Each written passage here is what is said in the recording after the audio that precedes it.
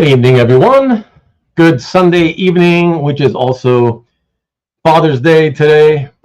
So a very good-hearted, happy Father's Day to those of you who are fathers out there. And I know there are many of you. Hell, even Jeff Wedding's a father, if you count his dog. You know, Jeff, do you count the dogs? Do you and Stacy count the dog? A lot of pet owners literally call themselves parents, even if they have no kids, just pets. It's a little off-putting, I gotta tell you. It's a bit bizarre. I don't know what the rest of you think, but it seems a little weird to me. But let me jump in right away and say hello to everybody. Ruben the Powter. Maybe I'm gonna get married with her. You know, maybe it's time. Playa. What's up, Tom? Exactly, Jason. Like I told you, read that message. Brian, what's good, Brian? Wow, everybody, Brian is finally, after like 3 years of doing this, Brian is finally going to have time. He's going to make the time. He's going to be on. We're going to do a show and tell together. Can't wait. Looking forward to it, man. What's up, Rickster? Good evening to you. Happy Father's Day to you as well, of course. Yes, yes. Yes, absolutely. Happy Father's Day. What's up, Jason Ladwig in the house? To those that qualify. See, you could be answering the question. You may have already answered it. When I catch up, I'll find out if you answered in the affirmative or the negative regarding the pet thing, you know? Exactly. You must be talking about Jason, always ghosting. I don't know about always, but he definitely ghosted me this time. Yeah, thank you so much, Vivian. Very nice. Thank you for being here and supporting, of course, as always. Mary Poppins, just Mary Poppins. Happy Halloween. I'm not sure I get that one. Hellos. There's Jeff. Greetings. Happy Father's Day. I guess I'll find out if he answered momentarily. Hellos. Good evening. What's up with you, Peter? Good to see you. Thanks for dropping in again. Another hellos to the Vivian. Get ready for more insanity. The insanity continues, guys. I don't know what it is. A lot of people, they love to see money burn, I guess. I don't know what to say. Happy Father's Day to Ruben, the father of insanity. Thank you. And likewise, Alberto, thank you so much. Oh, the humanity. Stop the insanity. What's up, Coffee? What's going on? Right, insanity to destinations new and familiar. What's up, CJ? Happy Father's Day to you as well, of course. Thanks for being here as always. Look at all those tagged hellos from Peter. That's awesome. Nick invented insanity. That's funny. No, Peter, CJ. Whoa, Peter. Peta, or Peta. So bright you gotta wear shades? Are you referring to my backdrop here? Yeah, it's not actually that bright. It's not that bright at all. It's just light when it shines. You know, the camera faces the light source. It creates, yeah, like it makes it look like there's this brightness which doesn't actually exist. Who else is here? Pets definitely count. Well, I got one answer. Pets definitely count. Wow. Okay. Not to all, though. Fur babies count in our household. Look at that. Happy Father's Day officially to you then, Jeff. For sure, man. Look at that. SGC. Why are you saying hello to SGC? He's gone. He didn't come back. Made one comment and he left. What? The pet shamer. I didn't shame any pets. Ruben, don't ghost. That's right. Don't ghost me. 1 minute in, the stream is devolved. You know how it is over here, Derek. You know exactly what happens here. You know what to expect. You ain't a newbie anymore, man. Oh my God, who's in the house? Oh my God. Rodney. What's up? Maury Povich's favorite holiday. I don't get that joke. Why is it his father? Oh, because you are the father. Is that it? It must be it. I don't know what else it would be. Him and Connie don't have kids, right? As far as I know. I think they got together too late in life, maybe. Nah, I think they've been together actually 30, 35 some odd years or whatever. Mind you, they're both, he's in his 80s, she's in her late 70s. Yeah, so probably still too late to have kids. Look at that. Look at that. Vivian can't wait to meet Mr. Red Jack. A few weeks from now. Expert in movies, but never watched Guardians of the Galaxy 2. No. You made a mistake there. I tried watching it. The three of us here were watching it, but it was one of those days where I hadn't had a lot of sleep the night before, so I couldn't stay awake. I fell asleep. Thing is, I had gone in and out of sleep for the first hour or so before I finally just, let myself sleep. So I kind of remembered some of it, but not all of it. But like, I felt like I may not remember enough that it's worth continuing, but at the same time, I hate having the idea of having to restart again from scratch when I was more awake and waste another full hour. I didn't want to do it. So that's why I didn't kind of rewatch it, but I started trying it, Yeah, what do you mean I ghosted you? You emailed me, right? And then I answered you, and then I haven't heard back from you. Jason, stop ignoring Ruben. Hey, what's good, Caesar? What's up? Fred Chamberlain in the house. And summer lighting, indeed. Pets count for me as well. Wow. See, that's why I said it, though, because I knew I wasn't just making this up. What's up, JC? Oh, look at that. Murdoch in the house. What's good? What's a newbie? And a Nubian?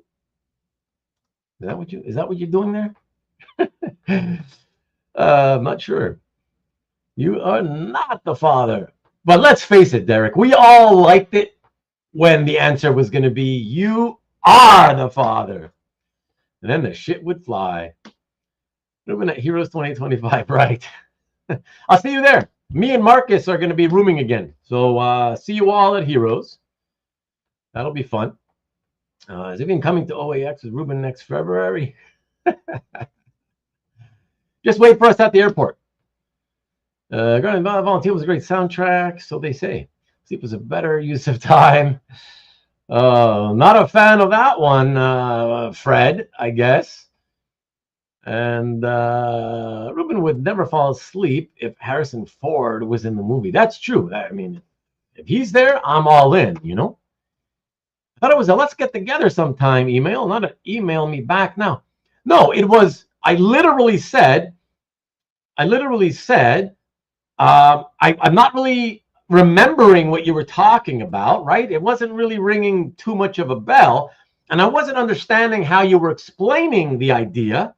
So I said, we need to talk about this. Let me know a time when we can web chat and we'll set it up so we can have a chat. Go back and read the email. That's what I said. Yeah, we need to talk about it. Otherwise, how can I know what you're talking about? I don't really understand the idea. So it's easier if we just talk, I will pay for your VIP couple stay. What a generous man you are, Alberto. It's because the fellow Spaniard, No matter when they are father and the celebration is over the top. Really? Nah, when they're not the father, yeah, I don't know. I don't know. I guess people go crazy sometimes when they are the father, but right, you're not the father. Yeah, I get it. Yeah, you're right. When they're not the father, they were insisting that they were, right. And then finally, you see, and then they go crazy, and yeah. That's right. Bonjour, bonjour. What's up, Shaggy? All is good, my friend. Thank you. I hope the same for you. Stingray, what's good? Canadians scared to come here now. That's true. That's true. You know, like I said a few weeks ago, if I wanted to take a trip to El Salvador, I just buy myself a direct flight there. You know. So that's the thing. Let's just, he lost a lot of second dates like this. Yet somehow, Marcus, he still managed to find the woman to settle down with and have not 5, but 6 children with. I mean, what a ladies' man. No. Listen, this is what I'm telling you. You let me know when it's good for you. I'm way more flexible than you. So you let me know. Email me and let me know. Ahoy, ahoy, chips ahoy. Alberto, screenshot your message. Trust me, you can trust him. You don't have to prove it to him. You don't have to keep proof behind his back. RuPaul sleep during TV because Harrison Ford is Chris Pratt's best friend. As you see, like saving emails. Apparently, artists are not doing U.S. cons. Is that right? I'm not surprised. They don't want to take a trip to El Salvador either, you know? Yeah, so I've caught up, so that's cool. That's all well and good. Let me just do a quick, let me see. Let me check to see if there was any new. I know I lost a couple of subscribers this week, so thank you to the 2 of you who unsubscribed. And I don't mean that facetiously. If you don't want to be here and watch, then I do not want you subscribed. So that's good. You did the right thing. Let me quickly check though if there was anybody. Yes, there was somebody. There was like 1 or 2 anonymous that had subscribed, and 1 that I can name. So shout out to you, Johnny Garza, and the 1 or 2 anonymous among you who also subscribed. Thank you, and I hope you enjoy watching whatever it is that you choose to watch. Okay. And let us do the EXP, youtube.com/the EXP, Nikki B's Friday night show at 7 p.m. Eastern, 4 o'clock Pacific. Had a good time after missing a couple of weeks. It was a good time this past Friday. So yeah, please do check it out if you've never done so. If you haven't, you get a chance to claim some art, usually not for free. Well, sometimes he does giveaways for free as well. But you can claim. It's a claim show, so you can buy art. Whoever claims first gets the goods. And it's usually pretty affordable art with occasional higher-end pieces. So please do check that out this Friday and every Friday on youtube.com/the EXP. And if you're new to it, maybe you'll remember the original art experience. So that's what it stands for. And you can do searches for original art experience here on YouTube and find it that way as well. And this is a more recent picture of Nikki B, of course. Very, very spry young man, as we all know and love him. And once again, everyone, just like it's been the norm the last couple of months, I keep having these, the software keeps telling me that I'm, my connection's like weak. And I don't know if it has to do with the fact that I'm streaming in 1080 now. But you know what's funny? Last week we streamed in 1080. Kavi, maybe you know something about this. Streamed in 1080, but when I watched the rewind looked shit like usual. It looked like 720. So it claims that it streams and records in 1080. But I don't know. Seems like a pile of bullcrap to me. No idea. Looks like those 2 people decided to stop the insanity. It's very possible. Maybe they were 2 of the victims and they weren't happy, Instead of coming on and talking about it, they might have taken offense. Yeah. Team Nikki looks better with summer light. Good deals on Bronze Age art. Nick invented Bronze Age art. He's that old, right? He'd say that. They wanted more hate. They didn't want to sub when you talk about profits. That's What's up, Stanley? I will not. In fact, I will be getting into this very, very quickly so that we can finish sooner. I got things to do tomorrow. And yeah, so that's it. Lots of factors on quality for streaming besides the resolution. Yeah, figures. Figure drawing. What's up? Well, go to Google, do an internet speed. I did that already. Yeah. I did that when I was testing it last week, this week. Yeah. No, it's all good. It's really fast. So had nothing to do with that. Still, you need to come on the show and get in there. Yeah, exactly, Stanley. Exactly. Yeah, like I said, I've already ruled that out. It's definitely not about that. Might have some more examples for your next Stop Insanity. You can always free to email them to me. I may have them, I may not. You know, why not? Let me take a look and I'll see. You know. Yeah. Oh, on your own consignments. Looking to trust me. Like I tell everybody else, dude, do not look. Do not look before it goes live. And I honestly, if you're gonna watch it live, don't even look until you see that, you know, until that first item is coming up. Don't bother. Trust me. You get scared for nothing. I'm not telling you you're gonna have great results. I have no idea because I don't even know what you're selling. But I can tell you, I have friends who've been in this hobby for 20 or whatever years, like you. And they always constantly tell me the same thing, like you're doing. You know, oh my God, I looked at my lots. Oh my God, they're doing so bad. Oh, it's like, oh yeah, when's the auction? And I'm thinking it's starting like in a few hours or whatever, you know. And then they're like, oh yeah, no, it's like next week. Like, what? Dude, shut the fuck up. Like, what are you talking about? It means nothing. Okay? Don't check it until the auction goes live. You're worrying yourself for nothing, man. Yeah. Yes, exactly, man, exactly. What's up, Rich? Rich will be with me along with Mikhail and Hart next week. Next week we're doing another episode of Comic Art Commissions. I do not have a thumbnail though because pretty much Mikhail never seems to send me his photo and I have to bust his chops all the time to get me a photo. So I haven't been able to make one since he hasn't sent me the photo yet. Neither has Hart, but then again, Hart, I never asked him for one. I think I have an old one from him I can use. Let me see that. Stop trying to flip Dynamite cover art before 5 years. Anything before 5 years. You can call it looks decent to me. Yeah, okay. Now, I thought so too last week, though, Kavi. That's what I'm saying. It looked good last week. I thought I was like, oh, this is pretty good.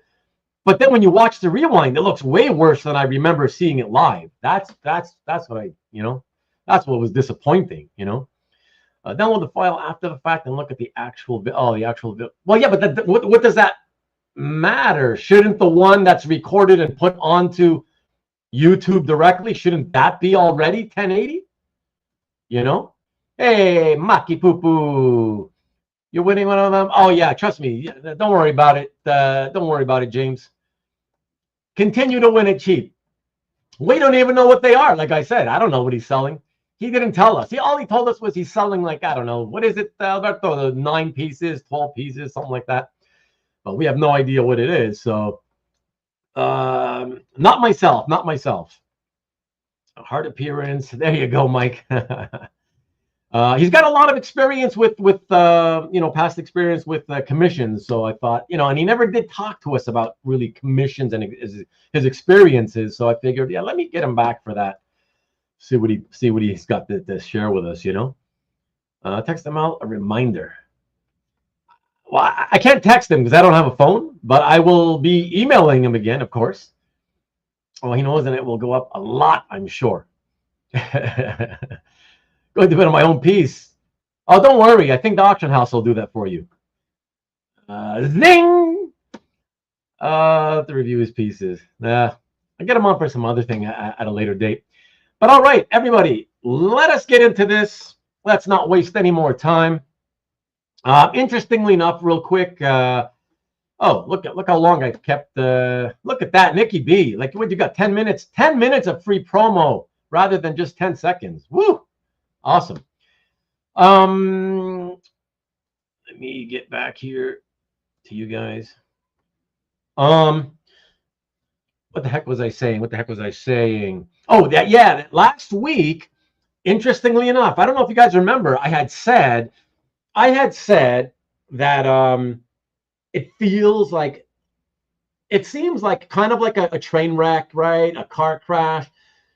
It feels like it's just human nature for more people to be more interested in the negative stuff than in the positive stuff. And it kind of proved itself out last week when last week's Stop the Insanity adjacent episode died out after just over 500 views, right? While the previous episode, the last three Stop the Insanities went over 700.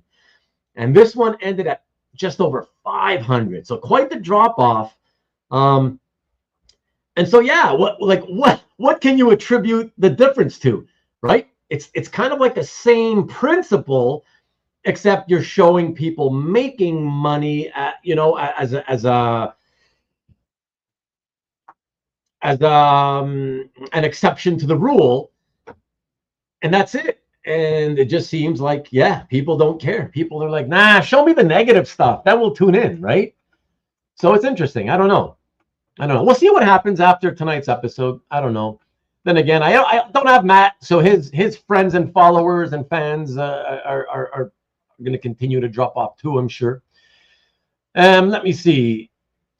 So what do we got? Sorry about the house repair challenge. Okay, I don't know what you're talking about. Can't see how you don't have a phone. Well, I kind of have a phone. I have this baby. Woo!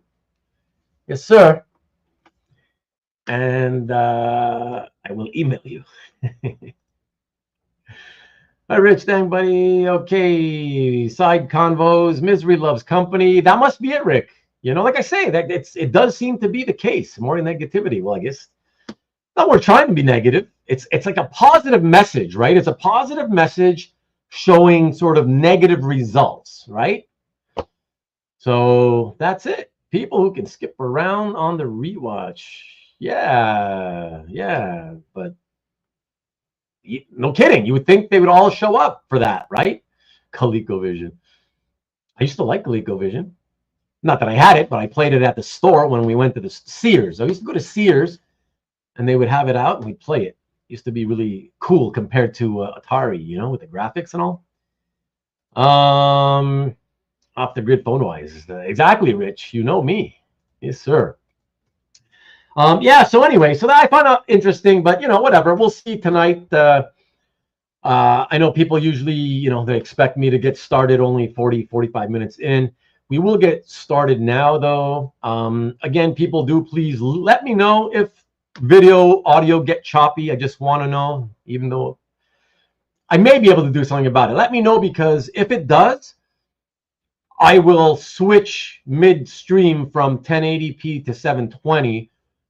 I don't know if you're allowed, or if you can, and whether the stream, whether the software will accept the change midstream or whatever. I assume it would, but I'll do that if I have to. So just let me know if it gets bad. Exactly. Kavi knows. Anybody want to talk to me, you just gotta click a link. I'm going to send you a StreamYard link. You can stay on your phone. I'll stay on StreamYard on my PC, and we can talk. And if you don't want to be on camera, you can click a button that stops your camera, and it'll be like a phone call. There you go. Don't worry, the prices are going down and that they can afford art again instead of the continued increases. So everyone's rooting for it. I don't know that that's it. I mean, I believe that that's true. People always do want it to go down. I don't know that they're rooting for it per se. Yeah, I think for most people, Tom, for most. Witness protection, you got it, Rich, you got it. Just don't cross the streams. All right, everybody. So For those of you watching on Rewind, I guess none of this chat with my friends in the chat matters to you, since you, I'm pretty sure, just skip over to the artwork segments after I chopped it up into, chapters. But appreciate you guys watching this on Rewind. Thank you very much. And yeah, for you lives, let's just get into this, shall we? Oh yeah, and thank you, CJ. Yes, please do. If you're here watching, we're 5 men short, meaning 5 of you watching at the moment have not hit the thumbs up icon. That's right here below where I'm pointing somewhere. I would appreciate if you could do that. If you are not subscribed and you do not intend to come back and watch anything on my channel, please do not subscribe. If you're new and you want and you enjoy what you see and you think you'll be back, please do subscribe. Okay. Hype horns, let the insanity begin. Yes, sir. I wish I had that. Some of my friends have these sound effects. I don't know what they are. I've never seen them, but they press a few buttons to make sound effects, and got that wah, wah, wah, wah, loud horn sound thing. I got to get me one of those. We are the lives. You are indeed. Just call the soundboard. Okay, so it's like a physical piece that I put here. It's not some kind of digital thing like that I can set up with my keyboard, I guess, right? Robert Berman, what's good sir? Happy to see you here. Thank you for dropping in. And Burgergate tonight. No Burgergate tonight, Peter. No burgers. Hey, those pieces of art are rare. How many pieces of art do you expect to see burgers on them? As the show attraction, the star attraction, burgers and fries. You did. It worked, right? You can get physical ones. Most are digital these days. Ah, interesting. Okay, that's what I think. So maybe I should look at that. Take a look into that. Just fool around with it. If it's free, I don't want to have to pay for that. Sonny, hate that horn. Don't do it. A lot of people hate it. I actually hated it when I would hear people do it when I'd be watching streams, And then somehow after a while, I just kind of started liking it. I think it's because I like how it kind of annoys people. I don't know. So maybe if I do it to you, Sonny, you might start liking it, like it happened to me. I don't know. But as I was saying, everybody, ready to go. Let us get into this. I'm going to queue up the first piece here. And everybody coming in late because they think I'll be starting later with the images. I guess you guys will rewind it whenever. All right. So first one. Yeah, so first one tonight, everybody. I thought I'd start with this one. This is really cool because this first piece is a piece that a good friend of mine sold at Heritage a year ago. And the reason I decided to use it for tonight's episode, rather than like the next one, because I already had my selections made and ready to go for tonight last week, right? But then I swapped one out. I swapped this one in for one that I already had in there. The reason, just because I thought it was very interesting, because it resold, right? The person that bought it at Heritage from my friend a year ago resold it 3 days ago, just 3 days ago. So just because of the fact that it was only 3 days ago, I thought that would be fun and cool to show it. So let's do that one first, everybody. And here is that first piece. So, Tales of Suspense, number 48, page 15. By the way, I didn't write it there on this slide, but for those of you who may not know, this is the first appearance of the classic red and gold, or gold and red colored Iron Man armor, as it has been colored ever since. So I think that's a pretty key costume appearance, I've always felt this was actually undervalued or underrated. I don't think people put enough importance on it. But anyhow, so a year ago, my friend sold it. And as I said, he ended up selling it on Heritage for $31,200. And FYI, this was kind of like around where we were expecting it to hit. What's up, Kenneth? And chain. It is a very cool page. Yeah, absolutely. I'll have a Ditko sometime. Stancing is not in the right place. Needs to be in the armor somewhere. Right on. And yeah, very much so. Yeah. So he sold it for $31.20. I can tell you guys in this case that my friend did have the seller fee waived, and therefore he got $26,000 flat out of it. All right. And that was in his pocket. And not that it matters for the purpose of our Stop the Insanity series, but he is also fortunate enough that he had owned it for a very long time. So I can say that the majority of it was profit, pure profit. So it worked out very well for him. But let's see what happened to the person who paid $31,200 just 1 year ago. In fact, I recall it technically ended up being 9 days short of a year. Not that that matters because it's still way too soon. But yeah, here it goes, everybody. Check this result out. Boom. So 1 year later, the person who purchased it from my friend resold it through Comic Connect. And at Comic Connect, with the buyer's premium, it ended at $28,750. So it was already over to about $2,500 sale price to sale price comparison. So there's already $2,500 lost on the actual sales price. But of course, because of the fact that, and here, by the way, here I'm assuming that since it sold at $28,750, that it's $25,000. If the seller did not get charged a seller's fee, which I'm gonna assume that Comic Connect, in order to compete with Heritage and Comic Link, I'm gonna assume that they are willing to waive the seller fee for this type of stuff. So I will assume that it's $6,200 total net loss.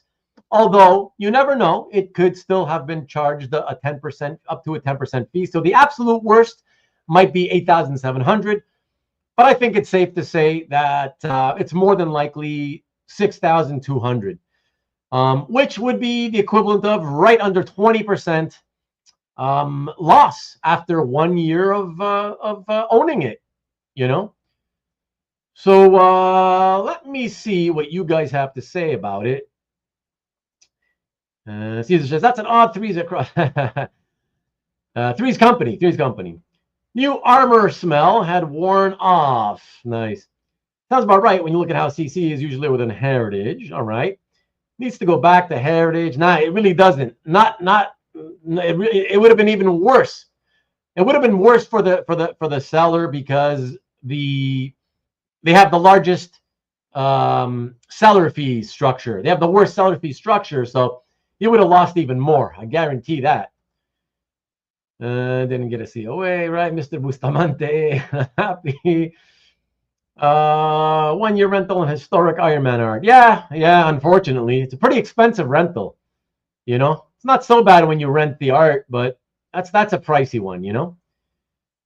And there you go. Thank you for confirming that, Alberto, that they are good at lowering the seller fees. Yeah, like I said, they have to compete, right? They have to compete, so it's likely that, especially for quality stuff. Kind of would like to know why the seller put it back on the market. Well, listen, Murdoch, like, you know, let me come back to you. I always say the same thing. I also wish that it'd be nice if some of the sellers on the Stop the Insanity series would come forward and let us know what they think, you know, just so we could learn part of the process, you know, the psychological component. What were they thinking? Were they just speculating? Were they trying to make money? Did they need the money? You know, whatever the case may be. So far, nobody stepped forward. You know, a couple of people stepped forward last week on the exceptions episode where they made money. Sure, why not, right? But yeah, it'd definitely be more interesting if we knew, if we could hear directly from the horse's mouth on some of these examples, you know? And it helps everybody else learn, right? Adds more information to the whole scenario. Maybe the guy wanted the piece to be used in the Marvel exhibit and they rejected him. Somehow I don't think that's what happened. Did you make fun of your friend for the loss? No, my friend is the one who initially sold it, and he's the one who got $31,200 minus the buyer fee, which meant he pocketed $26,000. Yeah, that was my friend. My friend got 26 in his pocket. The seller's heart also stopped. Oh, wouldn't be surprised. Exactly. The flipper lost. Exactly. Hopefully your friend didn't have to sell because of a bad. No. Like I said, you know, he wanted to buy other art. You know, he's had it over 20 years and was just like, yeah, you know, he likes it, but you know, money's tight. Things are getting more expensive. You know, the only way he can really continue to afford to collect stuff he wants, like a lot of us, is just selling off stuff he you know, he's already had for a long time, you know. Unlikely anyone will step forward who lost money. That's true, but you never know. I mean, that's why I don't think it's a case, you know, to make fun of people, Peter. You know, that's why I'm not here to make fun of you. We don't make fun of people, right? It's just we're just pointing out these examples to show people don't do this, to try to spread that word. Stop doing this. Don't do this, because 85% of the time the pieces lose money. That's it. That's the bottom line, you know? And so I just hope that, you know, in time, enough of the people that do that, hopefully in time, they see some of these episodes and they hopefully take it to heart and learn, and hopefully they see, you know, we're not here to make fun of them. Like, you know, it's never good to lose money. I don't like to hear anybody lose money. So yeah, so some people might step up at some point. I wouldn't be surprised if they did at some point, you know. But do I expect a bunch of them to? No, of course not. The other guy, I guess not your friend. Right. How long did your friend have the piece when they sold it? Yeah, like I already mentioned, over 20 years, Murdoch. Gamblers never mention the losses, right? Or stock traders and investors either. Very rarely. Sometimes I just wonder if the people selling things again so quickly is because of life circumstances, not really trying to flip it for a profit. Well, like we've said many times, Alberto, you must have heard me say this already. Come on. Of course, some people is because of life circumstances. Of course, right? There's every imaginable reason why people keep doing this. Of course. Every reason you can think of exists. And some of these examples are from those, each of those reasons, of course. But I just refuse to believe that that's the likely scenario. If you think about all the different reasons, right, are you really going to think that the most likely, most common reason is, oh, life circumstances, I need money? Really? Every now and then, of course. But when I say need money for life, that's different from I need money to buy more art. All right. That's a whole other reason, right? So I don't want to conflate both of those.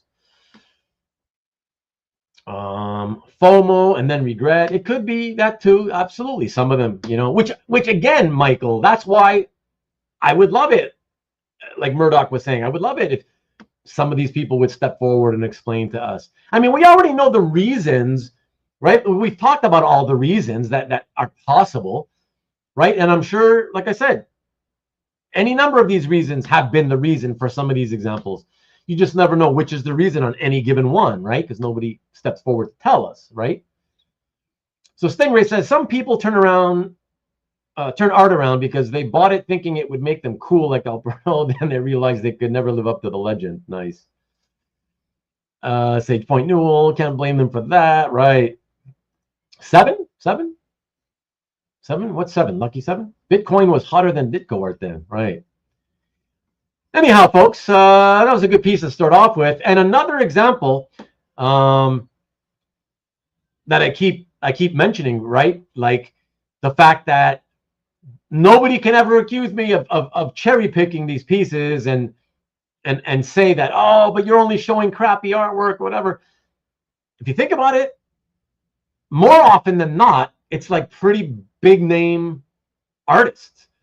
And even when it's not, it's still, you know, good characters, good titles, you know. So yeah, tons of big name artists on big name titles and characters and still losing money. It's, yeah, that's not going to save you. So remember that, guys.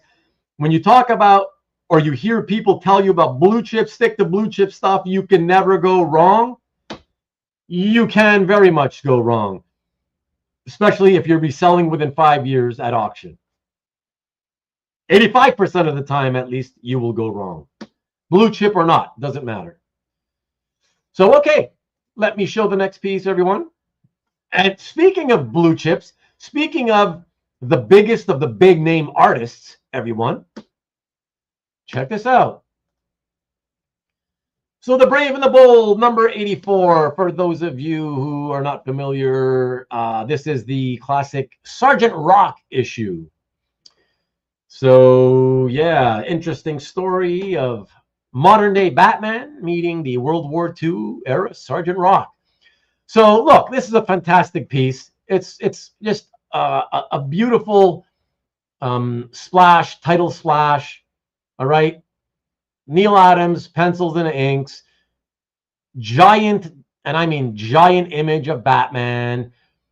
And he's got the cool design of, you know, the outline of the cape with the story scene happening inside the cape. I mean, that's all so cool, right? You cannot say this is not great stuff. Great quality artist, great quality content, great quality character, right?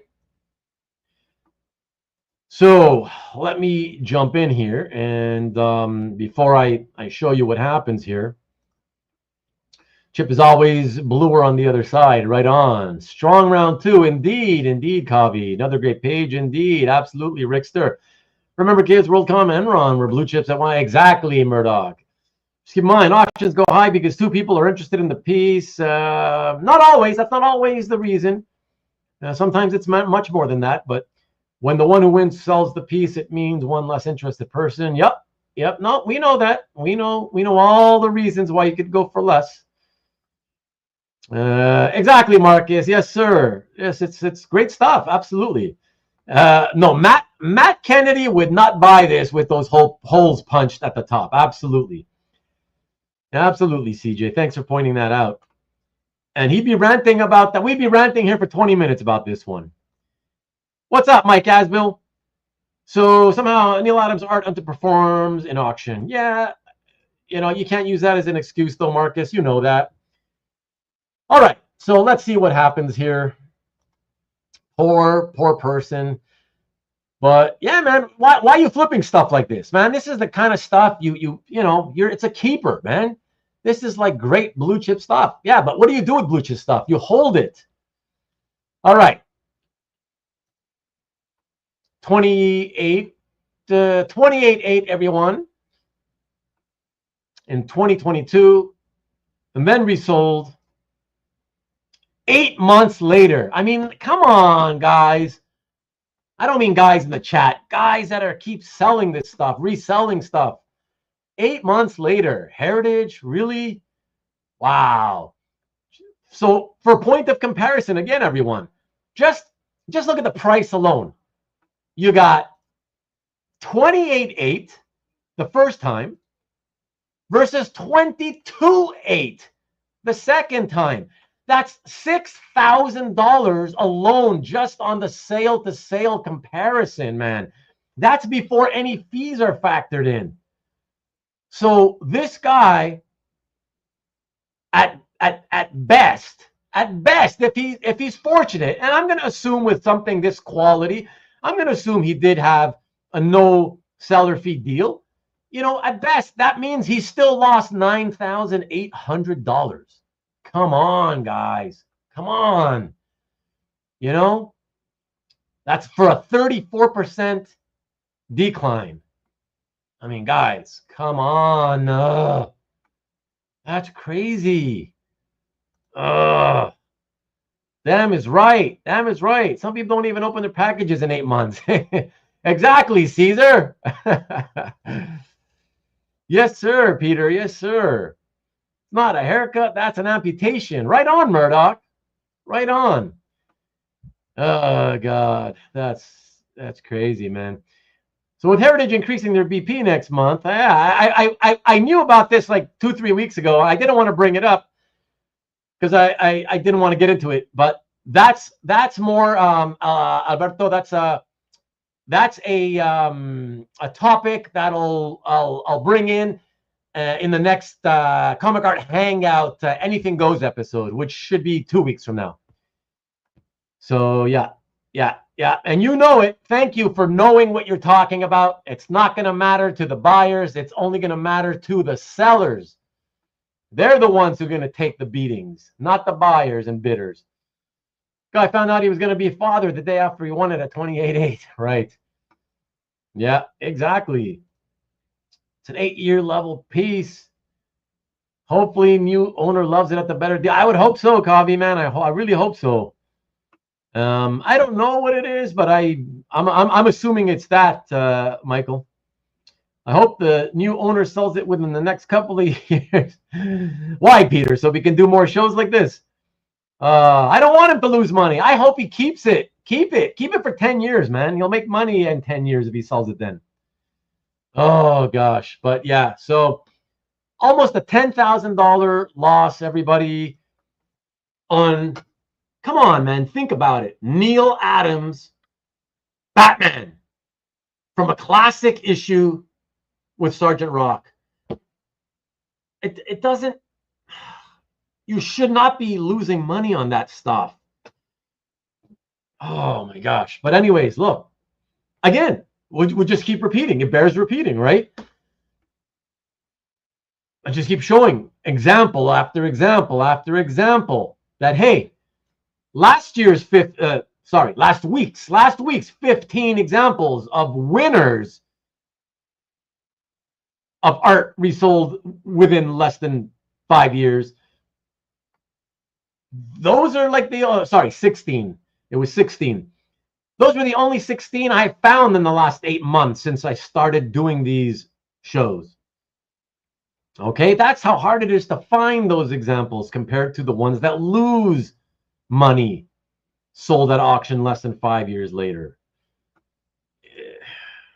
God, it kills me, man. Like, that's great stuff. That's great stuff. You know? Yeah, 25. There you go. Neal Adams Artist Edition coming out this July. Thanks for letting everybody know, Marcus. Ordered a copy already, Tom. Sellers would consign to other platforms, dealers. Nah, they still go. They're still going to go to. You're going to see. They're still going to go to the Heritage. I don't think you're going to see much, if any, noticeable drop off. You know, a lot of X-Men art in the last show, Peter. I think there's only one this time. Yes, we knew. We understood. We understood, Tom. 25% of his total prices are down tremendously. Yeah. But anyways. Yeah, sad to see a great Neal Adams vintage Batman splash like that. I hate to see it. That's crazy. And it's not just that you lost money, but look how much you lost. $200 short of 10 grand, you know? Whew. Rich clarifies, everyone, that you can get your Neal Adams Artist Edition already available. Thank you, Rich. What artists never underperform? There is no such thing, Stanley. There's no such thing. If you're reselling in less than 5 years, there are no exceptions of artists who you can say never underperform.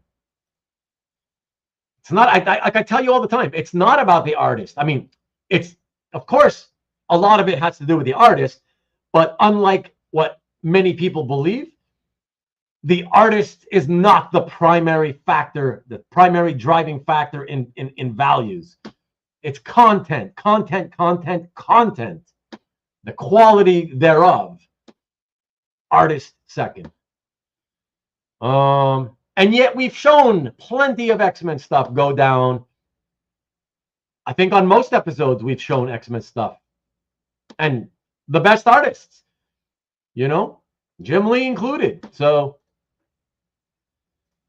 yep, Art Adams never does. Don't give him bad information. In fact, I believe, do we have Arthur Adams? I think we have Arthur Adams. Oh, we do have Arthur Adams tonight. Yeah, we have Arthur Adams tonight, peeps. Let's see. Ulan number underperforms. Well, I haven't seen it at Heritage yet, you know, so let's see what happens once we see her stuff start appearing at Heritage, Marcus. We'll see then. Holy crap, 929 OA pieces in the June. Yep, it's getting insane.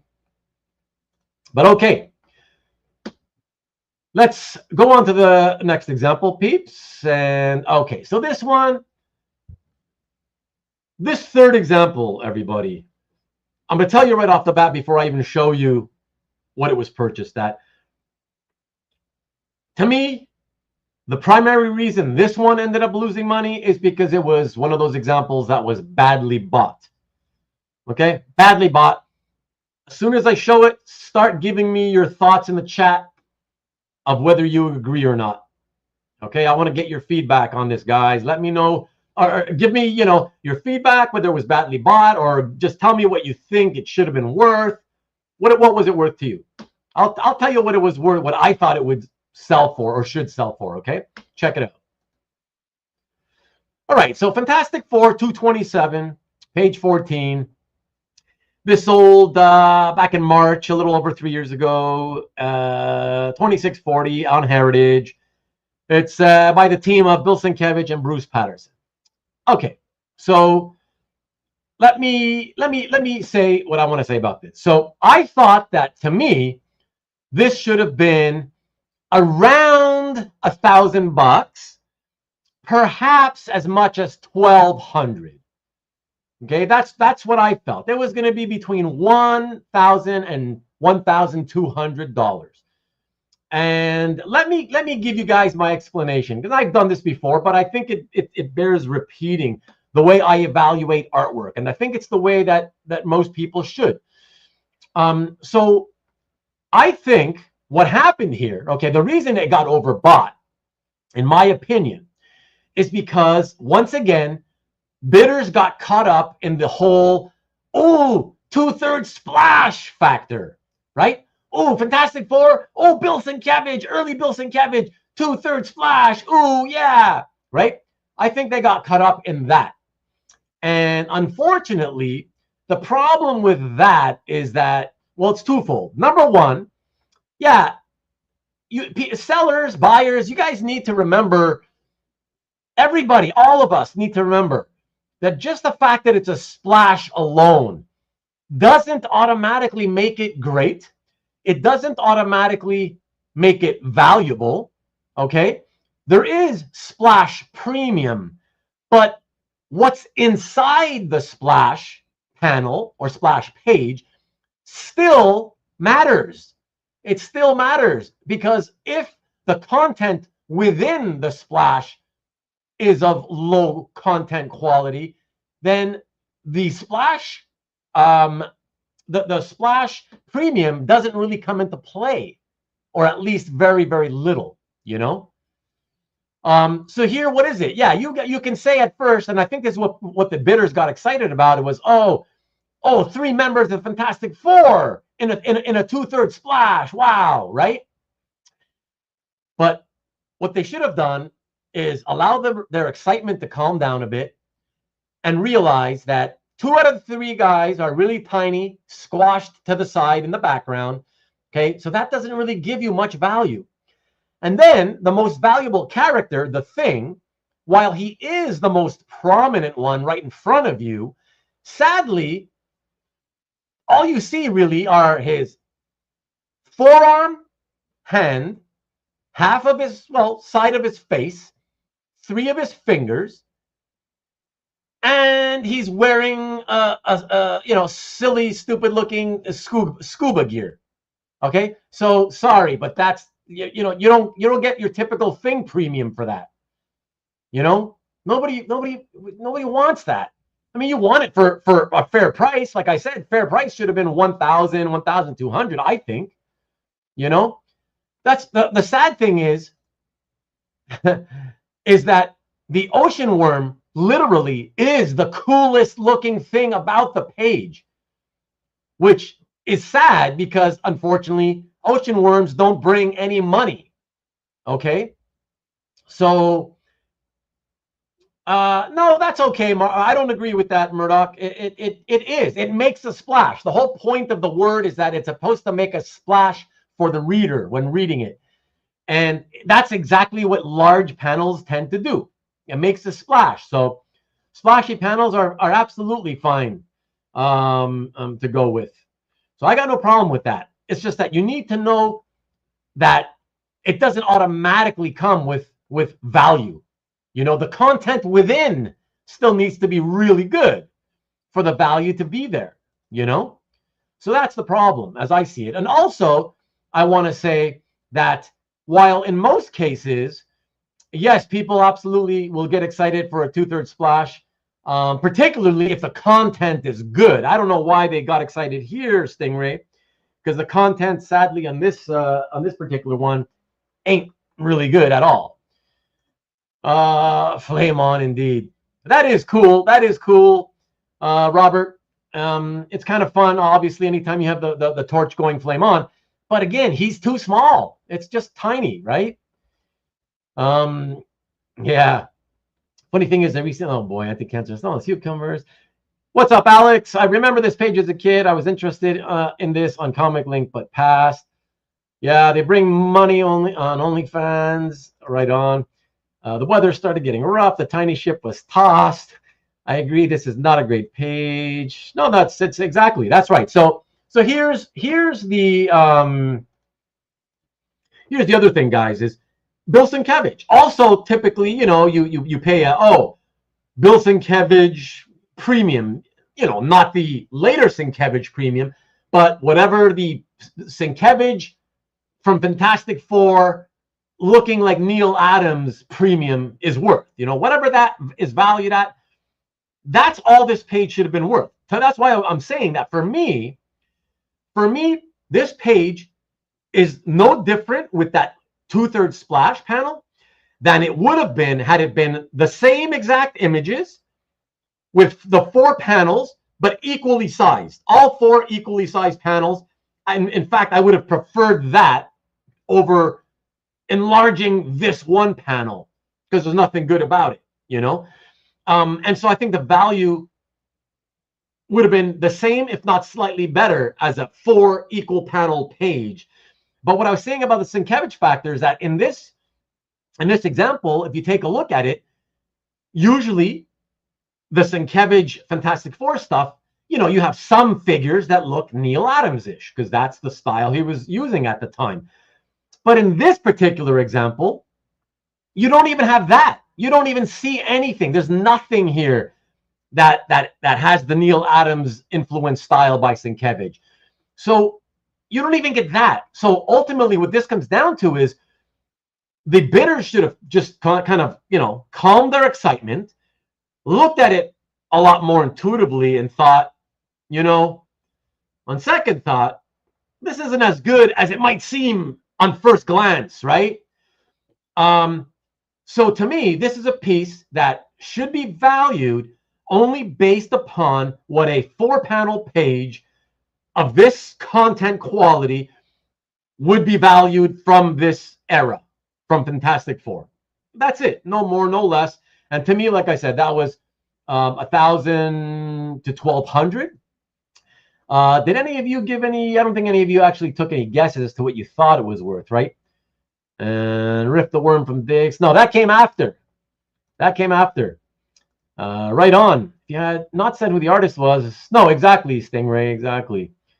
Panel 3 shot of Reed was cool, but yeah, too small. Exactly. And Kavi, we all know in the Fantastic Four, artwork wise, the Thing brings the money.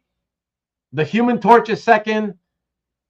Reed and Sue don't bring money. They don't carry a premium, right?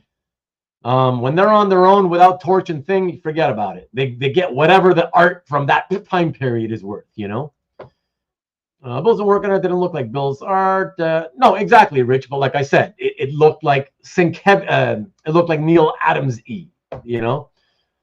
I thought 15. Okay, so you okay? That's no problem. It's not too far from my high of 1200, so that's fine, man. That's fine. I appreciate you taking a guess. You're the only one in the chat who did. So let's take a look at what happened, everybody. All right. Quick reminder. So purchased at $26.40 on Heritage. Okay. Then resold 3 years, 2 months later on Comic Link for $1,005. So just $5 off the low of my range. So yeah, I think that's, you know, it's within the range that I gave it. Yeah, I see, and this is why I'm saying I do not think that this person, you know, this loss, look, I think the statistics have already shown us that this would have been a loss no matter what, right? Simply because it was sold less than 5 years later at auction. So it would have taken a loss regardless. But the main reason, the primary reason this one took a loss is actually because of the fact that it was way overbought to begin with. Like at that $2,640, it was guaranteed that it was going to lose money because it was just badly bought. It was just, yeah, they paid way, way too much, you know. If they held it, you don't think it would have been a bad buy. Well, Marcus, that depends, right? Because it depends, held it for how long, right? I kind of agree with you, but only if you're talking like, you know, like long term, you know, 8 years, you know, 9, 10, you know, for the long term. Then I think they'd be okay. I think it'd be an okay buy, right? It's still not great, I don't think, because it's still not great content. But either way, yeah, big oof. Get a good sketch for that much. Yeah, I know. It kind of seems a little cheap now, you know, like I said. Yeah, that's why, you know, I'm saying I still think, you know, 1.2. Covey says 1.5, you know. But then again, your good sketch, Marcus, would be a lot nicer than you know, content-wise than this. So 3 years and change is respectable. Yeah, exactly. It's respectable. But as we've shown, it's still not even close enough, right? Exactly, my friend. Exactly. Hey, Corey, what's up, dude? So people purposely buy from one auction house and sell in another in hopes that bidders didn't see it the first. Well, you know, we don't know why everybody, you know, on every one of these examples do what they do, Rich. But yes, that does happen. That is one of the reasons. That's one of the things that happen. That falls under the reason of speculation, right? Some people, they love to speculate. You know, they think that you know, they absolutely do feel. Some people, not all, but some people absolutely think that, oh, if I buy it on this house, at this house, and flip it at that house, oh, I probably am going to make money. I have a good chance to make money. And those guys, listen, more power to them if they just like the action and they don't mind taking the losses. But I think if they actually saw these shows I've been doing and realized that 85% of these resales lose money, I feel like at least some of these guys would sort of like, it would sink in and some of them be like, oh shit, I didn't realize that. Okay, maybe I'll be more careful, or, you know, but I don't know. Well, that remains to be seen, obviously, right? That's why you think auction houses don't archive. I think that's probably certainly some of the reason, Marcus. You know, that's fair. You know, yeah. So anyway, all right. let us go to the next one. Let me cue that one. Okay, so wow. Woo! Got to get primed for this, everybody. Got to get primed for this. So this next one is another, just like this past Fantastic Four example, this next one is another one that I don't even think. Look, you guys are not giving me really, other than Kavi who did. You're not giving me really any feedback on your feelings about this. But I'm going to say once again, this next one coming up, guaranteed, even if it was 5 years that the person would have held on to it, there's no way they would have made money here. Okay. There's no way they could have gotten their money back. To me, when this first sold, I was flabbergasted. I was like, what the hell just happened here? It's one of those. Let me know, guys, what you think. Please let me know what you think. Check it out. So, Fantastic Four, number 325.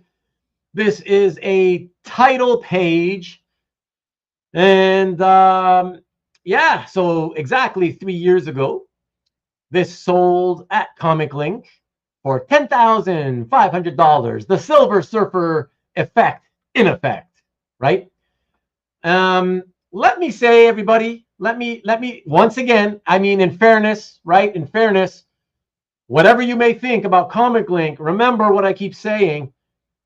I personally would rather sell for the first time at Heritage, but I'd rather, if I'm reselling after owning less than 5 years, I would rather resell at Comic Link. But this is another example where selling for the first time at auction, Comic Link, like I said, they can get a lot of money for your stuff, you know? So let me pop back in. Prime the insanity. Yes, sir. I wouldn't have even looked twice at the FF page. There you go, Corey. Damn. Look at that. Newell's like anywhere. Well, that's a pretty wide range, I will say, but that's fair enough. It's not what you collect, so I get that. 25 to 5, okay. CJ being very specific with his 48. Trying to ruin the show for everybody. Big price for Buckler. Yeah, but again, Rick, it has, like I always say, it has nothing to do with Buckler, right? This is not somebody thinking, oh, Buckler. This is just people losing their minds because, wow, Silver Surfer, oh, he's coming right at you. And it's a kind of very cinematic, right? Where the camera keeps closing in as he gets closer and closer to you. It is beautiful. I will tell you, big name or not, it's a beautiful Buckler Silver Surfer page, right? But it's still a panel page. It's a title panel page. Yeah. Why is this $10,000? You know, I like it too. And premium, Surfer does get premium, but it shouldn't get this premium. This is crazy. I agree, Cobby. There you go. Yikes, indeed. It does, Peter, but that much? I mean, come on. That's crazy. So Tom feels this could be 65. Interesting, Tom. Interesting. Okay. I wasn't sure. To me, guys, I'll be honest. I wasn't sure. I just felt like maybe 5. And whenever I'm at 5, I'm always willing to believe it might go 6, but I was kind of around 5. I was feeling, 5-ish or thereabouts, Yeah, Cosmic Collector. It's not the point. It's not the point, though. There's tons of Silver Surfer art, and believe me, it doesn't all go crazy, Sure, but if John Buscema, well, of course, but that's hardly the point here, right? Caesar, the DC man, taking a Marvel guess at 4 to 5. Andisha missing. Wouldn't know it was a title page. You would, because of all the space down there, you would know that's the Andisha. Good guess. I like that 55, though. 1/3 splashes. Holiday Shopper bought it. 42.50 from Rickster. Not a panel page. It's a 1/3 splash. Crazy overpriced. only the top panel worth looking at. I like the whole thing. I think it's a very nice page. But why don't we take a look and see what happened? Because I know he took a beating. I just don't remember how much. All right. So June 2022, 10,500. Then the seller sells it for, whoa! In March of 2025, after holding on for what he probably felt was a long time at 2 years, 9 months, sold at Comic Link for $4,200. So take a note, guys. Comic Link was the first seller, but also the second one. All right. So compare over 10,000 on the first sale price, and then 4,200 the second time around. My God, that's a pocket loss to the seller's account of exactly 64 cents percent. Sorry, 64%, or in actual dollar terms, $6,720, man. Wow. That's crazy. That is so crazy. Woo! So, yeah, let's see what you guys say. Ouch, insane. It's insanity, Peter. Landed in your range, indeed. Let's see, good guess by Rickster. Does this prove that fresh to market is best? Well, I don't know if it proves anything. It does. We do know that fresh to market does get people excited more because they see it for the first time, for sure. You know, yeah. A cosmic disappointment. Yeah, well said, Peter. Insanity in the membranity. I love that. Page looks like it says Christmas sale, so it went for a discount. That's true. That's true. That's what I read. Christmas sale. That's funny. Not enough crackle. That's why you don't trust auctions. Well, that's the risks you got to take. It's the risks you got to take. But like I said, Stanley, this is a lot more about a combination of overpaying to begin with, getting carried away and overpaying, and selling far too soon. Sorry, people, but 2 years, 9 months is still too soon. Seems very low. Well, so far you're the only one who thinks that it should have been worth even close to what you were saying, right? 6,500 or so, Tom. So I think we got to go with the majority here and say, you know, closer to 5. Yeah, I'd say around, you know, around 5 seems to be kind of the average. So what's up, Chris C? The last panel is the seller's face during the results of the second sale. Right on. Right on. It hurts, baby. It hurts. Somebody forget about the seal. Like, I don't know if that's true. I don't know. But I know some do. But then again, I always forget about the heritage auctions, the weeklies. So who knows? This surfer wiped out. Indeed. Should have added the indicia and the text in the first panel. Would have made a big difference. No way. No way. No way. That's you would have wasted like $500 getting somebody to do that, and it wouldn't have made a difference. No way. Cuckoo for Crackle Puffs. Nice. That's not the movie, Surfer. Yeah, thank God. Hey, Cab the man is here. Just drop by to register your like, and thank you. Have a great evening yourself, Cab. Factor in big in my prices. Well, so do I. So do I. Everybody should, Tom. Everybody should. And by the way, every time we talk about prices, we here on this channel always talk about the big included. Of course. Of course.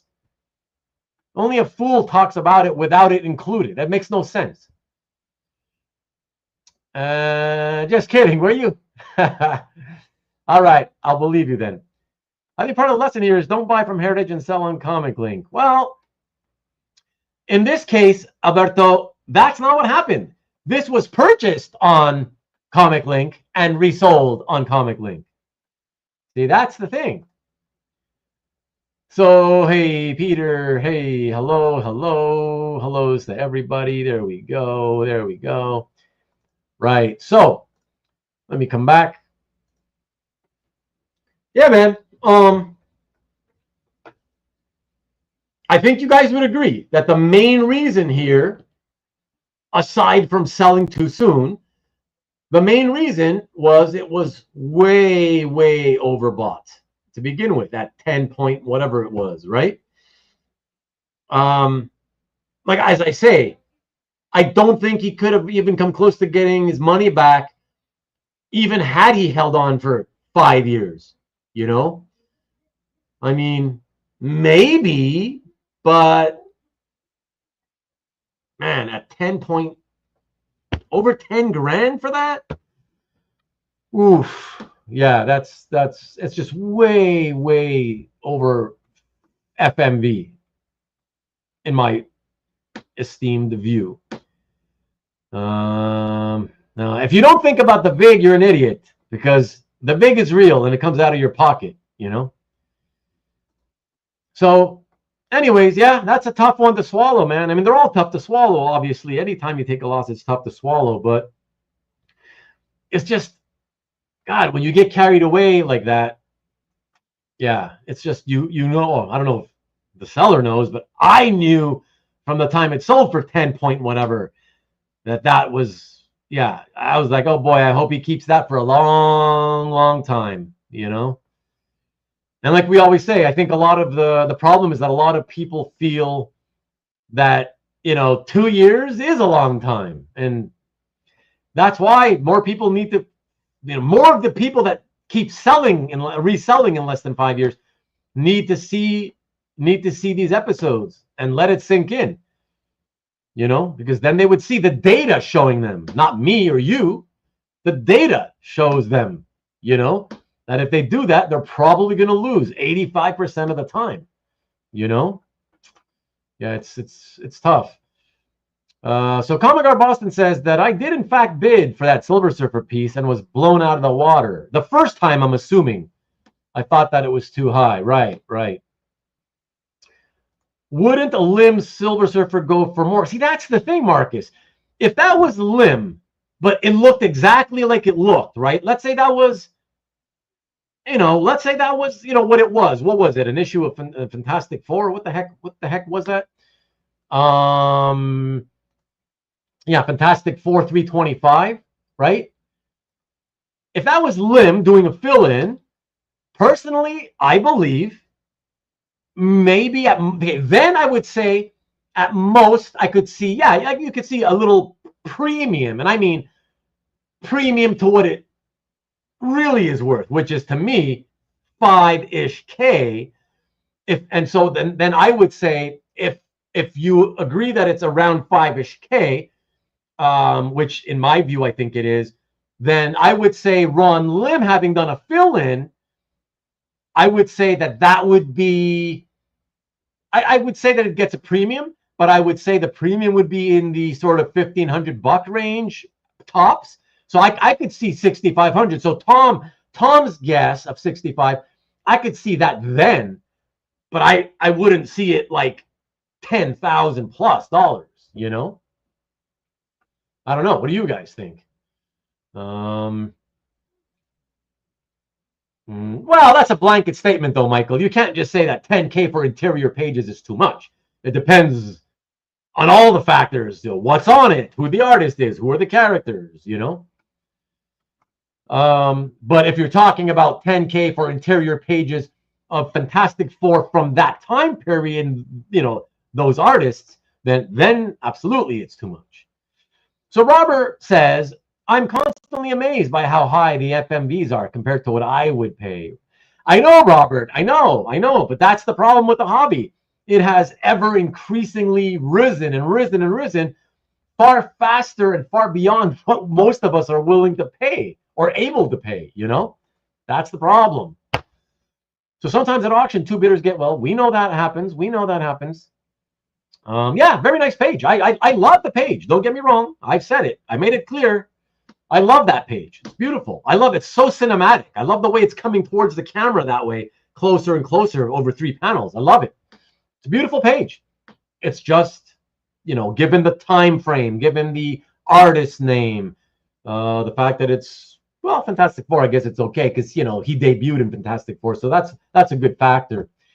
But time frame, artist, combination, yeah, that's just, they shouldn't go for that much, So Alberto saying, Ruben, we don't want them to watch these shows. We welcome the opportunity to buy things at a discount. That is true. It's, certain people's losses are other people's gains, right? Yes, the first time, right. And James, 2 minutes ago, asked, any X-Men losses tonight? Yeah, come back at the end, James, and but not many like last time. Like last week. Well, last week there were X-Men wins, not losses. But the last piece, actually, the last piece tonight is an X-Men piece. I believe it's the only X-Men piece tonight. There's no such thing as X-Men losses, right? That's what I was getting at. You should have guessed the prices before. Well, you don't have to. You know when I say, okay, let's get next. Let's get to the next one. And once I pop it up there, feel free to guess. But you shouldn't. I don't care guessing what it sold for, Stanley. I don't give a shit what you think it sold for. Some of you may even remember what it resold for. So who cares? I'm more interested in knowing what you guys think it was worth at the time that it initially sold, Yeah, that's what's more important. And also, what you think it might be worth now, if you want to say, I guess, what it would be worth now. Thank you. Wow, look at that. Taking over Nikki B's job. Thank you, Cab. I appreciate it. Yes, please. Down here, everybody, right over here. There's a thumbs up icon. If you can hit that, I would appreciate it. 50 of you here tonight, over 4 dozen live viewers. Really appreciate you all. 51. It keeps climbing. I thank you very, very much, everybody. Thank you. Lots of fun. And we're making really great time tonight, so it ain't going to be a super long show. I mean, those live ones among you, many of you will be sad. I know. But you rewind viewers will be very happy. Okay, so X-Men losses or mutations in Temperance Brennan of Comic what? I guess away. Hi everyone. Hey, what's up? Happy Father's Day to you as well. Ian, thank you very much. 52-42. Yeah, we're 10 short. We're 10 short. Thank you, CJ, for the reminder. Please, everybody, there's 53 now. 11 of you who are watching haven't hit the thumbs up below here. You don't have to subscribe if you're not subscribed, but I wouldn't mind if it'd be nice if you just give a thumbs up. It's encouraging. It doesn't give me any money. It's just encouragement. All right. Thank you for those of you that do that, please. Let me see if I missed last words. Corey, okay, all the hellos. Dragons. All right. Everybody saying hello. All right. So, yes, let me cue up the next piece, everyone. And oh yeah, okay. See another. I think personally, this seems to me, to the best of my knowledge, this next one, the third consecutive piece we're going to show where the primary reason for the loss is, once again, it was badly bought to begin with. Paid way too much. Because yes, pieces from this series, from this artist, do sell for this first price you're going to see, but with way better content, nicer content. Okay, let's check it out. Now, so Justice League International number 10, a very beloved series by a very beloved writer-artist team. Lots of fun, lots of laughs. It was so fun at the time. Love it, love it, love it. I'm a huge fan. I've always been a big fan. I even reread it a year or two ago. Well, not the whole run, but the first trade paperback, because they collected the first, I don't know, 12 issues, 16 issues, something like that. And it still held up. I thought it was really fun. But yeah, so this was sold, interestingly enough, by direct sale the first time. And it was $2,600. And okay, so I think what people saw here was, again, they get excited by they don't stop to think. I think that's a big problem. It's like they see it, and at first glance, they're like, oh, outer space looks awesome. Oh, Superman's there, cool. Oh, look at that Martian Mantor close up. It looks neat. Oh, and what's happening in that first panel? Oh, multiple images of Superman, right? And I think they lose their minds and they go crazy. You know, I mean, I truly think that's what happens. They get into the fever of it all. You know, $14.90 is what CJ is going with. But here's what I say. It's like I was saying with the Fantastic Four pages 2 images ago, right? When you really stop and calm down, you know, calm your initial excitement, right? You start realizing, like, the thing that stands out most about this is the outer space background, right? And that by itself doesn't carry value, you know? It adds to value if the content is already good. Then it can add to value because people are so attracted to that type of background, you know? And indeed. So you're going to guess $12.75. Been there, done that. It's very hot. It still is very well sought after. Very well sought after. Hey, Bob Cotman. What's up, Bob? Happy Father's Day once again to you, my friend. Thanks for dropping by and saying hello. $1,500 to guess, $14.50. Look at Caesar, $500. Look at that. Cobby saying hello to Bob. Maybe Bob's gone already. No, he's not. Look at that. Hey, Cobby. $1,300, $1,500, $2,000, $1,400. My pleasure, my pleasure. The pleasure is always mine to see you here, Bob. For as short as it is, it's always my pleasure, my friend. 11. Wow. Okay. Survey says. Okay, hold on. So 2,600, February of 23. Let's see how long it took to sell. And then go for what? After all those guesses, the seller got June 2025, 2 years, 4 months later, sold for in that range that a lot of you were guessing. So yeah, $1,334 at Comic Link for a net loss of $1,399. So basically $1,400 or 53.82 in percentage terms. Just under 54%. I mean, over half of the money lost, you know?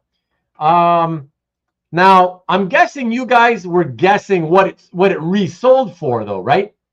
What I want to know from you, though, is how about some Y's or N's? Yes or no's.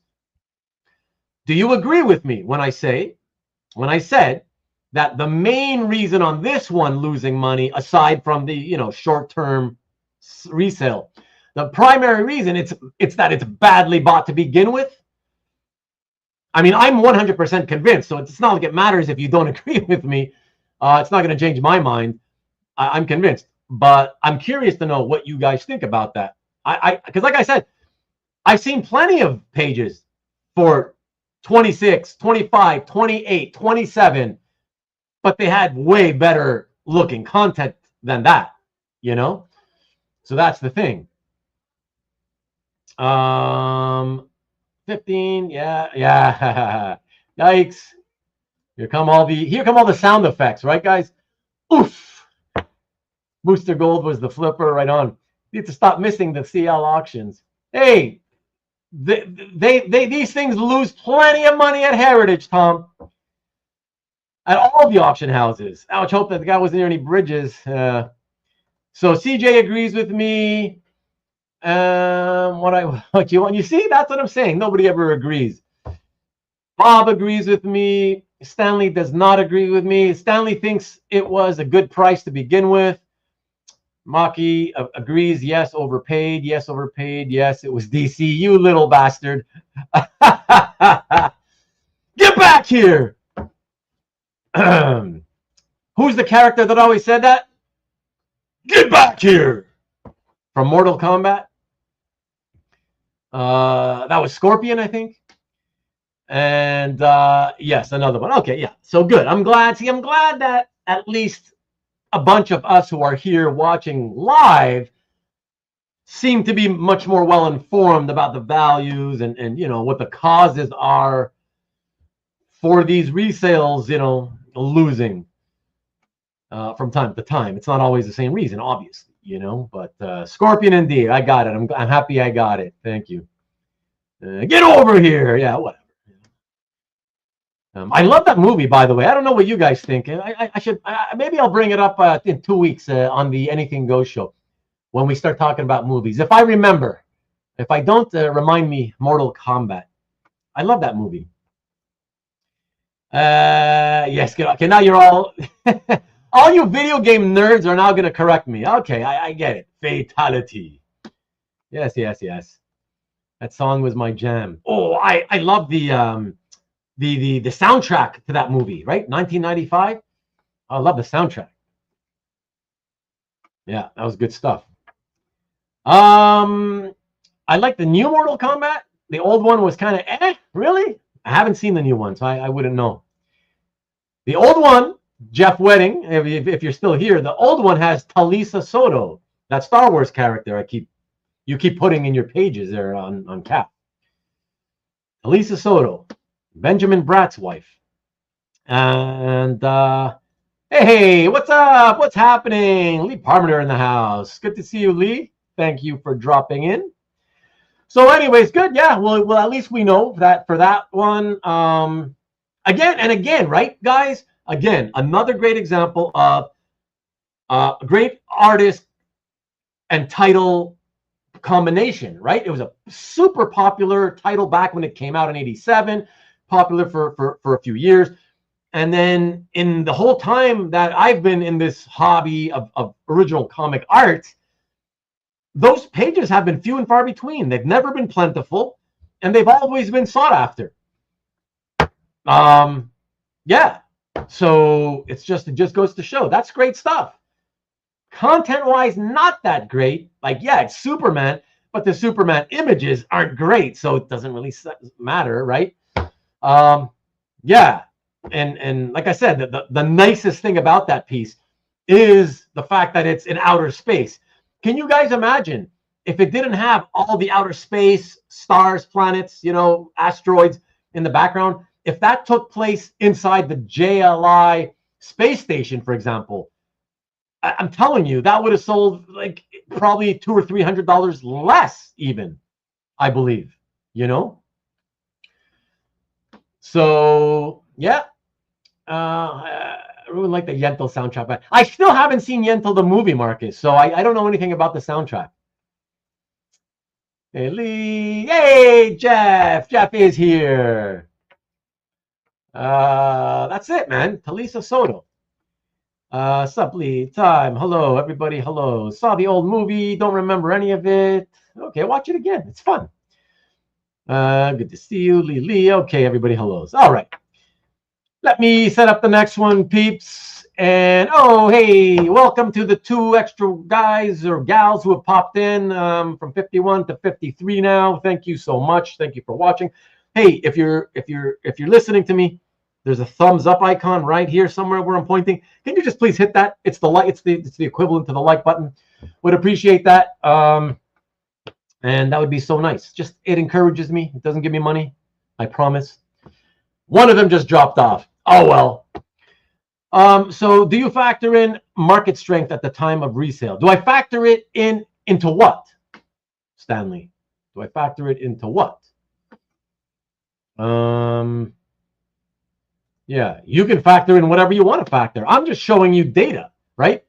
I'm showing you data of when one piece sold the first time at auction or wherever, and then when it resold right? The next time, I'm giving you the month and year of both, and I'm showing you one thing that always seems to happen is that they lose money if it's right, if the resale happens less than 5 years in. So that's it. That's all I'm telling you. Who knows what the market strength was or wasn't? It doesn't matter. Whatever. The market's always strong, relatively speaking, anyways. You know. All right. So let me cue up the next one, peeps. And this one. Oh shit. Okay. All right. So this is another one of those double whammies, guys. Another double whammy. The first double whammy for tonight. I think we have two tonight, much like we did, I think, last week. The double whammy here. All right, so let's take a look at it. I don't know what these people are thinking. It's not too exciting. That's what kills me about it. Check this out. Check this out. All right. All right. So as you can see here, this is nothing more than a simple generic Jungle Girl pencil illustration by Tom Grummett. All right. You're seeing on the left-hand side, you're seeing the whole board. Okay, so this is something that Tom drew for his own amusement, you know, because he was in the mood to. So there was no purpose for it other than for him to amuse himself, right? Because he felt like it. And then, of course, you know, when he does that from time to time, he eventually puts it into his convention pile, right? And he eventually sells it, right? So somebody bought this at Heritage for $95. All right, this was back in 2019. Okay. And $95, priceless. You'd pay $95, would you really? Look at this guy guessing 69. Stanley thinks it's a fair price. Yeah, no, like I said, he did it for his own amusement. See, that's the thing, Robert. If this, again, take a look at the left-hand side. That's the whole board. If this was at a con, right? If he did this at a con, he would have filled it out more. In other words, the figure would have been larger. Okay, so this isn't even anywhere as large as you would get if you paid for a full figure, right? If you're commissioning. Okay, so that's the thing. That's my problem with this. Is it's like listen, don't get me wrong. It's a very nicely drawn generic Jungle Girl, right? And there's nothing wrong with the drawing in and of itself, right? It's just that it's a generic Jungle Girl, and she's not very large on the paper, on the piece of paper, right? It's an 11 by 17 piece of paper. We'll see soon enough, Tom. Finally in your price range. Sweet piece, Tom. Double whammy of double digits, right? Doesn't he charge that much? I don't know what he charges. I don't get commissions, as you know. Low stakes. It is low stakes. Nice warm-up piece. $50. Why is this even at Heritage? Well, I'm assuming he threw it in with a bunch of other stuff, right? What is the image size? Well, I don't know, but Robert, if you just assume, right, that the whole thing is 11 by 17, that gives you enough information to kind of picture how large the image would look, right? Because from top to bottom of the paper, it's 17 inches. Yes, that's what I've heard. That's the word on the street is what I've heard, James. So you think you're just 200? That sounds familiar, actually. 200 convention sketches. I think that sounds familiar, Peter. Yeah. So anyways, but again, this is smaller. But anyways, okay. So $95. So let's see what happens, guys. So then, here's the thing. So look, the guy resends it back to Heritage, which, I mean, automatically means there's no way he's going to be able to get his money back, just because of the fee structure for the sellers being way too high. I just didn't think there was any way that this was going to go, you know, it hit 100, let alone over 100, enough to get his money back. So okay, fine, whatever. He loses $20, right? But percentage-wise, you know, 21%. Or unless, you know, for stuff like this, it's very possible he did have the 10% seller fee, which means he could have lost 29%. So okay. Let's focus in now Would have sold for 150 if he said it was Rogue. That's true. That's true, James. All he had to do was indicate that there was a stripe in her hair, right? That's funny. But yeah, so let's focus now on this buyer. So, I mean, interestingly enough, guys, it did sell for more, right? Because he paid 95. Then the new guy bought it for another extra $9. So now he paid 3 digits, right? But obviously for the seller, yeah, you're going to lose your shirt. But let's focus in on the new owner now, everybody. All right. So this new owner now, he has it. He paid $104. All right. So he's got $104. I know it's low stakes, whatever. That's fine and everything. But guess what he does with this piece? Just like the previous two gentlemen, he also decides, yeah, I don't care for this. I'm going to dump it as well.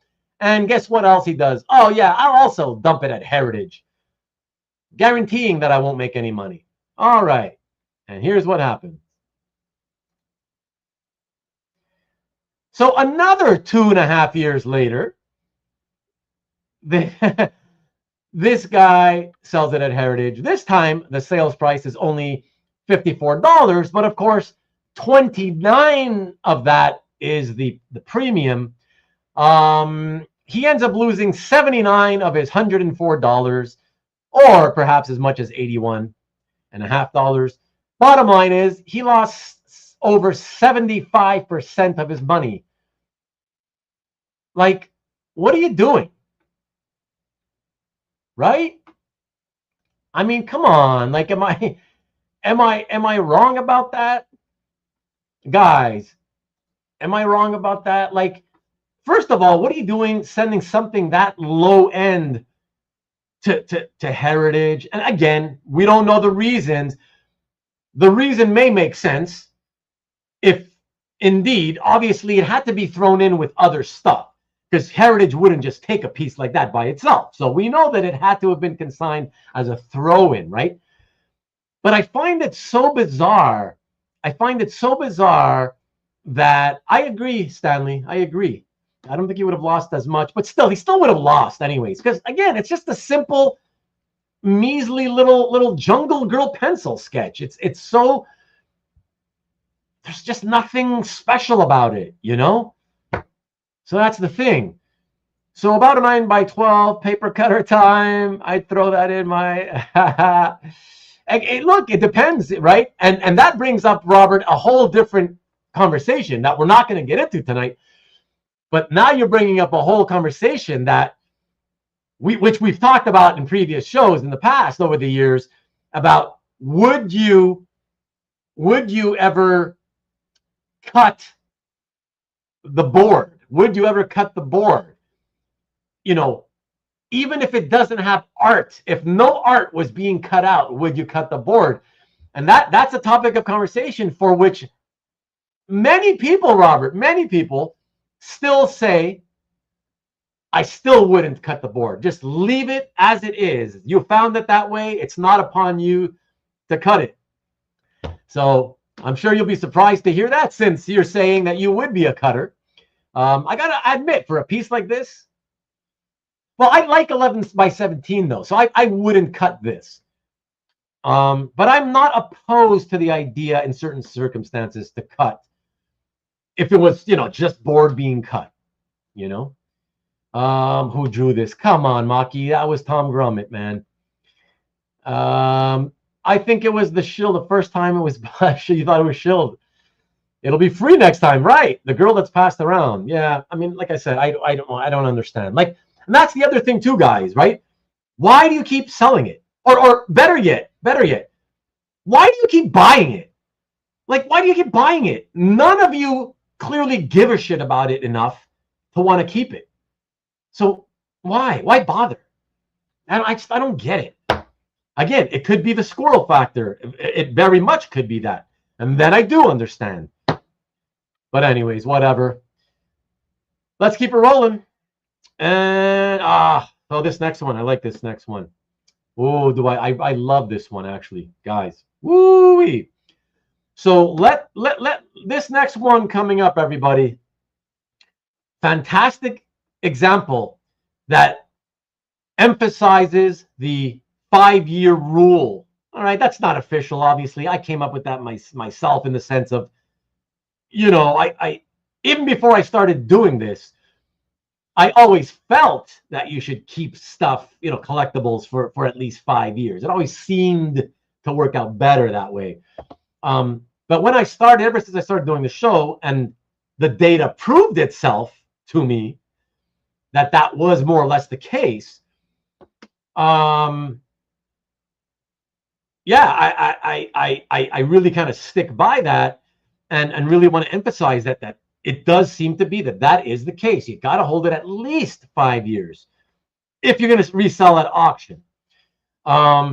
This next piece, the reason it's such a great example of that, I'll show you in a second when I show you the resale result. All right, check this out.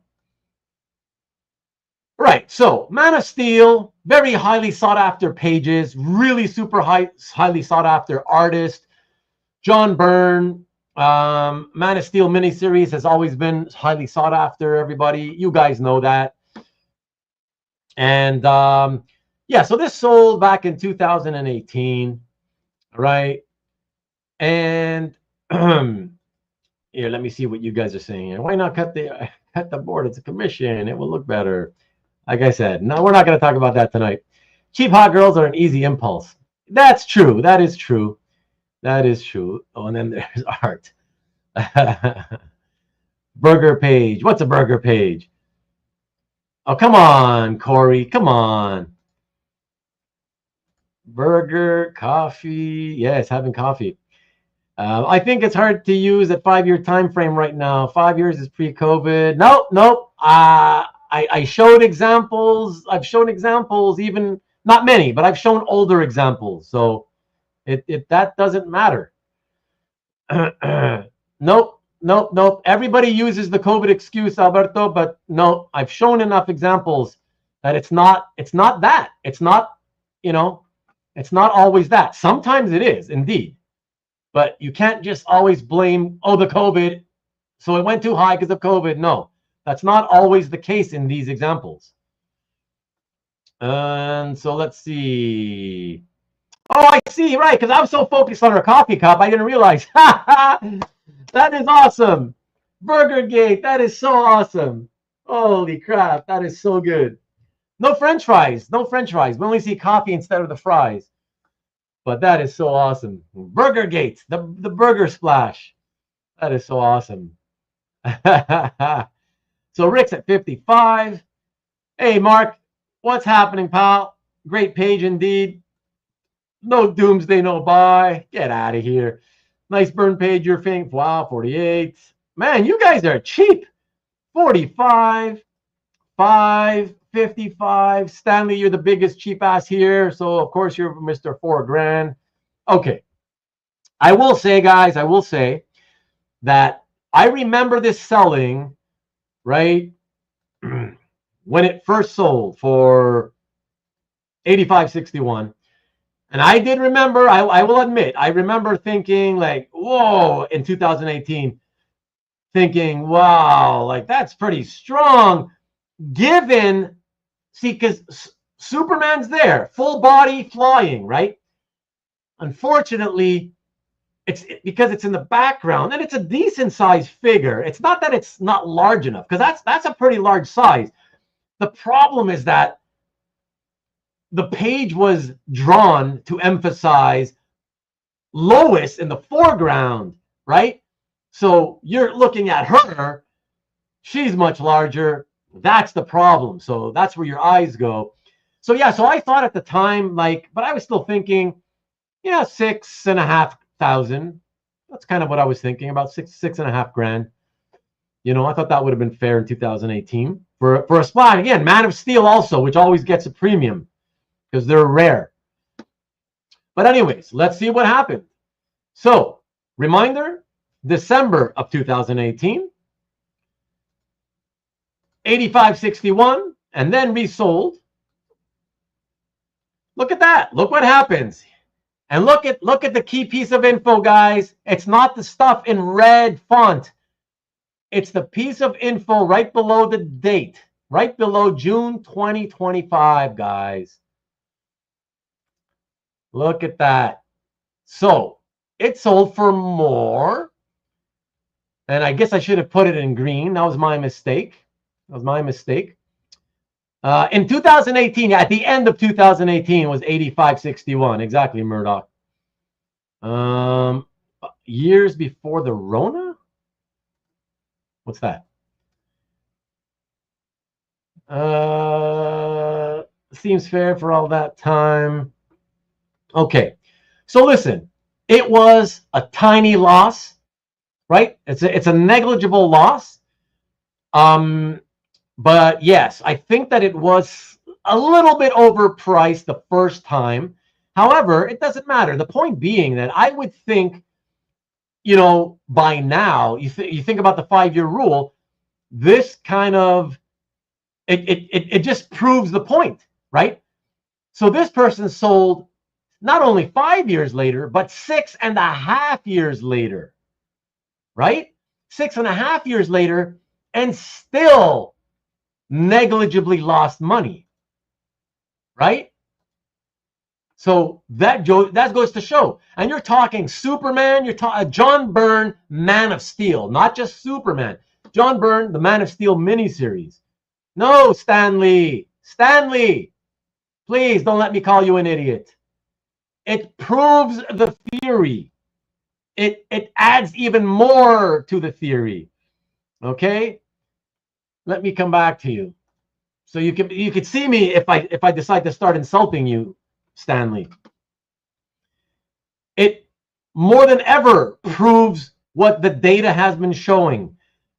Okay? That you should hold on for at least 5 years. I never told you you got to hold on for 60 months exactly, and then you'll start making money. I never said that. It's got to be at least around 5 years. Why at least? Because in some cases it takes more. And it's shocking because this isn't some piece of crap Alan Kupperberg Marvel team-up page or Dazzler page or whatever. You know what I mean? It's John Byrne, Man of Steel.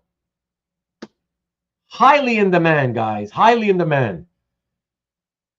And it still took, well, significantly over 5 years for him to basically break even, but not really, right? A tiny negligible loss to get the money back, you know, at a negligible loss. It emphasizes everything I've been saying, Stanley. No, it didn't, and now I know you're just being an asshole. All right. Proves to try and sell privately. Yes, that's a good point. Exactly. That's what we keep saying, right, Tom? Exactly. I won't talk bad about that MTU.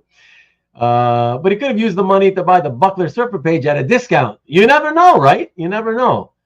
Saying MTU. Just whatever randomly came to mind, guys. Whatever randomly came to mind. But yeah. It actually emphasizes a lot of stuff, right? It emphasizes the whole point about at least 5 years for most things, right? At least 5 years. It reemphasizes the whole point about how you should never believe when people tell you, as long as you buy blue chip, you'll always be okay. That's not true at all. That's only true if you hold for at least 5 years, you know? Man, hey, Chuck Arnold in the house. So Chuck says, I think in a different auction in the past couple of years, that Byrne splash would have gone for more. It's all relative, maybe not, right? It's hard to say. We can't really say. That's just speculation, of course. A lot of Byrne on the market in the last year. I don't know that I would agree that that's a factor. I can't say that I've noticed that there's been a lot of Byrne, Chuck, but I'll take your word for it. I'm not saying I don't believe you. I'll take your word for it. That's fine. But honestly, I feel like there's always been more than enough Byrne. and yet it always still carries the right fair market value price or higher, as long as it's sort of like more quality stuff, you know. And certainly, especially if it's being sold at auction for the first time, then yes, you know.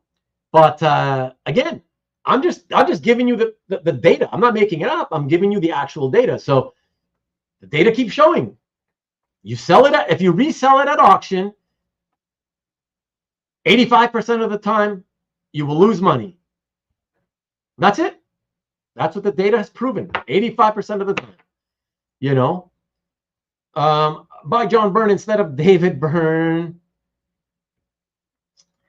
Content of the page seemed poor. Listen, I never said it's the greatest splash. Like I said, I explained.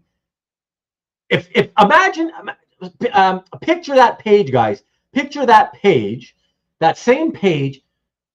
Somebody's in the diner, the same camera angle, but let's say Lois isn't there. So you're just looking out the window, and you know, you front and center, you've got that image of Superman. That would get more money. People would want that more. How much more? That's impossible to say. You know, that would go for more, but it's not what you would call poor quality content, Stanley. That's overdoing it. Not the strongest, but it's pretty good. It's decent. It's at least decent for sure. It's not what you would call. It's more on the positive for sure side than negative. Like I said, the main character is there, full figure, flying, you know? So it's still a 7 on 10.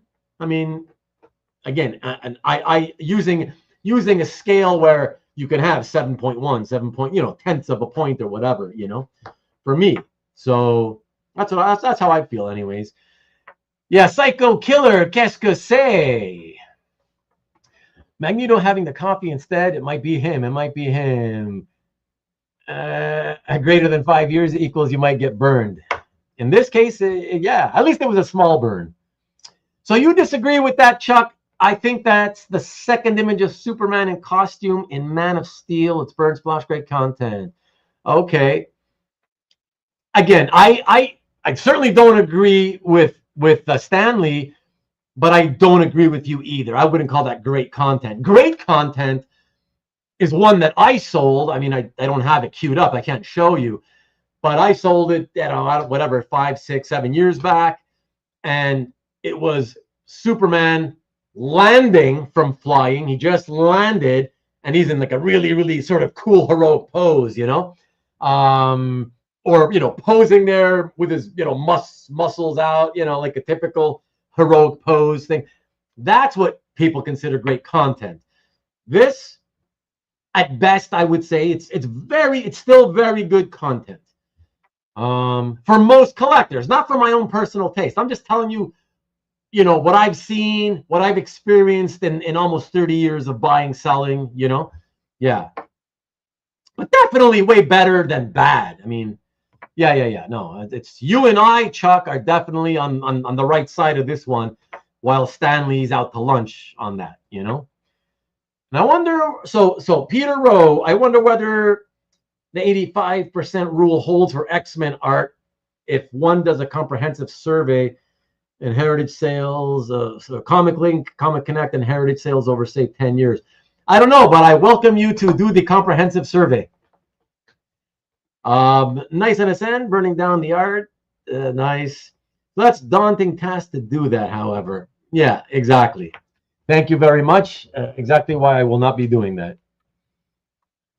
All right.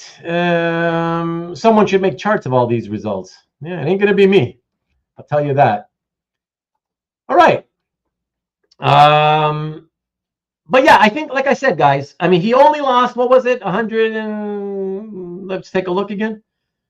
Yeah, 146 bucks, you know, so negligible, but quite unfortunate. And yeah, it again, it just reemphasizes what could happen. It goes to show that, that's why I always say at least 5 years Otherwise, you know, 85% of the time you lose. I mean, a John Byrne Man of Steel splash, whether you care or not, you know, that Lois is there, whether you value her or devalue her, it's pretty surprising that he took any kind of loss at all after 6.5 years, right? But again, that's the data keeps showing that that's what happens. Okay.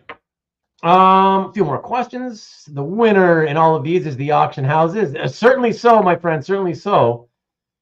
Have to make it asleep. All right. Thank you. Good night, Mika. Good night, Maki Poo Poo. Thank you for hanging out with us. Appreciate it. Have a great week yourself. Indeed, indeed, the house always wins. I feel like most sellers don't do any market research. They just put it up for auction. I kind of feel, Murdoch, that that's probably true as well. I mean, if we took the whole hobby into account, I think so. I mean, I know that the people I know, most of them kind of do some level of research or thinking, right? A certain amount of thinking and taking things into account in terms of, you know, what do I do here with sell? What's my best avenue for trying to sell this stuff, you know? Yeah, I mean, my friends talk to me. They reach out to other friends. I always know what I'm going to do, or if I'm not sure, I'll still talk to some friends, whatever, you know. So I think, yeah. But I think if you included everybody involved in the hobby, I'm scared to say that you're probably right. I would think a lot of them, a lot of people they're not as into it as a lot of us who are sort of really a lot more into the hobby, you know. I think we're more passionate than the average person. And I think that makes us look into it more. But yeah, I agree. I mean, we have no data to back up that claim, but I agree with you. I do believe that it's probably a majority, and that's, you know, 50% plus one or more, who don't really put that much thought into it and just think, you know, okay, I got to sell. And the most that they think about is, which auction house should I choose? You know what I mean? That's about as far as it goes, I think. Yeah. So yeah, whatever. It is what it is. It's sad, but yeah, I love it. And I love Superman. And of course, I love Lois Lane. So to me, personally, I love it, right? I can still separate, you know, from a valuation standpoint and understand how to evaluate it. And I wouldn't give it the, oh, I love it valuation. But personally, I love it because I love Lois and I love Superman, you know. But yeah, let's see what happens here. So, okay, let me queue up the next one, guys. It's hard to research who's going to show up to the auction. Oh, of course. Maybe Agent Booth and Wrangle Temperance Inn. Okay. So after John Byrne, let's see, we have, so another one my friend bought and resold. So this first example, the buyer here on yeah. So the buyer and the reseller was a friend of mine. All right, so let's check this out, guys. I got to tell you, and I would really love your feedback on this. I love this. I have always loved this. To me, if you're a Spider-Man fan and a Spider-Man art collector, this is a top-notch Spider-Man piece of art. It's a top-notch Spider-Man splash page as well. And yeah, I just think it's great. I think it's great. I don't think, you know, this is one of those examples where it doesn't matter. It doesn't matter who the artists are. It doesn't matter. It's just a great, large Spider-Man image in action, swinging, full body. And it looks great regardless of who drew it or who didn't, you know? And I'm going to jump in now to the room again to see what you guys are saying. And Rickster says, awesome image. Absolutely. Yeah, absolutely. Cool. I mean, this is, to me, I would not have resold this. I would never sell this. If I'm a Spider-Man art collector, this is top shelf stuff. This is like a top example of a vintage Spider-Man piece. I would never have sold this. So exactly, Tom. There you go. Anybody here owned up to being losing? No, not yet, Lee. Not yet. Keeper, absolutely. See, you too, Marcus. Exactly. It's absolutely a keeper. Exactly. Oh, well, whatever, Peter. Exactly, Alberto. Beautiful splash indeed. And yes, sir. Love it. If you're a Spider-Man fan, that's great. Exactly. Exactly. That's what I'm saying. Black and white definitely looks better. Doesn't it usually, though, Stingray? Stanley already guessing on the 4. No burger. 65 for Marcus. Or fries. Max Raskin. Agree. It doesn't matter who the artists are. It could be me who drew it. It's still worth it. There you go, Max. You tell him. And that's a wall hanger page. Indeed. Absolutely. 61 guessing. Hey, Mickey. I think it's a decent price. Yeah, no, I think this is fair for what it is. I actually thought when it sold, like, this is fine, you know. Rick comes in on 58. Okay, so keep in mind, guys, this was just over a year ago, right?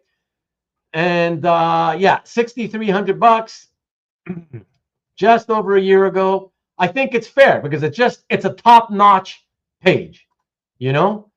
So this would have been, I believe, 1985, Murdoch. 1985. Just 4 months before Web of Spider-Man #1 came out. So I think that was 85. So cut corner, yeah.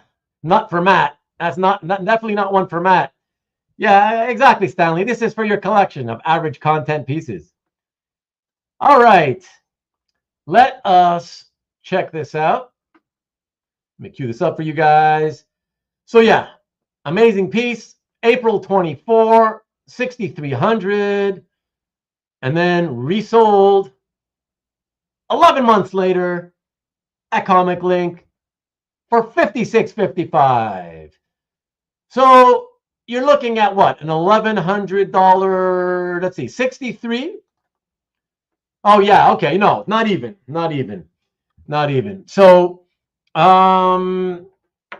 it was, what are we talking about? Just over about $655, something like that, right? Sale to sale comparison, but of course the 10% seller fee basically ends up jacking that up to like twice the loss, right? And a almost 20% loss, 1,200, just over $1,200, which is a shame, like I said, because you should never ever have to lose on a piece like this. Never, you know. It's a great Spider-Man splash. What's the 7K for, Corey? Were you guessing, or were you saying that that's what you think it'd be worth? Yeah, I would think you would be. I would think you would be. Yeah. And look at that. Hellos. Damn, Comic Link. Yeah, great page. Yeah, indeed. So for me, guys, this is this is one that I just chalk up. Yeah, exactly. Me too, Cobby, for sure. I was shocked. I'm telling you, when my friend sold it, I couldn't believe it. I could not believe my eyes, honestly. You know. While this literally fits in with Ruben's thesis, I view this as being a bargain instead. Wow. So if this is a bargain at $56.55 cab, then what do you think about, you know, the extra, what, $650 here at $6,300? Is it fair enough to say that you would think this is still a bargain, or at least a very fair price? Because I think so. I thought it was fair. Yeah, I thought it was fair. I didn't think it was a bargain, but I thought, like, yeah, okay, I could see $6,300. Makes sense. It's a great splash. A great Spider-Man piece. Yeah, it's a great everything. I mean, if you're a Spider-Man collector, I don't know why you would not want to hold on to that piece.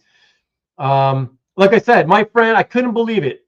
I found out because I saw it at auction. I could not believe that he had let it go. I will say he ended up telling me that there was something weird on the back of it or something. Like, I remember thinking to myself, well, that's not enough reason. Like I still would have held on to it personally, I think. But then again, he didn't show me what that issue he was talking about was. I don't really know.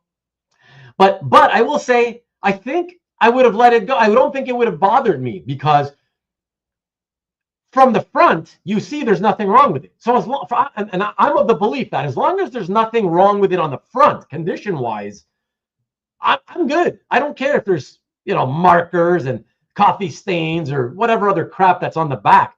I don't care. Whatever. Whatever happened, and it's the only one, right? It's one of a kind. I'm not getting a mint condition version of it. So, yeah. So that's how I feel about that. So, thank you. Okay, I appreciate you. Thank you. You do agree that 6,300 still be a fair price. Okay, and Peter agrees with you. Yes. And it just occurred to me that I will escape Ruben's critique because I hardly ever sell anything. You will indeed. You will indeed. You will indeed. And I won't need to tell you off like I have to with Stanley sometimes. But I know he's being a bit of a hard ass on purpose. He loves that, He loves to get me riled up. Both prices seemed reasonable for what it is to me. Thank you, Kavi. Thank you. I agree. Needs a bigger artist. Well, the bigger artist, the only thing that it would have done is, this is the funny thing. This is why the artist factor has always been overrated. And why I always say, to me, it has always seemed pretty apparent that most people value content first, artist second. Yeah, you want a John Byrne, but you want a John Byrne Spider-Man swinging splash, for example. You know what I mean? You don't want just a John Byrne talking heads page of people having coffee and burgers in an apartment. That's what proves it's mostly content.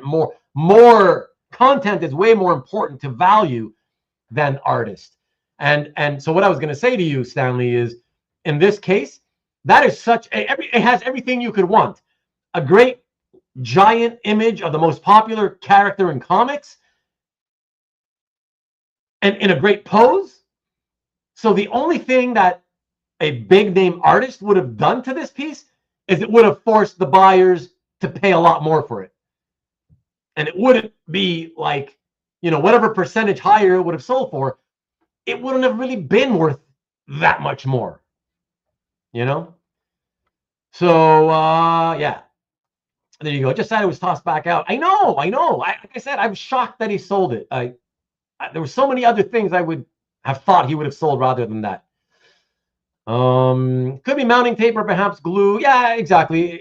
I don't know what it is. But like I said, I don't care. Yeah, it's one of a kind, and the front looks fine. That's all I care about. I have pieces that have stuff on the back, issues on the back. I don't care. Whatever. I want to see the front. I don't care about the back. And again, it's not like you can go and buy a 9.8 version. Who cares? Not comics. So Ted Kaczynski writing. Pretty sure that wasn't it, Peter. Larocque did a good job on Spider-Man when he drew him. He certainly did. I value artists and content somewhat equally. Fair enough, Rick. Fair enough. I'm just telling you, the hobby as a whole at large has shown me, data has shown me over decades that it actually is more about the content. Because like I say, I know you're not saying one or the other. You're being careful, Rick. You're being careful and saying kind of about equally, right? Which is better. I think that's definitely a lot fairer to say than the people who are like, oh yeah, no, I value the artist more than anything else. And then when you see what they collect, it's all like the best superhero images of all, right? They're not focused on talking heads pages, right? It's because it's all about the content. So not a totally new. No, he's definitely not. No. Yeah, for sure. I mean, that's what you want, obviously. Yeah. Maybe mold, but again, I've had mold, like those mold spots on the back. I don't get rid of my art for that. Images, everything. Andre Agassi. What? I have lots of beautiful cap pages right now, but I'm trying to fill out some holes in my collection from certain artists. So some artists are more important to me than, well, yeah, again, exception to the rule. That's not the rule. That's the exception. But, okay. Yes, sir, Stanley. Yes, sir. All right. Let me get to the next one, guys. The next one. So I'm just going to tell you right off the bat, everybody, I hate this next one. I have always hated it. I've hated it since the day it came out on the shelves. Well, it was in my bag of stuff when I went to pick up my my reserves that week. And at least I can't, depends what year this is. It's possible that I actually didn't get this as a reserve. I may have stopped collecting, and I only remember seeing it after the fact. And it could be, a confused memory. Bottom line is, from the first time I saw this, one thing I'm not confused about is that, and I love the artist, by the way. So this is an interesting example where I love the artist. Not that he's done much in comic books, but yeah, I've always hated this. This is, I think, an ugly one. Let me know what you guys think about this.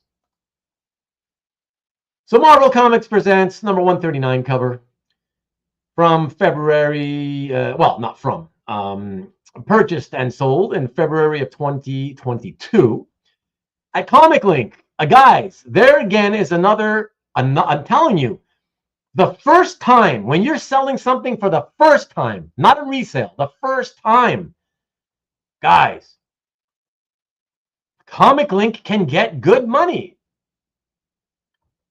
So it's, yeah, it's, there you go, man. But so let me see what you guys are saying. Oh boy, must be DC. No way. No way.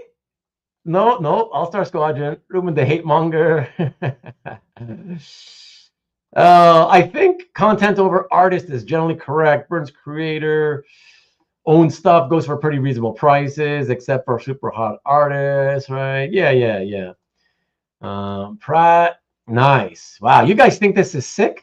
Nah, I just, you know what I hate about it? It's not the art, by the way. It's not the art itself, because I like Pratt's style. So let me clarify that, okay? It's not the artistic style. What I hate about it is that it looks like Ghost Rider is sitting in one of those what do you call them?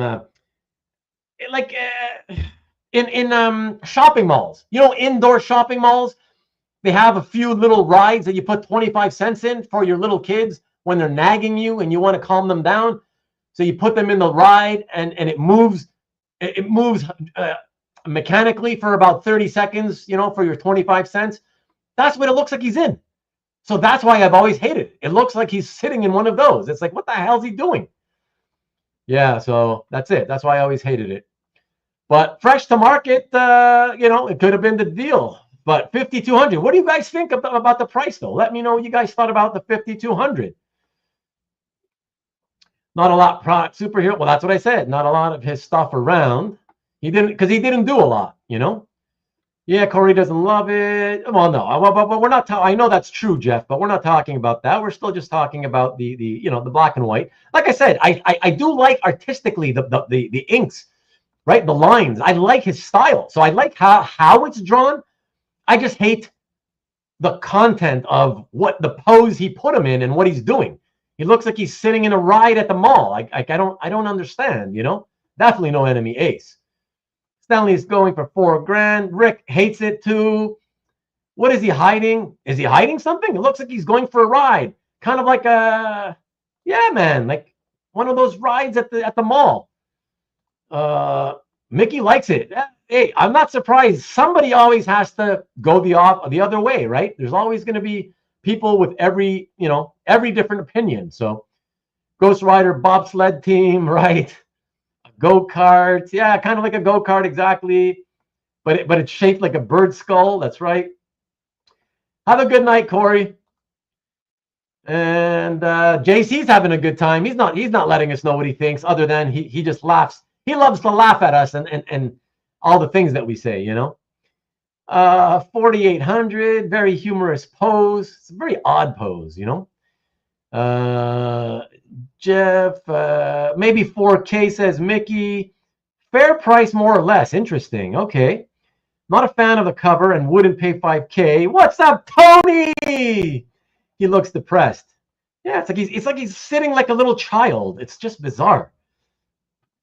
Yeah, the first time, that's for sure. It doesn't mean they did the right thing, though, Alberto. You know, that's the thing. Just because it sells for a certain price doesn't mean they did a smart thing. But let's see what happened. Quick reminder: it's February of 22, over 5,200.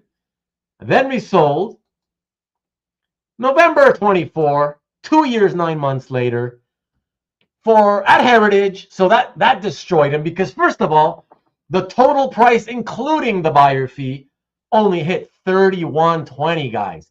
$31.20. Look at this. $52.11 to $31.20. That's over $2,000 just on the sale price before you even start talking about the seller fees. And look where he sold, Heritage. The seller fees are the greatest at that auction house. Holy moly, man. So look at that. A net loss, a minimum net loss of 50%. Half of the money spent was up in flames. Half the money, guys, I don't do the $100 bills burning up for no reason. Because for those of you who still don't get what this means, that's the money being burnt to crisps by people who insist on continuing to resell in less than 5 years, throwing the art back at auction. So, yeah, I mean, look at that. Half the money, minimum. It may have been more. If you had a 10% seller fee added, you tack on an extra couple $100, right? $250 for a over $2,800 loss. But yeah, I mean, I just don't understand it. I don't understand why people keep doing this, man. Yikes. Yes. Oof. Pow, right in the kisser. Shut down in flames. Someone is doubled over. $3K for a George Pratt is a good price.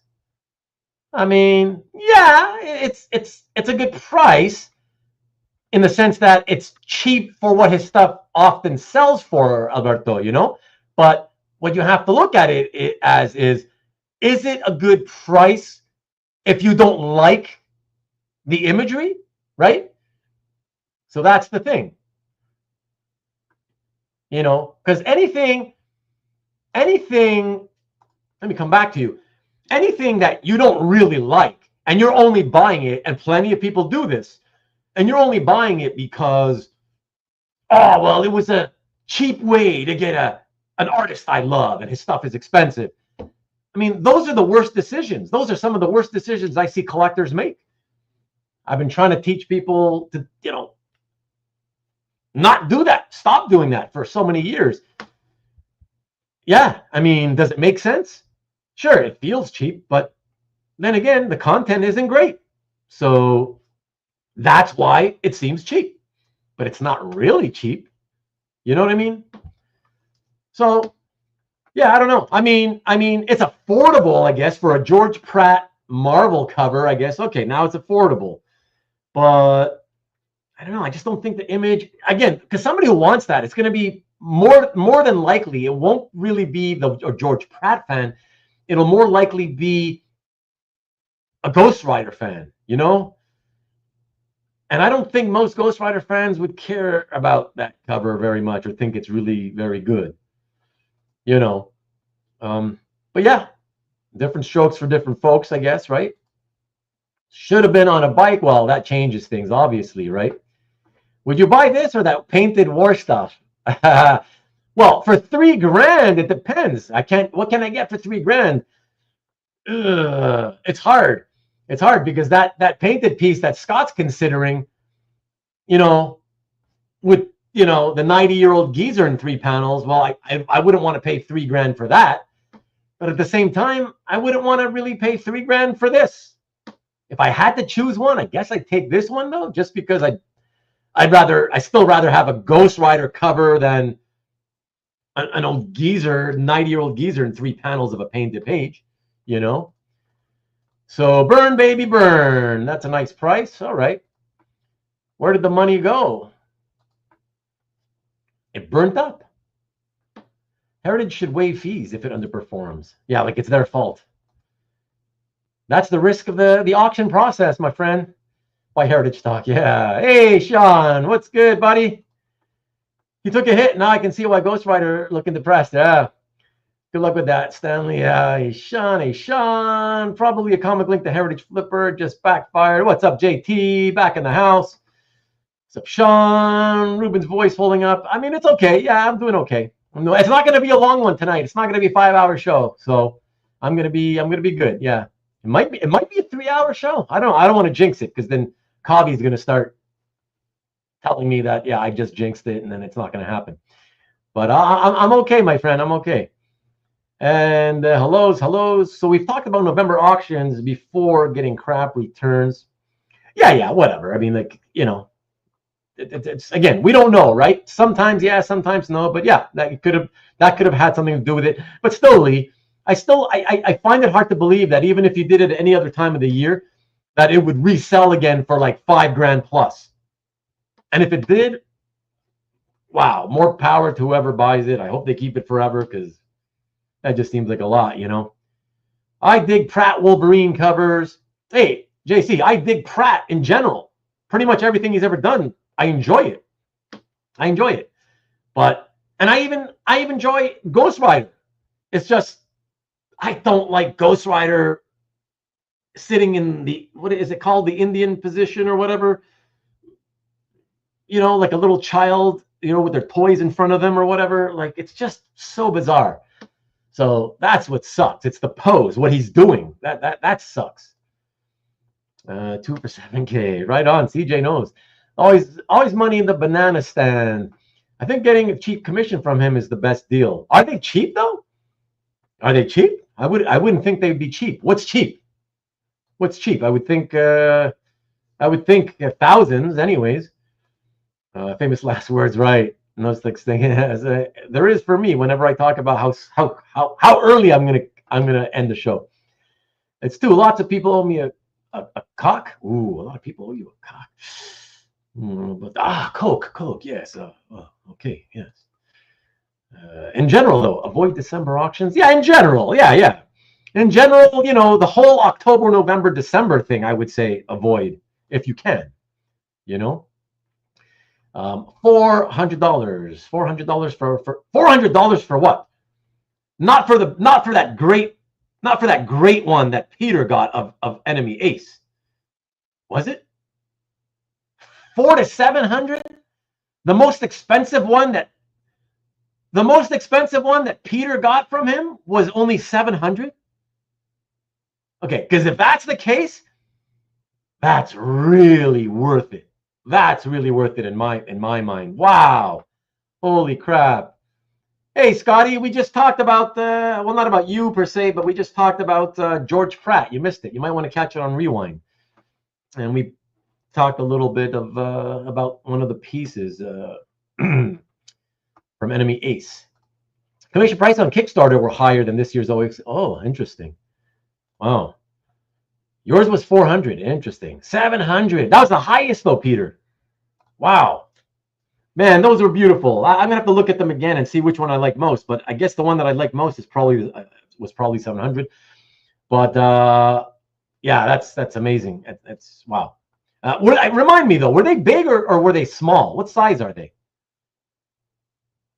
Lee and I got wonderful pieces. Yeah. Me and Lee's was good too. Yeah, you guys all shocked me, man, with how beautiful. Those were some of my favorite pieces that were posted that week, I remember. I was like, oh, that's so nice to see, Yeah, those pieces, absolutely killer. Okay, all right, so not quite, the standard size. We all like to get 11 by 17 because of, published art comparisons. But yeah, if it's going to go smaller, it's kind of standard, 9 by 12. It could go smaller, so... And any smaller than that, and for me, it feels like too small. So that's good for what you're getting. It's the quality. So yeah, man, I like that. You guys are lucky, I think. The only shame is that Pratt offers very limited options for commissions. Oh, really? In terms of what he's he's never agreed to do a cap. Oh, right, because he hates superheroes. He's not a superhero guy. He's a fine artist. He's not really even an illustrator. He's like a fine artist who does illustration from time to time because he needs to pay bills, you know? So I get it. He's not, you know, same thing with Jeff Jones, you know, wasn't a comic art fan, but you know, they were talented enough that when they did stuff, it was always really, really nice, you know? Yeah. Okay, but his Cap would be riding a car next to the Ghost Rider. Oh, yours was a little bigger, 11 by 14. Okay, interesting. It's not the size that matters, it's how it's used, or so constantly told. So people keep constantly telling you that. Women, I'm sure, Sean. Interesting. Okay. But Wolverine, Batman, and Hellboy are on his list. Yeah, well, because he's done those characters, so it makes sense. He probably only wants to do the characters he's familiar with, right? Yeah, okay. Do a geezer cap. All right. Let's move on to the next one. It was great. I'm not gonna. I don't know which one. I'd have to look at them again to remind myself to see which one, and I tell you my honest opinion on which one I like best. But I love them all. So, okay. All right. So this next one, guys, is the second of the two double whammies for this evening. And it's interesting. You guys, I'm going to be really interested to hear your thoughts about this whole thing, this piece. I want to call it a piece because that's what it is. It's a specialty piece. I guess you can call it. It's an illustration done by the artist, one of many he did at the time, in a way to try to show the publisher, you know, what his art looks like and what he can do pinup wise. But also supposedly for his own amusement combination, you know. Check it out. It later, 40 plus years later, became a cover. Whatever. So that's what I kind of want to hear you guys talk about. I want to hear what you guys have to say about that whole cover thing. Whatever. I mean, it's not a cover. It's a specialty piece that became a cover. So here it is, guys. A Micronauts illustration by Arthur Adams. We spoke about him earlier. Really fantastic looking piece. It's not dated, but given the look of the artwork, I'm going to say it looks pretty much the same as many of the other illustrations that he did back around 1983. So certainly pre-Long Shot, which was 85, I believe. And yeah, and like I said, so that's what he did. It was just an unpublished piece he did for himself. Nobody commissioned him to do this. He did it for himself and then used it to sort of, you know, show it to the publishers when he was looking for work. And as I said, 40 plus years later, Marvel used it for the Omnibus, the Micronauts Omnibus cover, which you see there.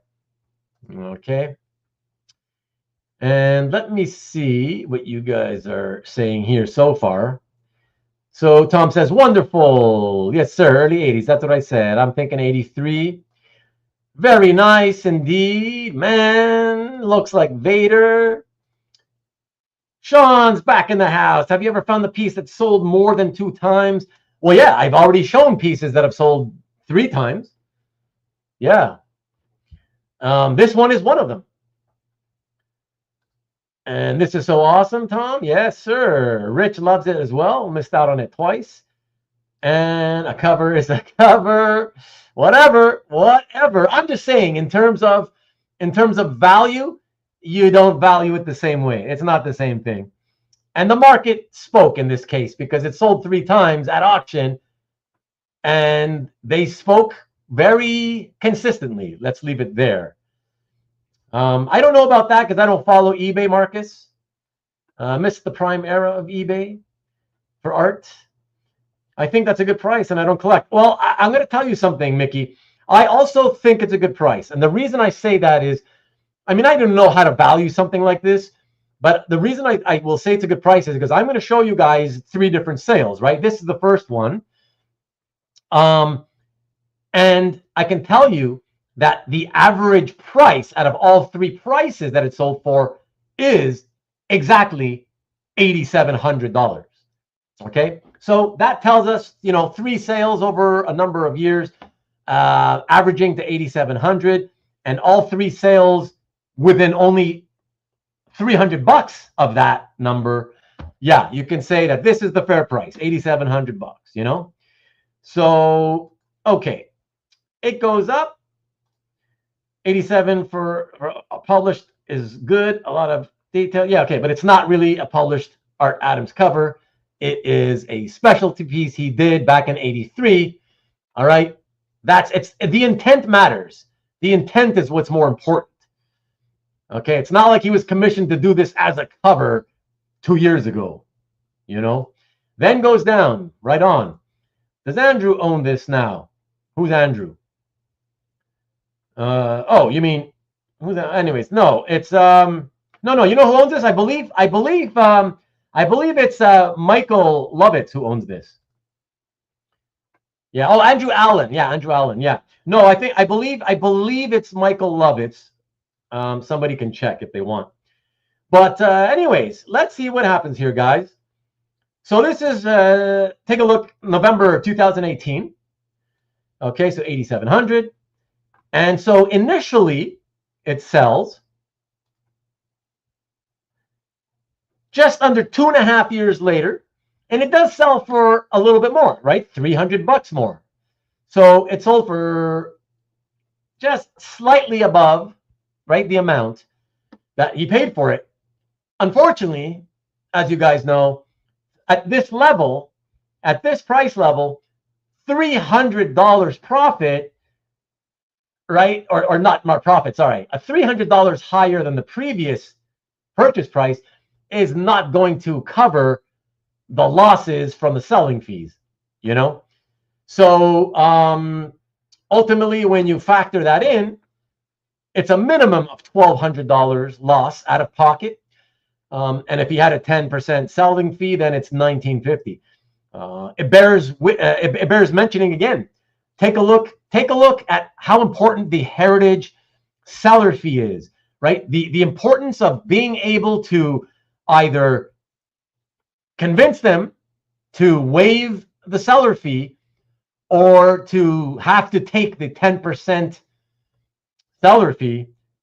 It makes ultimately more than a 55% difference in your total overall net loss, right? It's about 55 to 60% of difference if you end up having to get that extra 10% tacked on, which is pretty crazy, Now, Sean says, I think once a commission is used for a cover down the road, gets the published cover boost. Well, it gets extra value. I think you can value it a little more, but there's no way that I would value it at anything the same as whatever a brand new cover being done for a published comic today would be worth, you know? And okay, so thank you for confirming, Rich. And I stopped bidding on this when the next increment kicks in. Is that right? Andrew doesn't own every Micronauts piece, just most. Right on. Cars of Karma, right. I remember seeing it on Mike's gallery now. All right. So let's focus in now, guys, on not on the guy who took the loss. Okay. So he took a loss, even holding it 2.5 years. That's not nearly enough time. That's a pretty heavy financial loss there, especially in net dollar terms. All right, but let's focus on the person who bought it for $9,000. Okay. So we switch over to him, and this was April 2021, paid $9,000. Again, it's heritage. But then he also decides, yeah, I don't want this anymore. I'm also going to sell it, and I'm also going to send it right back to heritage. Again, foolish decision, because, you know, when if you expect even just to break even, right, this would have to have resold for $10,800, And you would have absolutely had to have had the seller fee waived. So both of those things would have had to happen just for this guy to get his $9,000 back, you know? All right, let's see what happened, and let's see how long he held it. So 2021, April 2021, and then he resells it in June of 22. So he held it only 1 year. So he basically held it for half the amount that the previous owner had. This time it sold for $600 less than the previous time. But once again, the key factor here, guys, because it was resold at Heritage, the seller fee comes into play. That kills the seller. And even though it's only $600 less as a sales price, it extends to a minimum of $2,000 out of his pocket because of the fees, and perhaps as high as $2,700, which is either 22 or 30%, depending on which deal he had on the seller fee. So pretty crazy stuff, guys. What do you guys think? Alberto is asking, doesn't Heritage offer you better fees if you resell a piece through them? Well, yeah, but if you're talking by their official means, their official, you have to remember, their official seller's fee is actually 20. It's not 10. Okay, it's 20. So they tell you, oh yeah, resell with us, and you have a coupon for 10%. You know, half of the going rate. You know, so that's what I'm saying. So a lot of people have the 10%. If your stuff is good enough, and you know, for an Arthur Adams piece like this, I'm assuming there's a better chance that the guy was able to get the seller fee waived. You know, but still, the last seller, that means he still lost $2,000 from his pocket. You know, so I think a dealer could put it up for $20K today and it would sell, says James. I mean, that's pure speculation. Anything's possible. Who knows? You know, that's the thing, right? That's the thing, James. Keep in mind, everybody, keep in mind that I always, all these Stop the Insanity shows are giving data for artwork resold at auction. Okay, not with dealers. Although there is one coming up that is being resold by a dealer. It's an exception to the rule that I made for this episode. But yeah, I mean, I will say one thing also about this particular piece, guys. Keep in mind that all three of these sales happened before Marvel announced that they were using the cover for the Omnibus. Okay, so this is one of those exceptions where I would love to see it resold again quickly. I would like to see it go to auction now. Oh, not because I want to see anybody lose money. Maybe they'd make money now that it's published 40 plus years later. But just because I'm curious as to how much more the market will value a specialty piece from 40 plus years ago that then became a cover, you know, a couple years back or whatever. I'm just really curious about that, you know, let's see what the premium would be, you know. So, but we'll see. We'll see if Michael ends up eventually selling it at auction or not. Hopefully he holds on to it, though, for a long time. Yeah. Great cover piece. Yeah. We should boycott him. Why? You should boycott. Why? Probably 20K for sure. Offered in 12. Yeah, you never know. Sometimes Michael sometimes needs money to buy other stuff, and you know.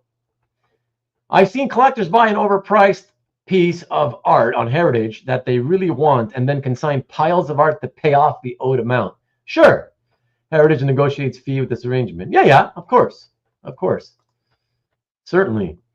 Why would you boycott? Yeah, let's not even get into that. Gotta bounce. All right, Jeff. Have a good one, bud. Sean, I'm sure that happens a lot more than we think. Yeah. I can say now that I'm selling on Heritage for the first time ever. They offered me just 5% on seller's fee, which I think it's usually more. Like I said, the average, Alberto, is 10%. The average is 10%. But if you already had a relationship for years with somebody there, you know, they're more likely to, and let's, you know, if you've had a seller fee waive deal for years, you're likely to still have that deal, you know. But again, the stuff has to continue to be what they think is quality, you know. So, or either quality, or even if you don't consider it quality, but it's still very expensive, the whole point is, you know, for them, it's about the dollar figure, you know, how much can they make on it, right? So the more expensive and valuable it is, that's what they care about. Let's say good night. Maybe they size you up by your calf calorie, although they know how much you buy. That's funny. Okay, let's move on to the next piece, folks. And let's see. Yes. All right, so guys, I'm going to tell you right now, we're heading to another big name artist, as is usually the case on these shows. Big name artist, one of the top, super valuable. This is, to me, for those of you who were here already watching when I showed the Sienkiewicz, Patterson, Fantastic Four page, to me, this is the exact same problem. Okay, exact same problem. Okay, great title, great character, great artist, but I think content at first glance, wow, look at the goal, yeah, amazing. And so they bid, overpaid, right? Rather than calming down, assessing the situation and realizing that, yeah, it should still have a lot of value, just nowhere near that much value. So that's one of these. I want you guys to look at this and let me know what you think. All right, check it out. So Spider-Man, number 10, page 11. Wolverine in every single panel by McFarlane. Right? So this is why I'm thinking people were looking at this. Oh, yeah, McFarlane, Wolverine. Oh, my God. Oh, yeah, Berserker Rage. Oh, look at those cool images. Look at the teeth. Oh, yeah, he looks like he's so mean and angry. Wow, you know? So that's what I thought. And yes, I will say COVID, people getting overly excited during the COVID era. I think that certainly can be, you know, factored in here. No. I'm not doubting that for sure. You know. No, definitely not. Nice guesses, guys. Frazetta, Wright said Ballin, Miller. There's a lot of great, you know, popular artists. You know, that's funny. Status symbol. Nice dental work, Mr. Baseball, 40 kgs. Yeah, but a lot of like McFarlane and Jim Lee, like Spidey X-Men things were selling for like 30 grand, 40 grand, 50 grand at the time. It was going nuts, you know? 40K for a 20K page. See, that's the thing, Scotty. That's what I thought. To me, that's fine. I was willing to say, okay, $20,000 is still a hell of a lot of money. You know, and but here's where I assessed it, right? James says it was a collector spending some funds during that time and moved a lot of that art recently.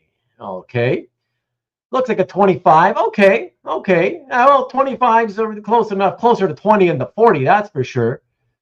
Oh my gosh.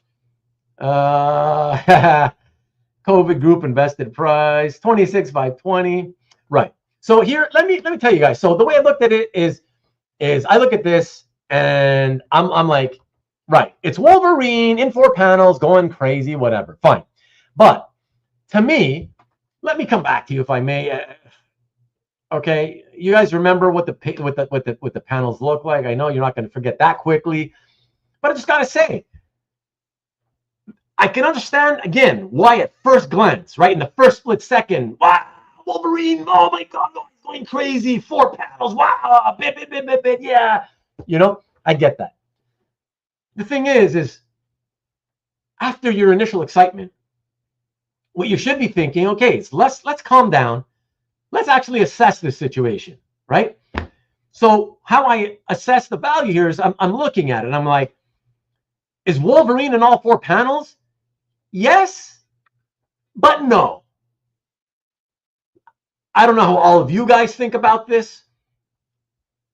I'm sure some of you think my way and others don't. You know, it's a question of taste, whether you care or not. But I've always been one who says, if he's not in his costume, right, and he's, you know, in that first panel, he's ripping it off, so he's naked basically, and it's a shot from the chest up with no background, right? And he's not wearing the mask either, so no costume, no mask.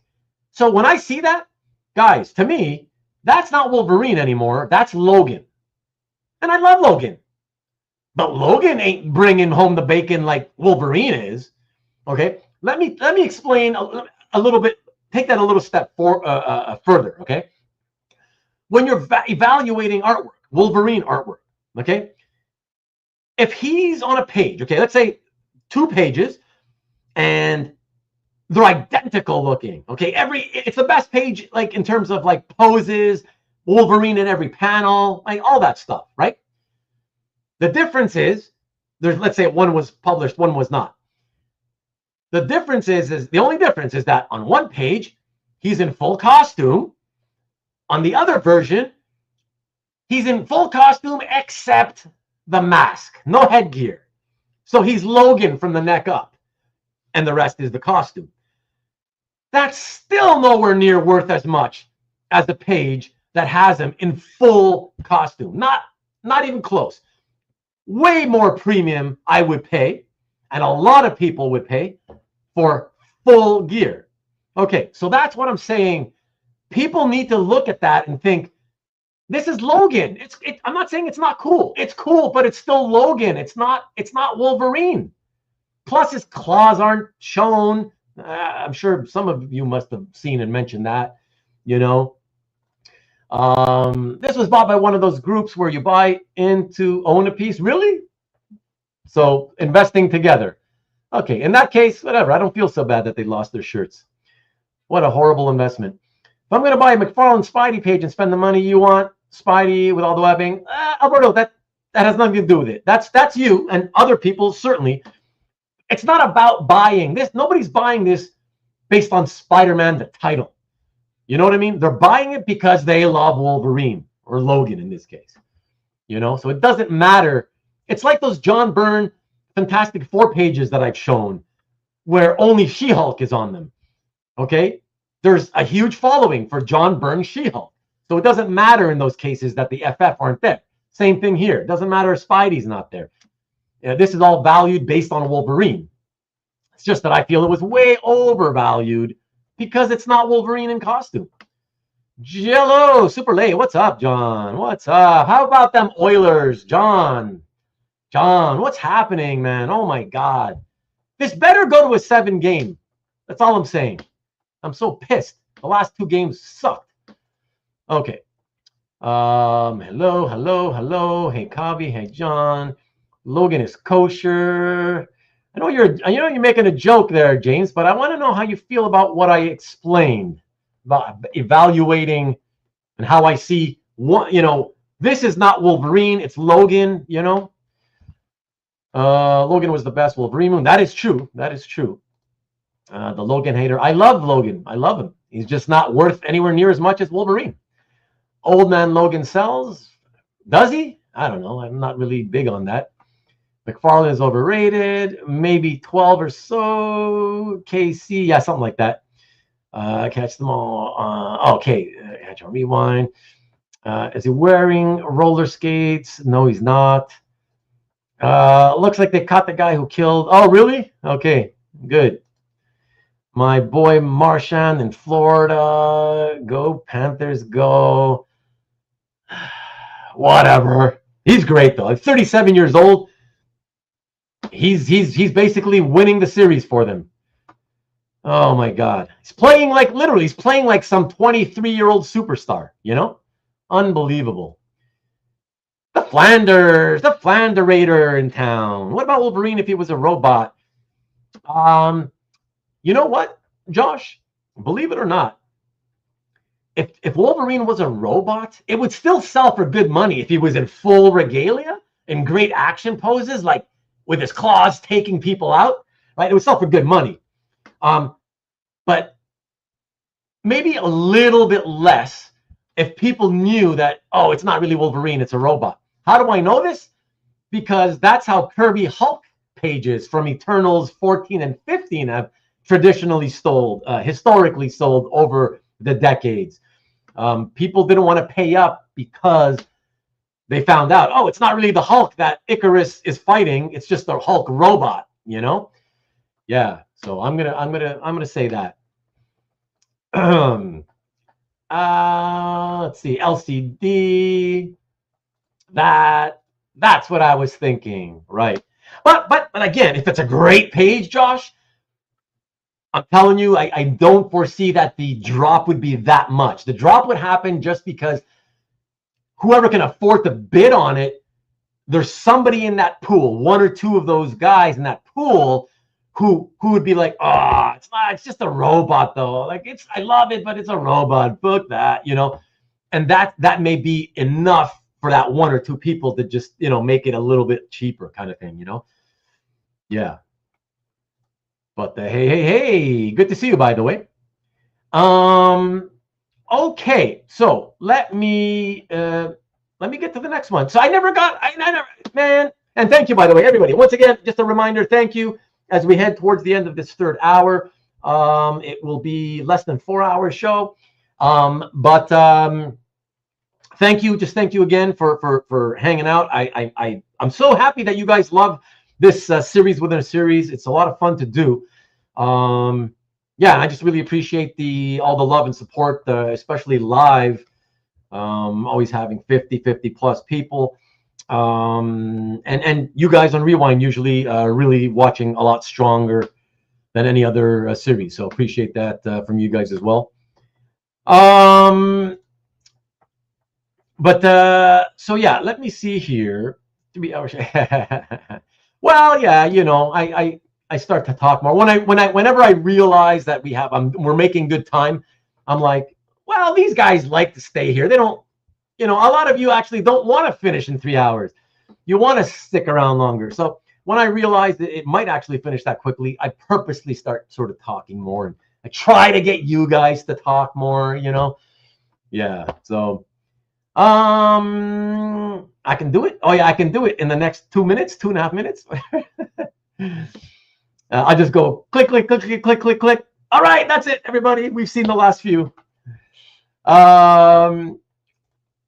I like to be optimistic, if I can, you know.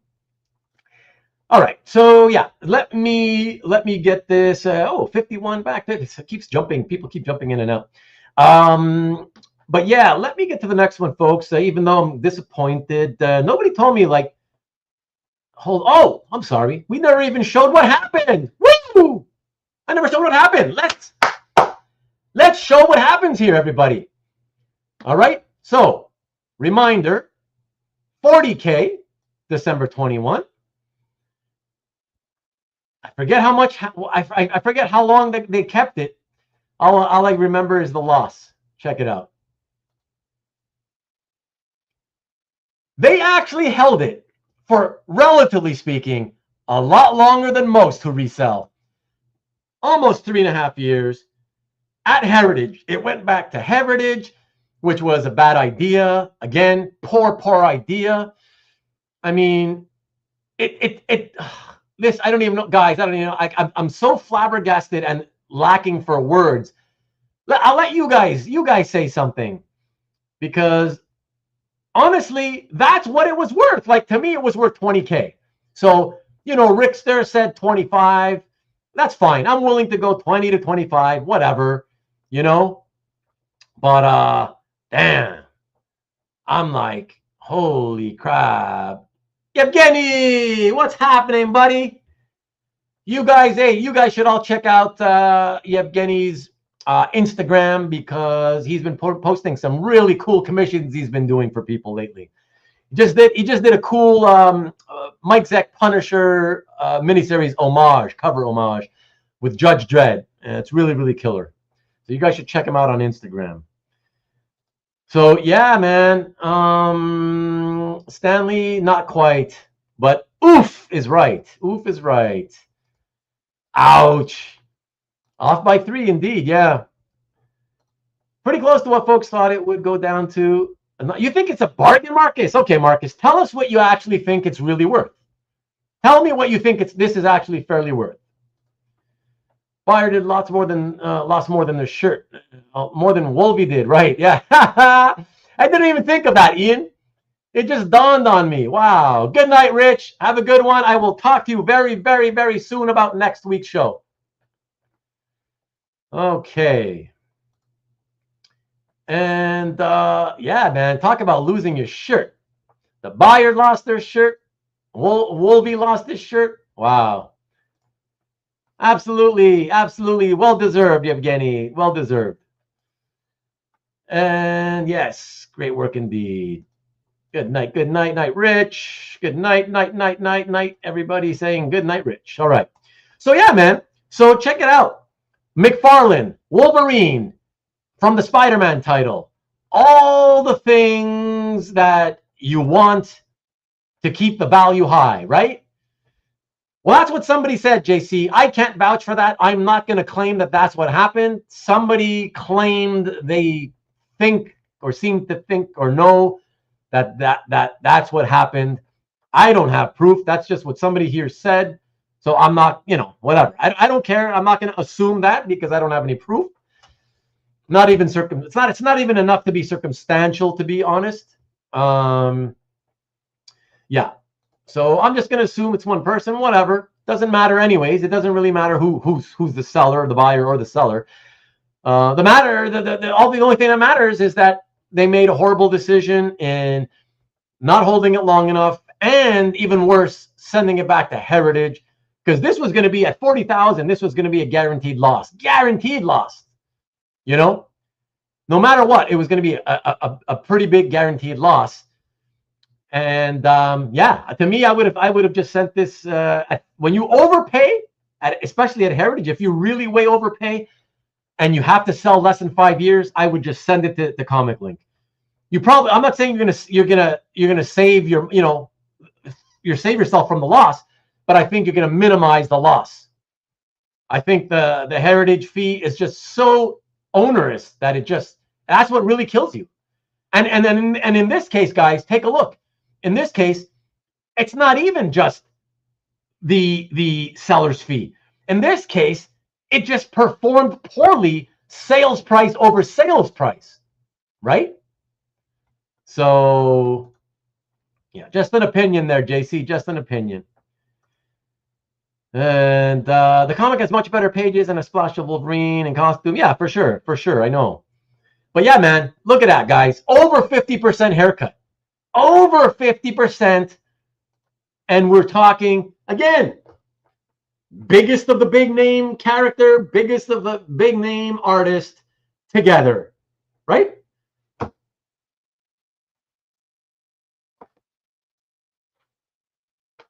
You're just gonna, yeah.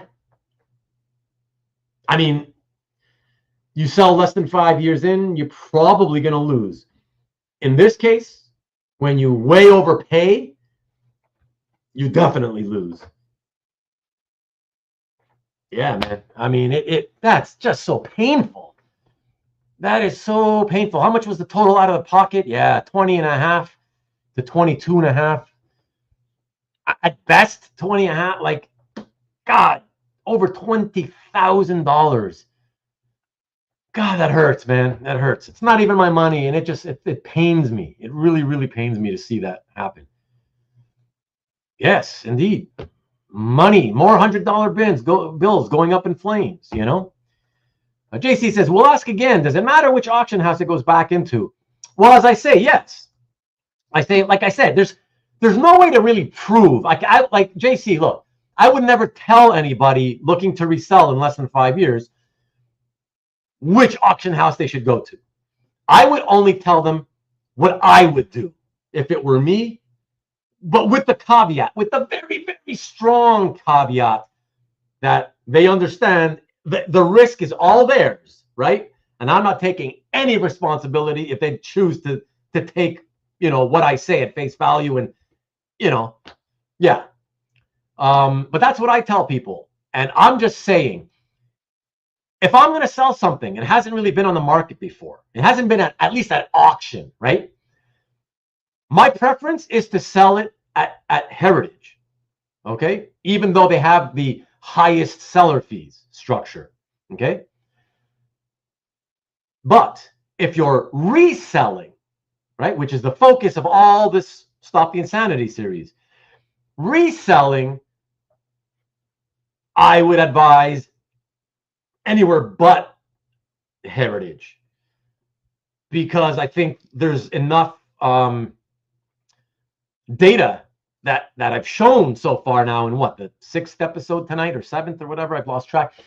Enough data to show that when it's reselling time, all the eyeballs on Heritage don't seem to help. It doesn't help. The first time around, all those extra eyeballs they get definitely seems to help. At resale time, suddenly it goes away. I think there's just so much of a hey, have a good one, Stingray. There's so much of a negative feeling that collectors have when they see things being resold, when they remember it selling the first time, you know, because the instinct is always, oh, that's that piece again already, you know, like already, you know, oh, I saw it last time, you know, and it's just it's a negative tinge. It's tinged with negativity, not positivity, you know. And so right away, yeah, people get turned off. It's a psychological factor. I can speak for myself and tell you, I definitely feel that way. Could I get deep into the weeds psychologically and explain why? Maybe I can maybe say, yeah, you know, because why? Like, well, part of the reason is it makes me feel like, well, it's a great piece. You didn't appreciate it, and you're already reselling it. Why? It doesn't make sense. Why? Why would you do that? You know what I mean?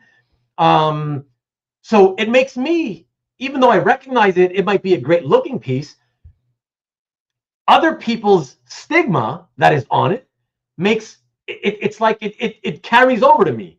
It makes me feel now I've got that stigma. It's catchy. It's like a cold. You catch a cold, you catch the stigma. I feel like, I don't know, it's a great piece. Why didn't you? I just don't get why you didn't want it. And I think a lot of people feel that way, which would explain why most of the time the resales don't work out profitably. You know? So it's all I can tell you, really, you know? That's true. That's true, Tom. Gail, my man, what's up? Hit the nail on the head with that opinion. I appreciate that. But yeah, so that's it, man. That's it. Like, again, that's why I always say also, and it's not just me, look at the evidence. At least if you hold on to the piece for 5, 8, 10 years, even if you've been around in the hobby for a long time and you remember it selling the first time, by the time it hits 7, 8, 10 years, you don't feel that same negativity. It's different. All of a sudden, it's like, oh shit, that piece. Why? It feels like, oh wow, it's been put away for quite a long time. You know what I mean? It's just psychological. Somehow, you start to feel that it's been a while at around 5 years being tied up in a collection. But really at 7, 8, as it approaches 10, it really feels, you're like, wow, yeah, it feels like a decade ago when I last saw that, even though it's only 8, but yeah, that's a long time. You know what I mean? That's just how it is. It's just, yeah, it's just human psychology. That's in market psychology at work, you know? So yeah, good, exactly, CJ. Yeah, good point. Let me put it back up real quick. Yeah, it's people think, yeah, well, exactly. Well, that's what I'm saying. Because I always ask myself, why? I don't get it. A great piece. What's wrong? You know? So yeah, 7-year itch is a real thing indeed. Yeah. So there you go, JC. I hope that's a good enough answer. I mean, I know it's not the perfect answer that you'd be hoping for or whatever, but you know, there are no perfect exact answers for this. That's the thing, right? Everybody's different. The way we think is different, right? So you're going to get different answers from different people for sure, you know? And, oh my God, my former co-host and partner in the house, Matt Kennedy. What's happening, buddy? Another factor is that we're seeing a lot of pieces bought at top of the market that may need 10 to 15 years to do. Yeah, like, listen, it's like the, I don't know if you saw it, Matt, you probably didn't, because I'm assuming you just popped in, but, you know, the McFarlane piece, like, okay, you got Wolverine / Logan, however you think of him, right? Still Wolverine tag, and that's fine, whatever, okay? But 20, 25,000, that's more than enough. He doesn't have the costume. What makes him so cool? The claws? Yes, it's the claws, but it's the claws in his costume, and especially the mask, the headgear. Like I said, I will pay more for that than for Logan. And a lot of people do. In fact, I know plenty of guys in the hobby who only want Wolverine in costume. They don't, even if he's with his claws and he's killing ninjas, if he's wearing his wife beater or if he's in jeans and shirtless, I know plenty of guys who would not buy that. They would not buy it, you know? So that's the thing. So pieces like that McFarlane page, yeah, you got to keep that for 10 years, man. Like at least 5 minimum. And I still don't think they would have got their money back in 5, but still, as long as possible, you know? As long as humanly possible. Humanly possible. That's what I'm saying. So you're welcome, man. I'm happy. Thank you. Yeah. Have 7 years. You need to switch doctors. John Wynn, what's happening? Do you think if it comes from a prestigious member of the art community, resale price is influenced? Look, you're asking me, but really you're asking everybody. Everybody else can give you an answer. I say I will never pay a penny more because it came from somebody in the art community. No offense to any of you. If a good friend of mine in the community, I don't know, let's say they passed away or something, God forbid, let me knock, I hope you heard that, knock on wood.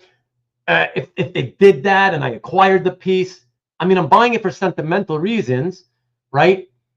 But it doesn't mean I'm going to value it for, I mean, you know, just if I need to have it, will I pay a little, you know, when I go over what I think it might be worth or what I normally buy it for?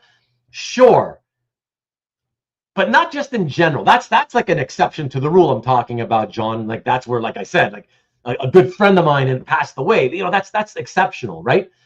But just in general, you're talking about, right? Just seeing something because, oh, so-and-so, it's from his collection. Personally, I don't give a flying crap. I would not pay, I don't care who it is.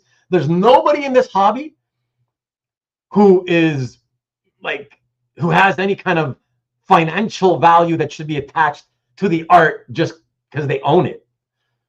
That's how I feel. I don't know. What do the rest of you guys think? I'm curious about that, actually. And would you, John? You let me know, John, if you would. So, yeah, Matty in the hizzy. Just got in the door with food. Nice, nice. Nice. The claws. Right on, CJ. Smart enough to switch doctors. Yeah. They take a BWS Logan, though. Yeah, well, okay, because you know what? There's Wolverine, the guy in costume. Then there's Logan, the guy who rips off his costume, let's say, or is wearing the jeans and hasn't put his, his top on or whatever, or he's got the wife beater. That's Logan. And then the Barry Windsor-Smith pages, that's not Logan, that's Weapon X, right? That's why they pay for those, because those are Weapon X pages. So yeah, that's the difference of all the different Wolverines, Heard penicillin might help. Oh yeah, you guys and your sexually transmitted diseases. Now he says hi. He talks, like he makes a couple of comments and talks back and forth, and then suddenly, hi. Hey all. Enjoy that food, by the way, Maddie. Michael Patrick Sullivan's at the house. I think it's been a long time, Michael. For all we see in this series that collectors are undisciplined in selling, I think they're pretty reckless in buying as well, yeah? No, I wouldn't say across the board that that's true. But in some cases, I agree that yes. And some of the ones, I don't know how long you've been watching tonight, Michael, But like in the case, I think there's been 3 or 4 tonight where I agree that the case was that it was badly bought to begin with, way too high, paid way too much, you know.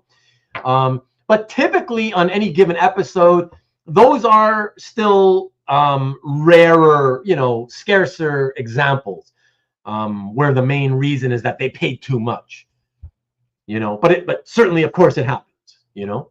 Yeah, like in the example of the McFarlane Spider-Man with Wolverine page, you know, for sure. Okay, so offense taken. Hey Matt, more hellos. Roger Hill pedigree. Look, I respect the guy. I met him, nice guy, and I love reading the stuff that he has written.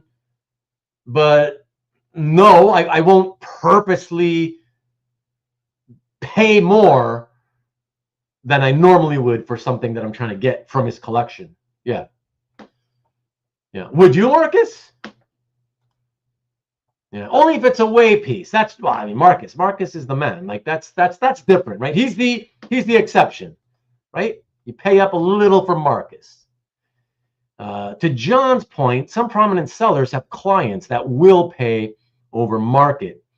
Prominent sellers have clients.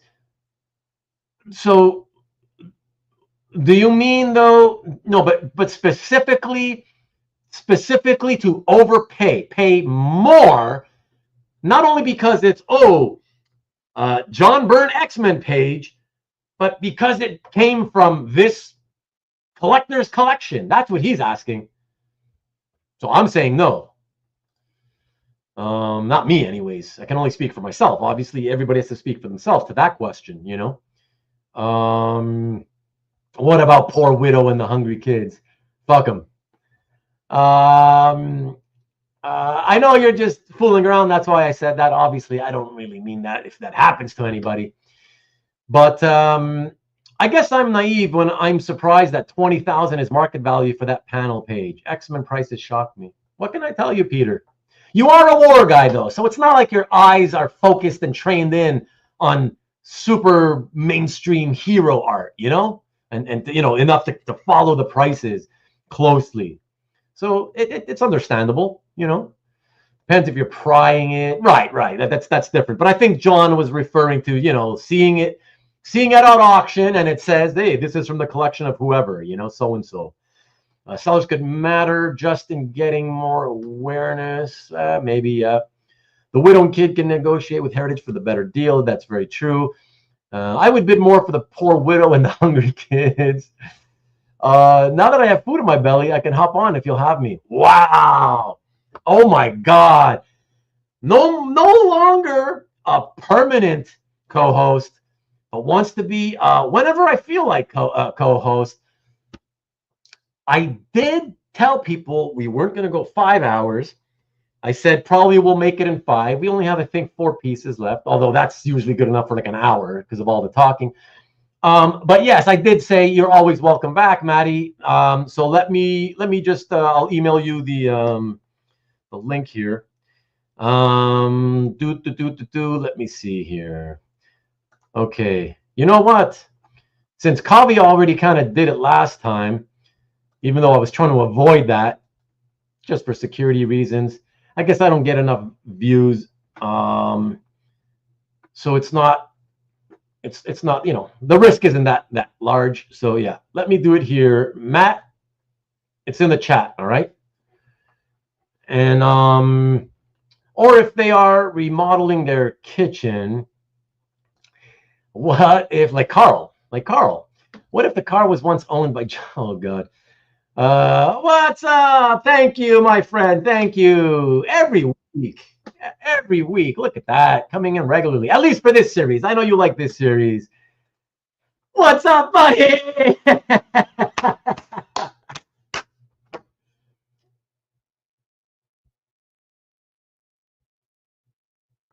Nope. Can't hear you. Finally, Matt has returned to Canada. How's it going, dude? Hey, thanks for having me back on. Absolutely, absolutely. Yeah, I mean, first of all, obviously a show I love doing, as I expressed to you, and we won't get into it for the chat, but some life stuff kind of came in the way and made it really, really hard to be able to commit to doing it. Yeah. I let them know. Okay, cool. Yeah. So I have to say, I've had a bit of a kindness epiphany when it comes to the hobby and the way that people collect. And I am certainly less draconian in the way that I think about how people collect. I'm less judgy about people who collect what they want to collect in a way. But I have to say a couple of things. Marcus talked about, the Hill collection. I got a piece from the Hill collection for $35. Right. In an auction. I did buy it because it was in the Hill collection. Really? Yeah, because I wanted a piece from his collection, and it was such a weird piece, and I kind of liked it anyways. But, I think that there is, if not a premium, an appeal to buying things from certain people. A big game changer when it comes to the, they all want a 7-hour show now. A big thing that comes to auctions now is, I just saw this in a post that Peach Momoko made. Heritage is consigning directly with artists now. Oh yeah, and not even published work. Like, she's giving them her personal work, creating work for the auction. Yes, like a fine art gallery. Yes, this is like a Sotheby's. This is like a Christie's. This is like a Phillips. So Heritage are really, and I think they're maybe the worst place to do this. But I think that the kind of a cool thing about that, in a way, is that it will give everybody in the marketplace the chance to be the first owner. And that has been impossible while there have been people like you, people like me, people like, less so people like Berkey and Anthony, who are, well, Anthony does have some direct stuff, but like your splash pages, your, you guys play cards. John Kogan in a while. What's up, Kogan? That's amazing. Yeah. Hey, it's the gang's all here. And but I also think that I don't know that we have enough actual data to say whether or not it being Wolverine in one panel versus Logan in the other panels matters. You could make the argument that it's one of the few panels that has Wolverine and Logan on the same page, which could kind of make it a kind of interesting thing. I think at the end of the day, it's not a very interesting page is the problem, is that it's not a really particularly great page. Yeah, although I'm assuming you're saying first image, the biggest one, it's the big one, but it's only chest up that you see anyways, right? Chest up, no background. And then the other three are just increasingly closer close-ups of his face, right? His eye or his mouth or what, you're right. Yeah, that's it. Now, the better, what's funny is a couple of the better pieces from that McFarlane run are actually the Marvel Tales covers that he did, which are really, really amazing pieces of artwork. But when you start going back and doing the data and you look at the difference in value between ASM pages versus Spider-Man Volume 2, or I guess just Spider-Man pages, that there's a huge drop off, that there's a major drop in price. So yeah, I think that there's, I don't know, like I really sort of feel like that a lot of the prices and almost everything that we've seen, and having done a lot of these shows with you, that usually when people lose the most money, it's when they bought during the pandemic and sold. Because really, we're talking about really peak prices and then just no way to recover. And that's why I feel like we need a decade or maybe even 15 years for those pieces. But the pieces from 19 and 18 and stuff like that, like at this point, if you bought a piece in 2018 or 19 and you sell it now, I mean, I would wager you have to make money on it. I would think so, but I wanted to say, and Mike, for me, the answer is no. I don't give two craps.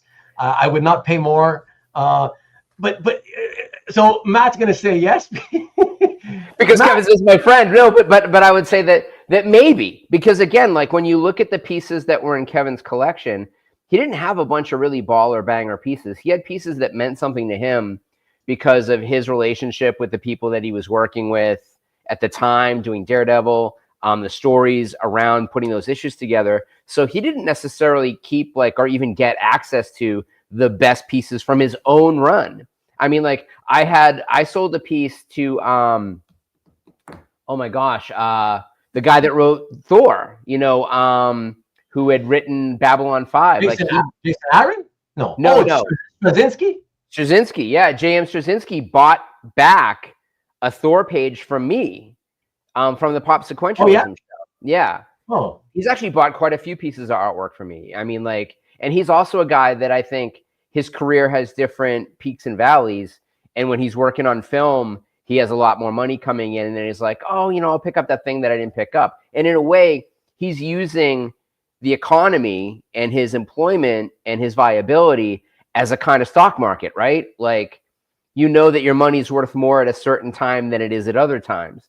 So even though in the grander scheme of things, while the value of the dollar versus, we'll say, the value of the Canadian dollar can fluctuate, different over time, your personal economy may be different. And a lot of people in entertainment are having a very different idea about the value of the economy than they used to. Whereas people like me that are in distribution are killing it. That handling old media is really, really phenomenal right now. And I've got 6 or 7 commissions out right now, which I feel really good about all of them, I have to say. Yeah. Okay. Yeah. And as for the point that you made though earlier, Matt, about yes, a lot of the examples I have are from the COVID era, blah blah blah. But I will say, I can only find what I find, right? Right. And I have found, admittedly not tons, but I have found some examples where it was pre-COVID, and what those examples also still showed was that they were bought and resold less than 5 years, still lost money. Yeah. You know what I mean? So now you mentioned, I heard it in the car and I was trying to look at my phone without getting into an accident with all the crazy construction that's going on in Las Vegas right now. But that you mentioned a page that was recently used as an omnibus cover, and I didn't get to see what page it was. Certainly, and as you said, you'd love to see somebody sell that now, because that's going to be a very different thing. It being an omnibus cover will be a very different thing. Or the Micronauts cover. Although I had a Larocque page, which was a variant cover that got used as one of the 4 panels on the Invincible Iron Man omnibus, and it didn't make that big of a difference. But I had purchased it so inexpensively that it was going to make money no matter what. No matter what, yeah. It's he's got old school 70s roller skates on the bottom of the classic, Mach 2 Armour or something, which is kind of a goofy thing, anyways, if you think about it. Right. Shall we look at another example? Are you going to stick around? Yeah, or what? yeah, I'll stick around. Okay. All right. Yeah. So the next one, guys, is, let me see, where did we left? So we left off with the McFarlane Spidey. So interesting. So guys, this is an exception to the rule tonight. The first time ever, I'm showing you something that the first slide is going to show you the first transaction. Yes, you'll see how much it's sold, sold and got purchased for. But it has not been resold. It's in the process of being attempted to be resold. And you're probably asking yourselves, then why are you showing it? See the pricing. The reason is because, it's being resold. And again, for the first time ever, not at auction. It's a dealer. Let me show it to you, and you'll see what I'm predicting at a markdown.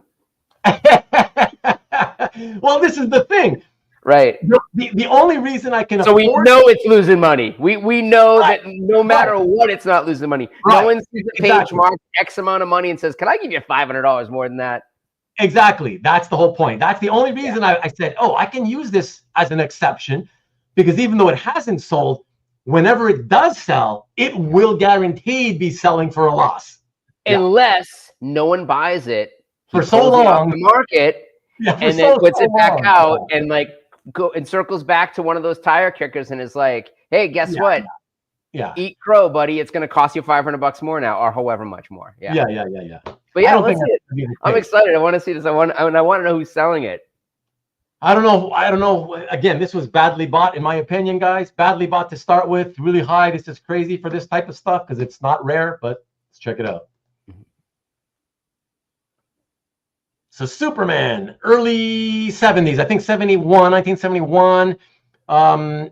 It's the splash page, a title and credit splash to number. Oh, I'm sorry. I ruined it for everybody. Well, whatever. It's okay. But check out what it first sold for. Wow. Yeah, someone paid a lot for that. Yeah, June 2022. I mean, 3 years ago exactly. 10,200. Come on, man. I mean, wow. Couldn't you get like a title page from one of the two Alan Moore, Jerry Ordway Superman issues, for $10,000? I mean, like that's insanity. Yeah, I mean, I've never seen that. Like and there's a lot of these title splashes by Swan on the market. There always has been, right? So that's what I'm saying. It's not rare. You can get them, wait for the good one, a better one to come up, whatever. In this case, I mean, yeah, he's there, full figure, whatever, but like the central focus of the image, it's this Genghis Khan monster wannabe thing. You know what I mean? It's like why of all times to pay $10,000+ would it be on this one? It's so bizarre to me. I mean, again, we always say this, and I think this has to be the case, that this must be, we don't know. Maybe they just, I'm actually going to take back what I was going to say. I was going to say that perhaps it was something that was like the first comic they bought and it meant so much to them they picked it up, except that's probably not the case if they're flipping it so soon. Uh-huh. Right? So it was just a dumb purchase. Yeah. I mean, Sean does make a good point. It's the first mention of the dimension of quorum. That's value. That's got to have at least $10,200 worth of value right there. Or maybe not. Must have been from their first comic book. Maybe. That's what I was thinking, but then they flipped it really quick. No, I there's no way I'm going to believe that, because if it's from your first comic book, even if you overpaid for it, you would hang on to it. Yeah. Keep it. Yeah. Like that's crazy. Unless you need a new kidney or something, which could also, it could be two things. That's a lot of speculation. But I tend to think that my initial belief could not possibly be the case. Yeah. It's fair enough anyways. Yeah. But we never know about these things, right? Whatever. Because nobody's telling us why they did what they did, whatever. Right. But, and by the way, Matt, last week, I did a show that I think I told you I was going to do. It's the Exceptions show where I showed. I missed them. I'm gonna have to go back and watch that, and I'm gonna fill it with comments. You're gonna see me commenting in real time. It's gonna be like 15 comments from me all the way down. Yeah, it's the one that where people did make money. Whatever. I had 16 examples, so I just use all 16 instead of the usual 15. Whatever. Cool. But it's so hard to find. I was like, well, if I leave the one out and I still got to find 14 more. I mean, it's already taken 8 months since I've been doing, we've been doing these shows. Yeah. So how long is it going to take for me to find another 14 examples where they actually made money, And which version of this show is this? The 6th or 7th episode of losers of money, losing transactions. Yeah. So 1 out of 8. And 16 pieces, and we've certainly done shows with 20. But that's interesting. Yeah. So that's it. I think soon I'll be doing the episode for the one where the one that you coined, the one I was going to give you credit whether you showed up or not, because I'm gonna use it on the the gold. Yes, I already have the thumbnails. That's awesome. I'm working on multiple, so I'm trying to decide which one to use. But hold for the gold, people. Hold for the gold. Maddie came up with it, and that's a great title. And as you can figure, it's the episode where we will show resales that made money, and you will notice that all the hold times were over 5 years. It's 5 years plus, and you'll get quite a few of them, probably 8. Yeah. So I'll be doing that probably in a few weeks. Awesome. Okay, so let me just quickly let the last 4 comments here. The widow had to feel like you and your widow and hungry kids tried to put the book together, found out it's not possible. You think that might have happened with that cover? I don't think so. Maybe it started with page 1. Yeah. What are the odds that that was the case? You know, Yeah. those elbow appendages are kind of freaking me The out. tail looks kind of like a cobra. There's a lot of interesting stuff going on with that page. The live chat is turned on. Turned off on that rewind. Oh, that's true. You know what happened, guys? God damn. And Kavi, you could, I guess, probably confirm this, or even maybe you, Matt. I'm not sure if you've edited videos yet, but what I think happens is, so last week I had technical difficulties for about a minute at the start of the show. Mm-hmm. So before I even went in to start chopping it up into chapters, timestamp chapters, right? Mm-hmm. I was like, oh, I got to chop out that first useless minute, you know? And so I go ahead and I did that. And then I go ahead and I did the chapters, only to find out I started watching it after, and it says, oh, this episode is, what does it say? Live chat, not available for this episode. And then it reminded me, I once chopped up, I wanted to edit out something out of another episode, and it said the same thing. Yeah. So I think the way it works is, if you edit any live stream, the live chat is gone forever. Wow. That's what it sounds like. So I'm pissed. I'm so pissed. Yeah. Something good to know, I guess. Yeah. So, well, you get a whole bunch of new chat in there from me watching it in real time. You mean in the comment section? Yes. I go back and watch it. Holding too long is a bad habit, according to the colonoscopy. That's true. That's true. You shouldn't be doing that, man. Whenever you feel like you got to go, you should go. Forever erased. Thank goodness. Are you cheering me on for having lost? He must have posted something that he was not proud of. Yeah, he's not proud of. Exactly. That's what I was going to say. Yeah. And now you can use the same jokes. Well, you could, except that we live still hear them all the time, so we know it's the same joke. So it's not really worth doing that, you know? Oh, there you are, Kavi. Probably with Kavi. Did you fall asleep? I think you were starting to snooze off. Yes, because they don't have the capability to resync the chat. Really? To not include the part. Wow. See, but that's the thing, Kavi. Honestly, I didn't think about it before I chopped it out. But after I did it, and I thought about it, I was like, well, why couldn't they just, like, let's say I chopped out exactly 1 minute. Why would it be so hard for them to chop out the first minute's worth of? There's two files. It's two files. It's two files, and he says they can't sync. Yeah. You would think it wouldn't be difficult though. Like, why would that? You'd think they wouldn't care to sync it, honestly, but then it'll provide a runtime on the text that outruns the file. Yeah. I understand how that can happen. Yeah, it sucks, but I have to remember not to, So lesson 1, don't edit, but lesson before that, try not to do too many screw ups or whatever that you need to want to get edited. Touche. Post to the chat on the screen. That's true. That's true. Any of the worthwhile comments make it to screen. Yeah, for sure. So at least that, which is a good reason to do it, Yeah. That would cost them more money. Sure. Max in City Collectibles. Hey, how's it going, Mac? Sad. He knew you were here, Matt. Yep. And now you need to redo thumbnail for the video to include Matt. No, I'm gonna take 10 photos. He's gonna pick one of these photos. I'm gonna have to hassle him for the photos, and I hate doing that. And people hate having to give me photos. Hey, I'll tell you the biggest thing with that, to us let everybody know, is because I live alone. So like actually taking photos is really tough, and it's blurry, and it's always it's such a pain in the ass. And I want it to be good. So like I totally. Yeah. I know, I get that. Believe me, it's not like I don't know. I know this from a lot of people. Believe me, okay? Yeah. But then you have guys like one of my guests, Mikhail, next week, who I mentioned at the top. Oh, that's going to be great. That's going to be great.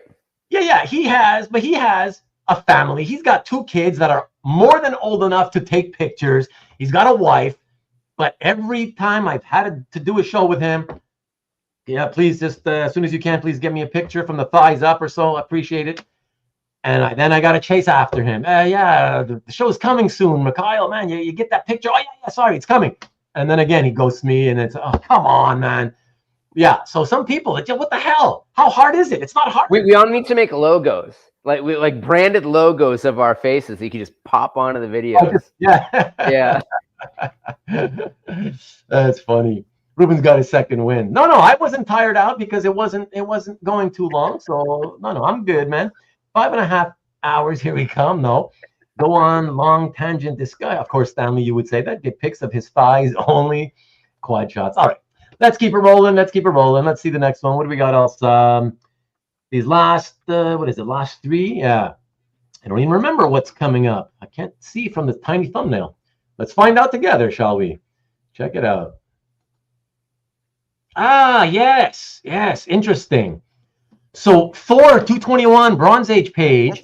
Thor versus Hercules. Yeah. This is a dope page.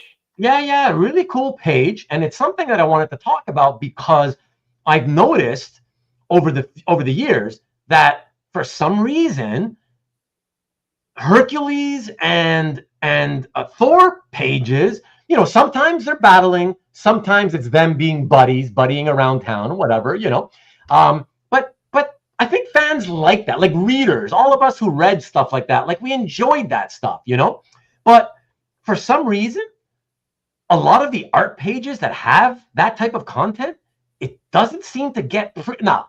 7,800 was a massive premium. I will say this. Here's the thing, though. In my opinion, this is the kind of price that a Thor and Hercules battle should get. It's one of the more classic. I agree. Maybe 7,000, 7,200 sounds like what you could probably get for it, in a normal market, with the MCU doing well.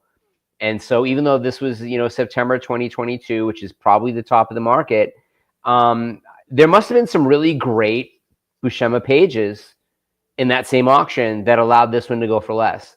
But I would not be unhappy if I had this money to pay and had this page, and if I were to hang on to it for 10 or 15 or 20 years, right, it would be a $30,000 page in 2040. You know what I mean? Yeah. Totally get that for sure. Yeah, but also, that fourth Thor movie is really terrible, and is the one that teases Thor in the end credit, or teases Hercules in the end credits.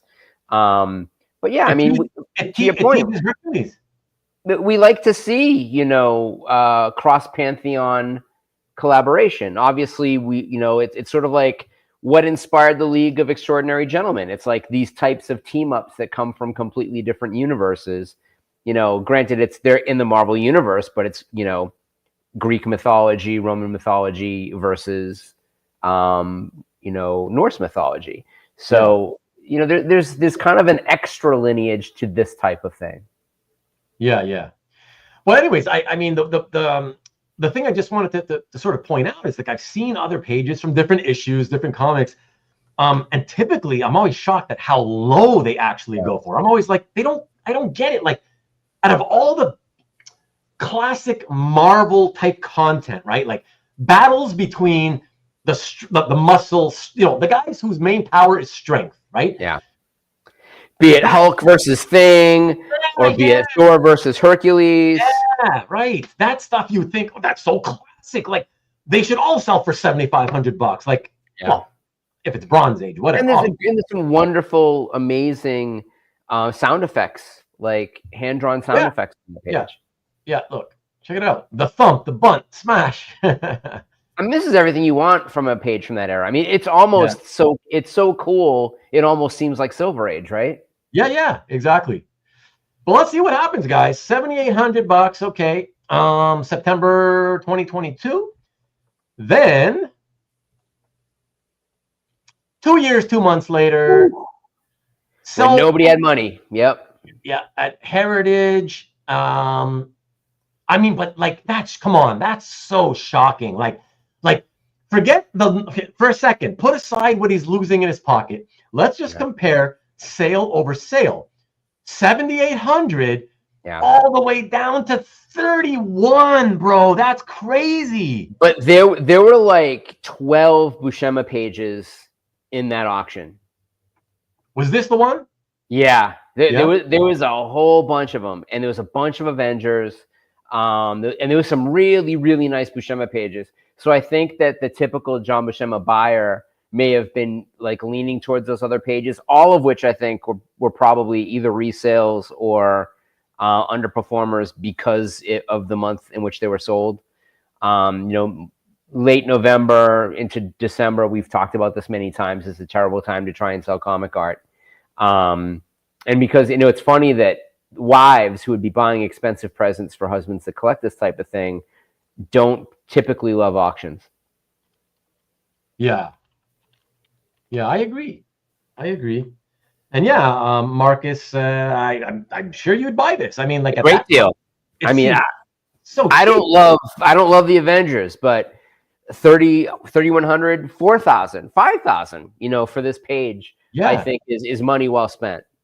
Yeah, that is so wild. I mean, look at a net $5,200 minimum out of his pocket, $5,200 after paying 70 something. Like, it's like the majority of it, right? Like, it's like 2/3 of the money gone. Like, wow. Yeah, it's funny because on the one hand, maybe it was too high to start with, but at the same time, it seems like it sold for way too low the second time. And a great point from Peter. This is a far superior page to that Spider-Man Wolverine page. Granted, there's less McFarlane Marvel work out there than John Buscema Marvel artwork out there, but and to a degree that's an apples and oranges comparison. But it's a nicer page. It's just it's a more fun page. Yeah. I mean, I think what he's saying is for any of us who are like just in general Marvel fans, right? And you were a Thor fan, Hercules. Maybe you were more of a Spidey and Wolverine fan, but as long as you were still a Thor fan, Avengers, whatever, you were across the board Marvel. I think even if you're somebody who ranks the characters and Spidey, Wolverine are at the top, and maybe Thor somewhere top 10 or whatever. Yeah. Even if you feel like that, how could you not think that that's still the better buy? Way better buy. You know what I mean? And it's a battle versus talking heads. Classic battle thing, yeah. Yeah. I mean, there's another really kind of important thing to maybe talk about in reference to that Wolverine Spider-Man page is that they're pals. Like you remember that Spider-Man versus Wolverine one shot, which looks like a reprint, even though it's original material. You mean the one by Mark Bright? Yeah. From the late 80s, I guess. Maybe in the cusp of early 90s. Yeah. 87, I think. Yeah. Terrible color, like what at the zenith of the worst coloring going on at Marvel. That's the same era where that super ultra bright coloring on newsprint of New Mutants made every issue of the Barry Wins of the Sienkiewicz run look terrible. And so it's great when they put that back out in an omnibus, how much better that stuff looks. But the battle aspect of things, like you say, like two tough guys fighting, that's what you want. Like that's what a comic book is. It's wrestling. It's a heavyweight fight. It's the best of the best of what we want when we collect things. If we want a panel page, you want to see the battle. Yeah, and that's the other thing too, is that even though you mentioned, okay, that was an auction where there was a bunch of Buscema pages, that's all well and good. But this type of content on a page, to me, is the type where, like, even if you've got 10 other pages, this is the one that's going to go for big money, and the other ones are going to suffer because everybody wants to get this one. You know what I mean? Yeah. There are some people that think that the more characters on a page, the better. And certainly I had a couple of Final Crisis pages. I ended up keeping one of them, which is just one character, because I think it's the best page of the entire run. And it's the Dark Side reveal from Final Crisis. Yeah. Oh, Final Crisis, yeah. But I also had the Martian Manhunter's funeral page, which has the entire pantheon of superheroes at his grave. Right. And that's a banger of a piece from a phenomenal artist, J.G. Jones, a superstar writer, Grant Morrison. And so for modern collectors, that becomes like a keynote piece. And I sold it. Of course, I made money on it, but I don't think I priced it crazy high. And the person who bought it could easily make more money now than when they bought it from me. And again, we're talking about probably 10 years ago, so like, You know, there's a lot of room there to make money on that. Oh, it's at Heritage. Really? Oh, I have to look that up. It's Southern Comic Geek saying the Final Crisis funeral page is at Heritage now. Interesting, right? The Martian Manhunter funeral? Well, I guess that's the big funeral. Oh, I'll have to look in on that just to see. I want the guy that got it for me to make money on it. You know, like I want that to be the case. For sure. Let me quickly say that Mac, we talk about comic book art here in this channel, not the comic books. So what you're asking, all I can tell you is when it comes to the softening of markets and getting blue chip comics versus blue chip art, it's totally different, my friend. It's so different. This is where the main difference between the two hobbies comes into play the most. That is the one-of-a-kind factor versus the many-of-a-kind factor. That's the answer. The quickest, easiest answer I can give you. In your hobby, it's because that hobby has been soft for the last couple of years. And it's a lot of it having to do with the fact that it's not rare. Nothing's really rare. Plenty of copies exist in all kinds of conditions if you want it, right? And that's why you can get it when markets are soft. People are desperate to sell. Okay, yeah, fine, whatever. This thing's dead for me. I'll give it to you for 40% of market or my asking price or whatever. But you never see that happening in the original art market because the seller, it's their only one. They know that nobody else has another copy of that page. So there's no need. There's absolutely no need. And that's why you can get that at times in the comic market. That's not rare. Anytime the comic market goes into a downturn, that happens actually quite often. Like there's always dealers out there that have a lot of stuff they're happy to just move it. Yeah, for big discounts off of their. We see this every Wednesday night on CAF, where Berkey and Anthony are just trying to move inventory. Like they have so much stuff. Right. They don't have that one-itis thing. Like they haven't fallen in love with any of the pages. They know what they paid for it. They want to recover it. But if they can get cash in to put against something else that they can make more money on, they'll do it. They don't mind taking that temporary loss for a long-term gain.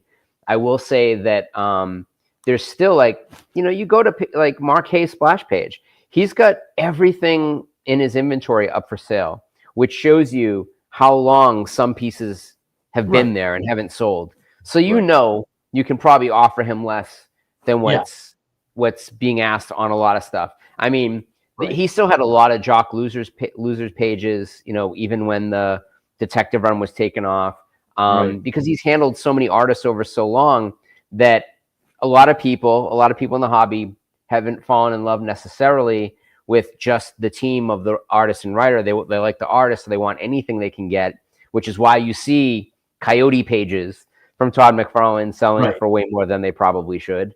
But that certainly there has been the shine has gone off the penny, shall we say, as it comes to comics, that a lot of people that became comic book collectors during the pandemic got out because they saw their collections sinking in value. And rather than hang on to it, and especially since, if you're a guy in a relationship or even just like a guy on your own, like having a lot of a thing that you don't really look at that often, that's in giant long boxes or even a pile of short boxes. Number one, that's an eyesore to a woman. So she's like, what are you gonna do with this? I thought this was gonna be worth money. You spent all this money on this. It's like peck, right? So like that's gonna encourage you to want to get rid of it because happy wife, happy life. Yeah. But then there's also that idea of it's not making you happy either if you look in the closet and you're not paying attention to it, you're not taking out and looking at it. And the difference between graded comics versus ungraded comics, I think people are starting to fall back in love with ungraded comics.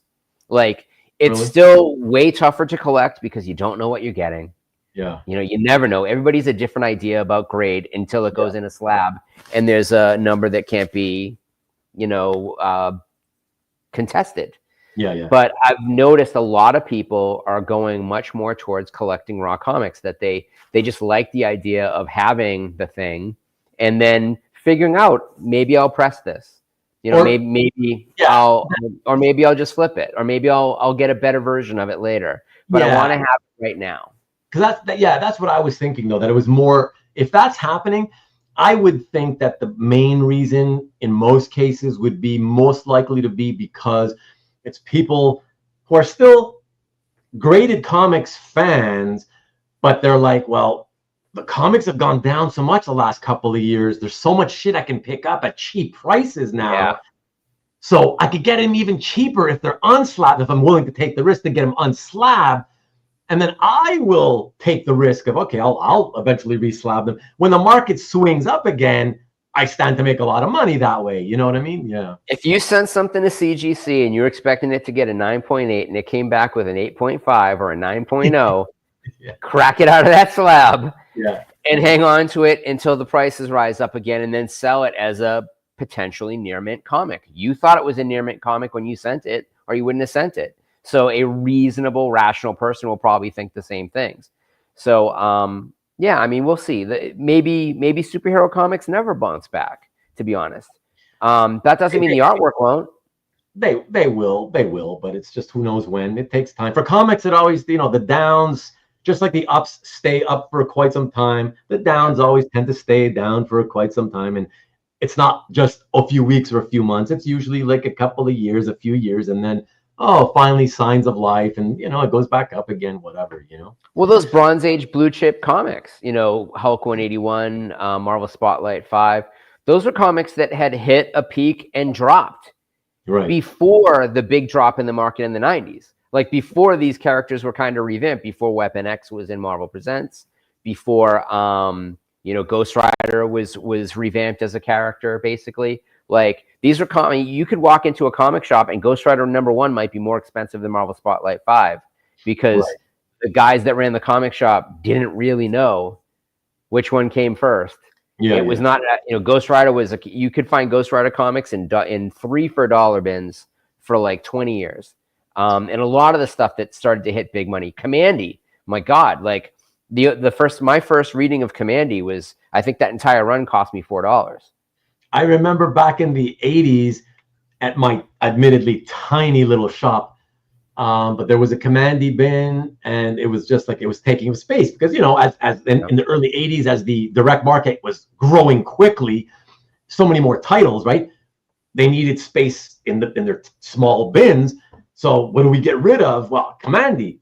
Immediately into the 4 for $1 bin under the bins. You know what I mean? Yeah, it was just. Ironically, while they're making room for like all those like First and Pacific comics that Jack Kirby was cranking out, that nobody gives a shit about to this day. Yeah, exactly. All right, man. Let's take a look at another example here, the second to last one, and let me see what's up. Yes. Check this one out, everybody.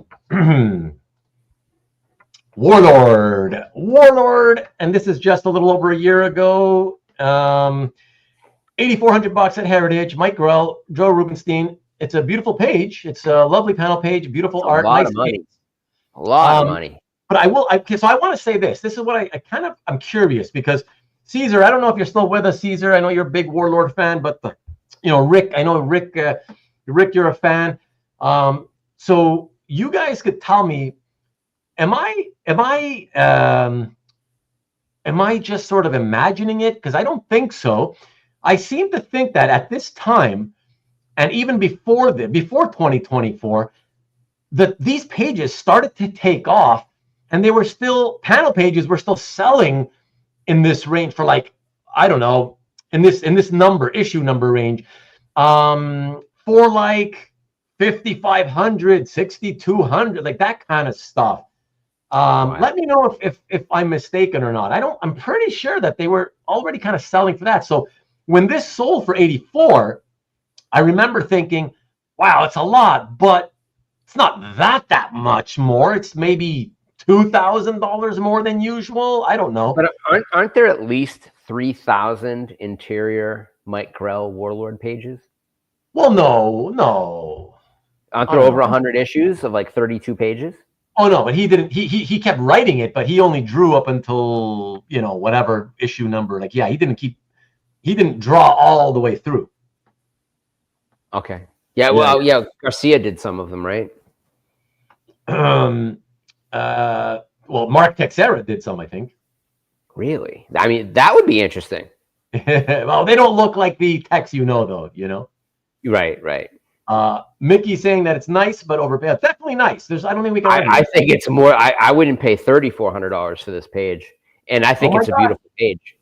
Oh my gosh! Look at Rick. Rick he's coming forward to admit he's the buyer. This one hurt. I paid way too much. Rick. Sorry, Rick. Yeah. Tell us, Rick. What was? Oh, okay. He did tell us right here. I had a heritage credit, so I felt like I had some free money to burn. Wow. Okay. That's like playing with crypto. It's monopoly money. But it's you got to think about it, Rick. It's not. You can't think of it that way. It's not free money to burn. The credit is still worth cash. So you could have turned that cash into some other artwork rather than put it all into the same page. You know what I mean? Yeah. So you got to be careful with that. But I appreciate. Warlord was one of those comics, and I have to say that the coloring on the newsprint issues was really rich. It was really good. I really love looking at the color version of this page. Yeah. It's like Conan. Yeah, it's nice. I still prefer black and white though, but I do like the color. Yeah, it's fine. Yeah, art's really nice. Yeah, for sure. Too much though. Yes, an exceptional page. It is. It's fantastic. Yeah, so at least you got a nice page, And eventually, as long as you hold on to it, remember the 5-year rule there, Rickster. And if you hold on to it, I think you'll be okay in the future. It may take more than 5 years. I'm not sure, but I would, if you can hold on to it, just simply because you're a Warlord fan, you're a Grell fan, and it's a really nice one. So it's a weird thing though too. It's a page 1, and it's a Califont page, but it's not a title page. Oh, you mean the indicia at the bottom? Yeah. But that's why though? You're forgetting, Matt. That's because Warlord was known for always starting the first page with a panel page, and they would use the second and third page always as a double page splash to make it exciting, and that would always be the title and credits double page splash, Yeah. I remember when I got back into comics, one of the first comics I bought, I think, was like Warlord issue 100 or something. Oh, really? Yeah. It was one of those newsstand purchases. There was one of the, I think, Star Wars 75, like Warlord 100. Like when I got back into buying comics, and I get sent, to the corner store to buy milk and eggs for my mom. I go over and look at that rack, and I'm like, oh, I'll pick this up.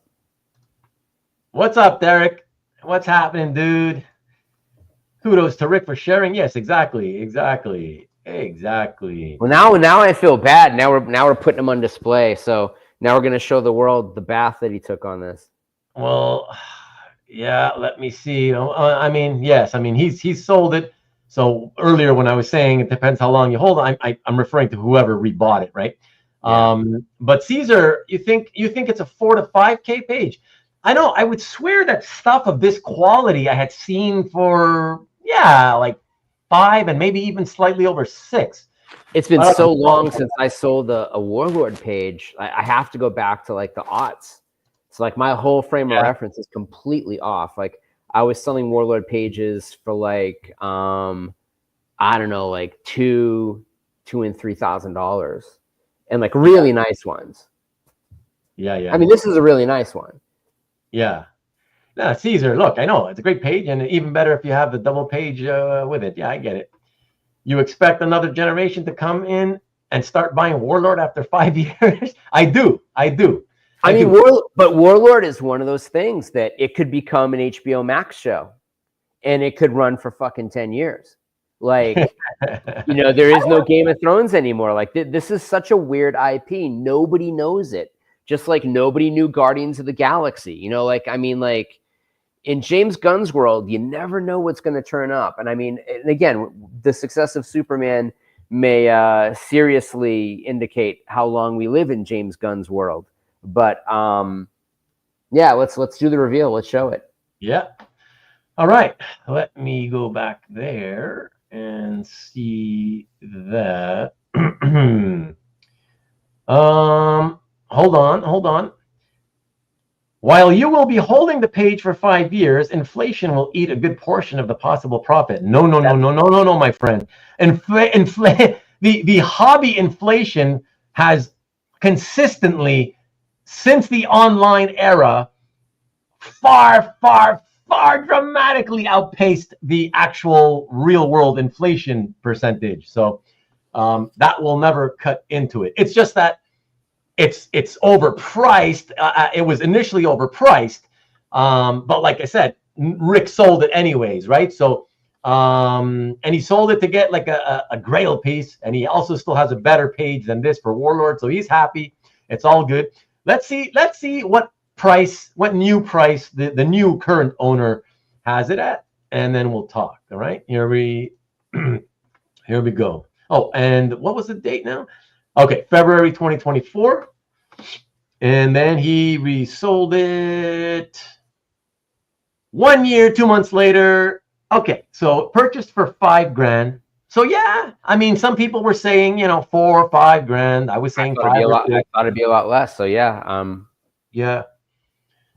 I mean, it's a big hit, obviously, because it went to Heritage. So for Rick's pocket, it's a massive hit.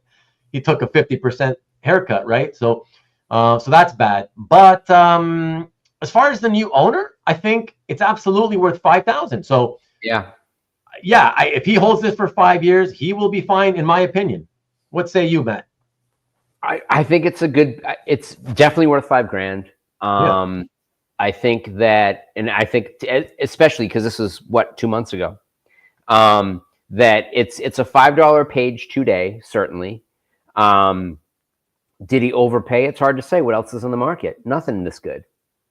So like if you want a really nice Mike Grell Warlord page, I think your only place to go at this point is going to be Rich Donnelly, and who knows what he's going to charge. I had contacted Rich about that Charles Vess cover of Books of Magic with Death on it, and I had no idea what it was going to cost. And I had inquired about it and not gotten a response. And I was like, "Hey, Rich, I asked about this before.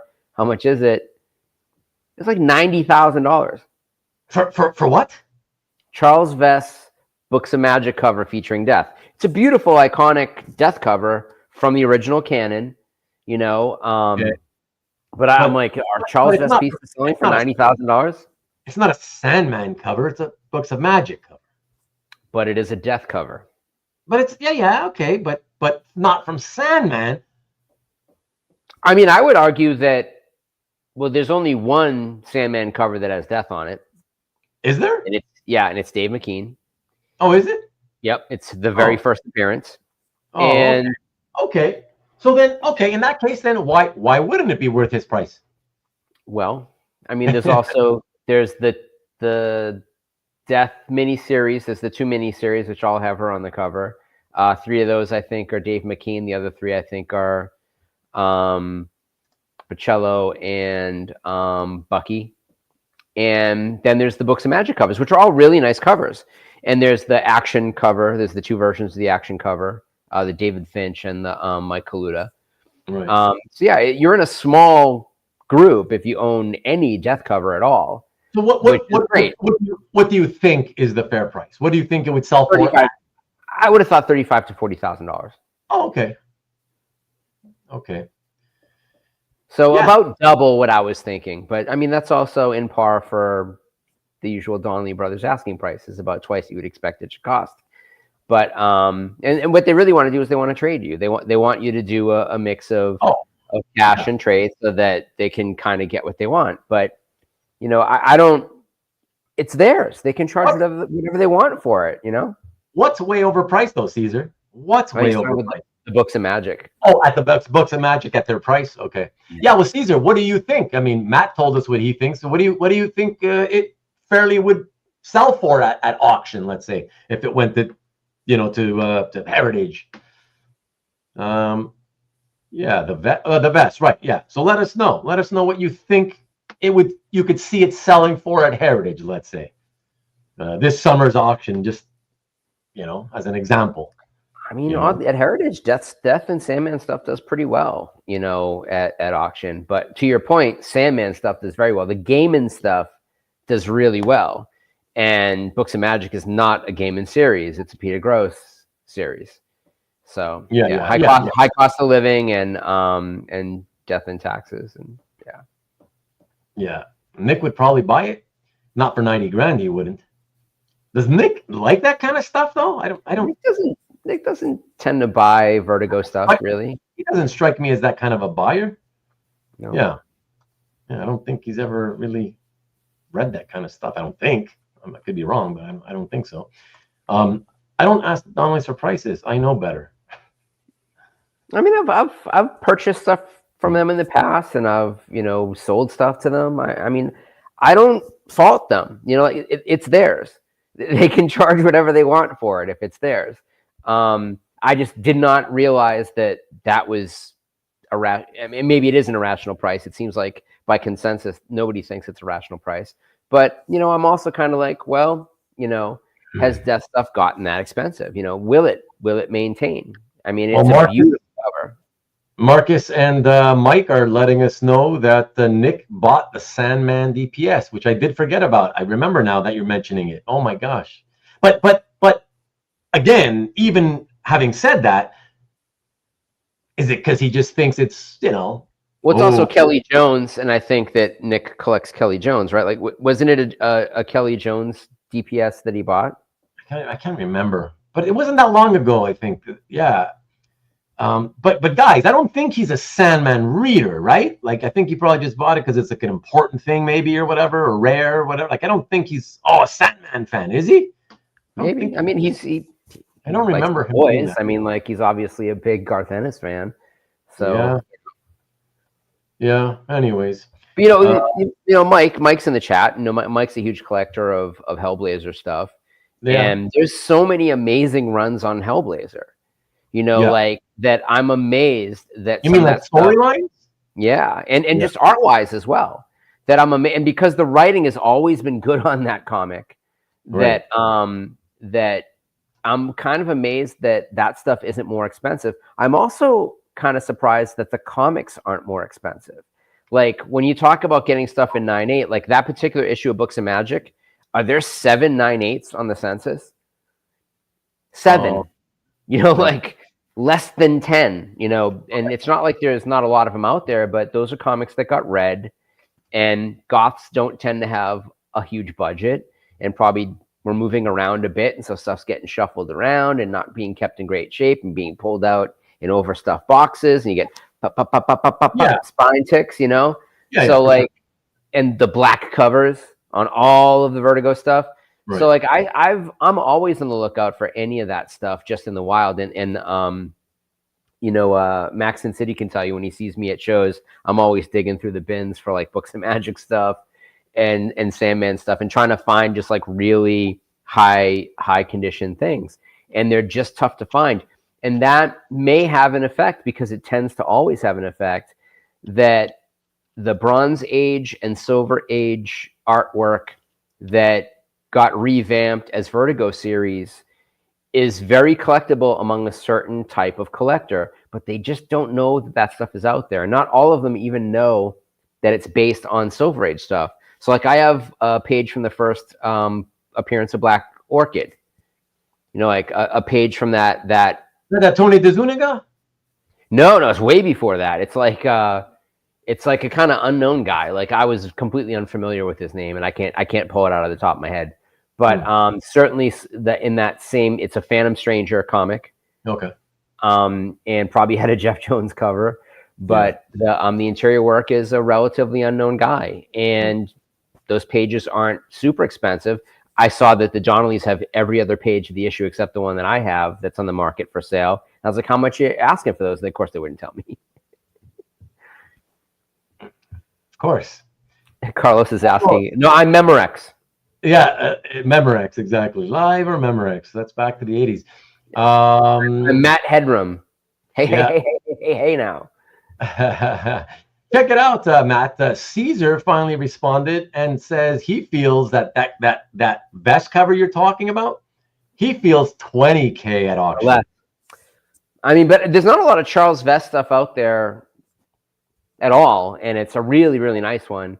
So sure, I mean, I think anything can happen. I think it's anything can happen, really, right? Yeah. Because there's no comps really, you know what I mean? So it's whoever's watching at that time. Plus, you see what Pacello death pages go for? It's bananas. Cello death pages go for insane money. Oh, sure. Well, but any death page goes for insane money, though. You know what I mean? But like by any artist, really. But I mean, so $70,000 for a Bocello death interior versus Right. a $90,000 cover by Charles Vess. Charles Vess is every bit as good an artist as Chris Bocello, but certainly that Bocello page is written by Neil Gaiman, which you would think would have a poisoning effect at this point, but it isn't. Yeah.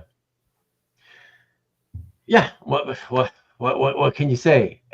Interestingly enough, every time I go to Facebook, you know how Facebook always puts faces of people in front of you and says people you might like or people you might friend or something like that. Yeah. They keep putting Neil Gaiman in front of me. That's weird. That's weird. Well, because enough of the people that you know are friends with him. I wonder if it was because I did that one episode where I had him on the thumbnail and then we talked about him and the algorithm maybe finds that and then somehow, oh, you like Neil Gaiman, so we'll put this in front of you. Like, I don't know. Like, it's just weird. It'd be interesting to see how it all shakes out. I mean, like, certainly, I don't know if you saw this, but Cam Stewart is in a pretty big art show this month. Cam Stewart, of course, was somewhat disgraced for he was out to underage girls and using his position as a writer, I will say allegedly, to protect us. And had a couple of series canceled, including his run on Batgirl. So yeah, I mean, if he's back out and showing in art galleries, then Cameron Stewart. Who did you say? I did say Cam Stewart. Oh, okay. Yeah. But sorry, what is he doing? He's in a current art show with a bunch of high profile artists. Oh, I see. Okay, but like, do you mean illustration or fine art? Yeah. Well, it's a fine art gallery, but it's illustration work. Illustration. Okay. Yeah. Interesting. He's got to make money somehow, right? I mean. Yeah. Marcus was asking, why would it be poison? I'm not going to talk about that. Oh. And Mike says, no, I get the Gaiman suggestions as well on Facebook. Yeah. That's funny. He should be canceled. Who should be canceled? If you're talking about Stewart, he was already canceled. But I don't know who else you're talking about. Cancel culture only works on Colin Kaepernick. Apparently so. He's like the worst of it. All right, guys. Let us get to this last example here. And Caesar wants to say one last thing. The Bocello death pages have a huge following, though, bigger than Vess as an artist. I kind of have to agree with. Yeah, I mean, but I think there's also fantasy art collectors that drove up the price on Charles Vess pieces. There's fewer Charles Vess pieces than there are Chris Bocello pieces, but Chris Bocello death pages are exceptionally rare. I think they're peas in a pod. Those are two things you can actually compare pretty closely. Like when you look at what their stuff generally sells for, like I had a Bocello page for sale for a very, very long time. It was part of his Marvel work and it didn't sell for what I thought it was going to sell for. So I took it off the market. I'm happy to keep it. Yeah. I mean, whatever. Yeah. People dress up as elves and wizards to meet Vess. Yep. And people dress up like Death to meet Neil Gaiman. Really? Well, why not? I mean, all these people, whenever James O'Barr is at a convention, you see everybody cosplaying like the Crow. Male, female, fat, thin, 20 feet tall, all of them. Yep. You're going to see a million crows there at the convention when he's there. Yeah. So, investment art. Ooh, I like that. Always good with the puns, Rick. Love it. Like it. Ever since the first thing I ever saw was that Web of Spider-Man #1 cover. So that's how I was introduced to that, and I was like, oh my God, this guy is my favorite new artist of all. You know what I mean? I was like, oh, this is amazing. And every time he did like a little story, did a short story or a fill-in or whatever for Spider-Man, so beautiful. Oh my God, that stuff's so amazing. You never see those. His interiors were mostly done on Baxter too. So like his work was getting colored well. When I look at kind of the fantasy guys that kind of took over, like people are really hype about you know, some of the Hildebrandt Marvel art, and there's people that are big fans of who's the guy that draws everybody muscular no matter what their body type is. Like, it's kind of his thing, and he did like all those Marvel cards.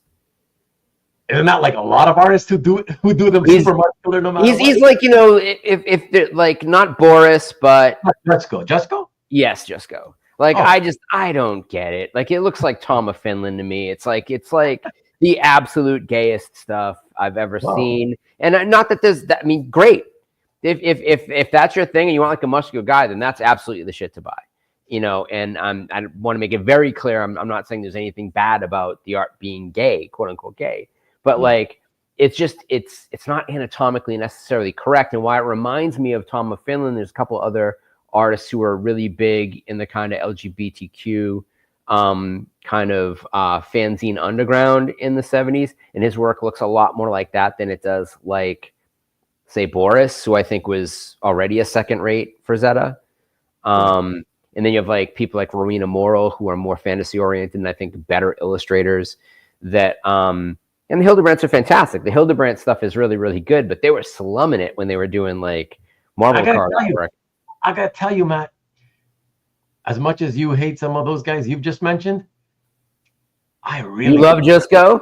No. But I'm just saying, I find the Hildebrandts so overrated. Like, they are 100% overrated. But a lot of the a lot of the superhero stuff. Yeah, no, their Dragon magazine stuff was way better. I've seen non-superhero stuff that okay, that's like fantasy, good fantasy stuff, you know. And I think ultimately that's probably what it is. Sometimes that's really all it is an artist will have a feel for a genre, but that doesn't mean they're gonna have that feel for this other genre. You know, and they just so when they try it, they just it just doesn't look good because they're not feeling it. You know, I feel the same way about not Pepe Moreno. Pepe Moreno's great, but Milo Manara. Like Milo Manara's like Fumetti work and bande dessinée comics is amazing. I do not like his superhero comics at all. I don't like the way he does the X-Men ladies. That Spider-Woman cover is absurd. You know, like but he's so good when he was in his lane. And I mean, that stuff is completely politically incorrect. And in a way, it was done so to be provocative in Italy and in France at the time. And it became popular, and he was kind of scratching his head like, they don't understand that this is satire. So he just leaned into it and kept making it more and more ridiculous. Like, oh, how about butterscotch? How about click? Like, just making it like, when are they going to hate me? Like, when are they going to say this is too much? And it was never too much. Until he went to work for Marvel, and then people kind of like, I don't know, this is a little weird, dude, you know? Oh, boy. Yes. All right. Shall we look at the last piece? Let's do it. All right. We might wrap up by 9:30 and prove everybody wrong. All right. Yes. No, for sure. So last piece, everybody. James fell asleep or went to put the kid away to bed and then fell asleep. Hopefully, James, you'll come back and let us know at some point. Huh? Siegel, yeah. Because I told him earlier, he was here earlier, and I told him like there's only one X-Men piece at the end, it's the last piece, and it's one that I want to get his views on, you know, because it's really great to me. It's great, and it's one of these pieces where because of what the character is wearing, I wonder like shouldn't this be worth more? Or do people like the traditional costume? Well, let's check it out and see what I'm talking about. Let's check it out. I would like to get James's take on this then. Oh, okay. Rogue in a bathing suit, but it's pre-Jim Lee Rogue. Yeah, whatever. Pre-badonkadonk. Yeah, but it's Jim, John Romita Jr. It's a great part of the. A lot of people are still very much fans of this part of the run. I don't like this run at all. I know you don't. But that's beautiful. Come on, that's beautifully drawn stuff. That's beautifully drawn, really?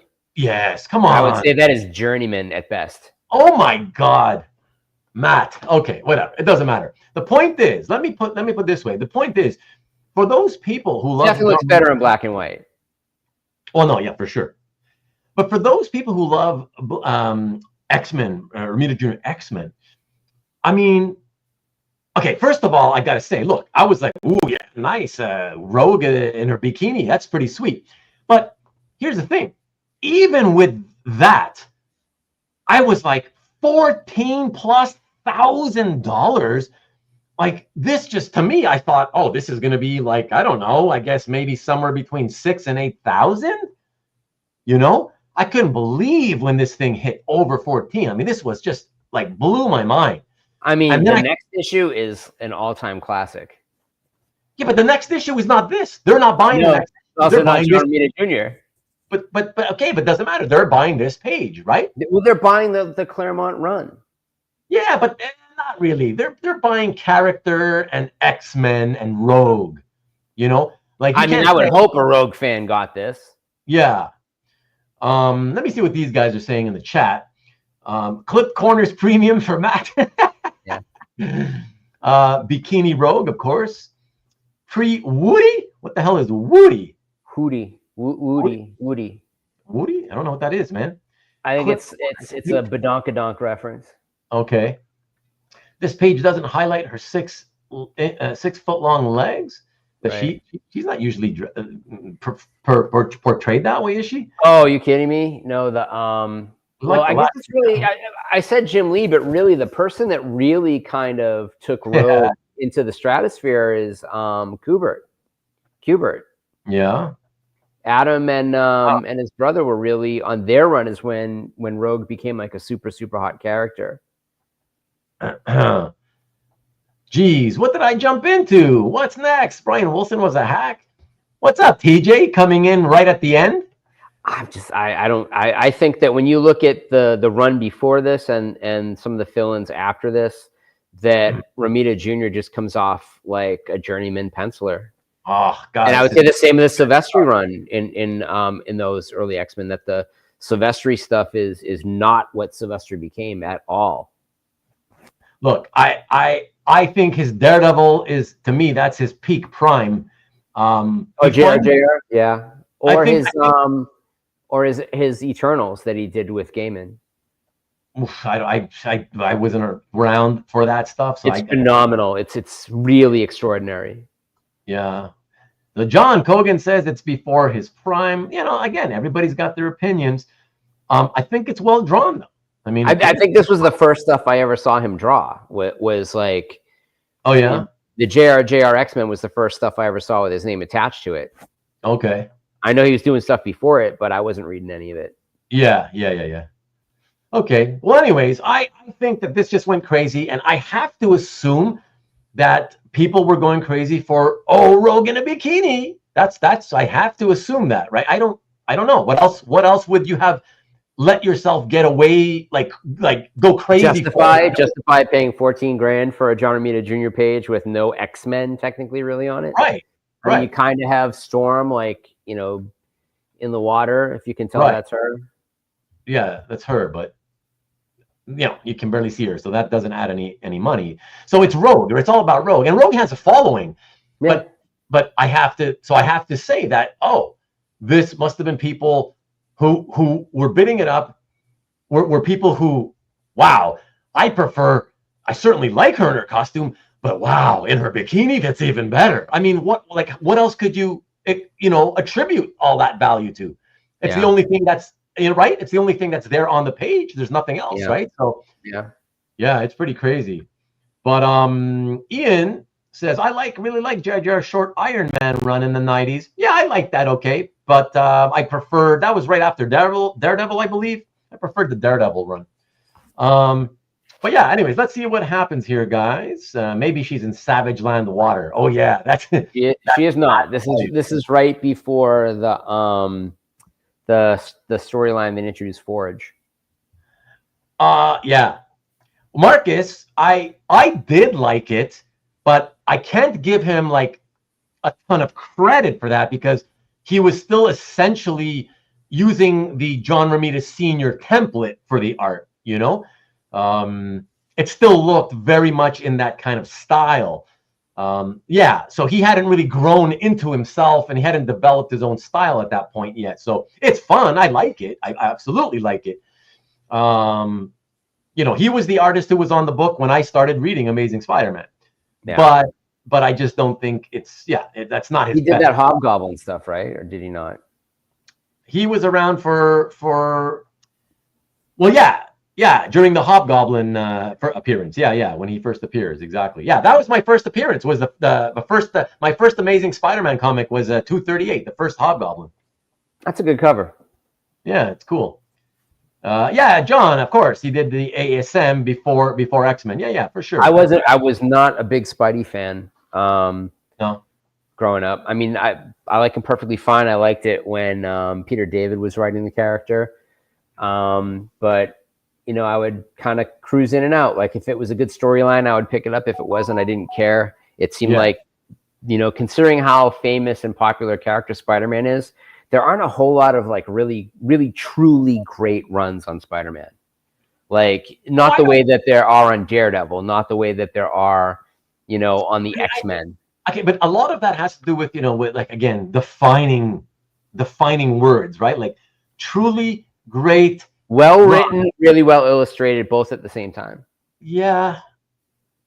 Look, I haven't reread them since they came out, so who knows if they're as good as when I was a teenager. I mean, even going back and reading like the Sin Eater story, which is a highlight, and really, really great highlight. Right. It's still nowhere near the caliber of any of the other stuff I was reading in that era. Right. Not the New Mutants, not the Claremont X-Men until that got completely convoluted. Certainly not the great runs on Daredevil, and you can pick a bunch of them. Like I said, and then the DC stuff. I really enjoyed Amazing Spider-Man from the introduction of Hobgoblin. Of course, I know I was a teenager, and that's when I hopped on. So of course, I'm going to say I loved it. But from there until what? So that's 238. Right, and then ultimately up going into 300, and then McFarlane does his thing. I kind of really enjoyed most of that. I know what you're saying. I guess that maybe you can't say that, they're like, wow, story and art. But I would say from that whole Hobgoblin saga, before they started making it really... It just got nuts and completely convoluted. And impossible to understand. Right, and then they went quick into the black costume after that. And it was kind of like, a lot of it was just kind of like gimmick. I think they're onto something, and then they would blow it. And they did that to the X-Men too. Like it was a point where you had like one of the greatest, one of the greatest writer artist teams in history of John Byrne and Chris Claremont with Terry Austin on inks, X-Men, followed by some really, really great follow-up people, including bringing Dave Cockrum back, having Walt Simonson, the Paul Smith stuff.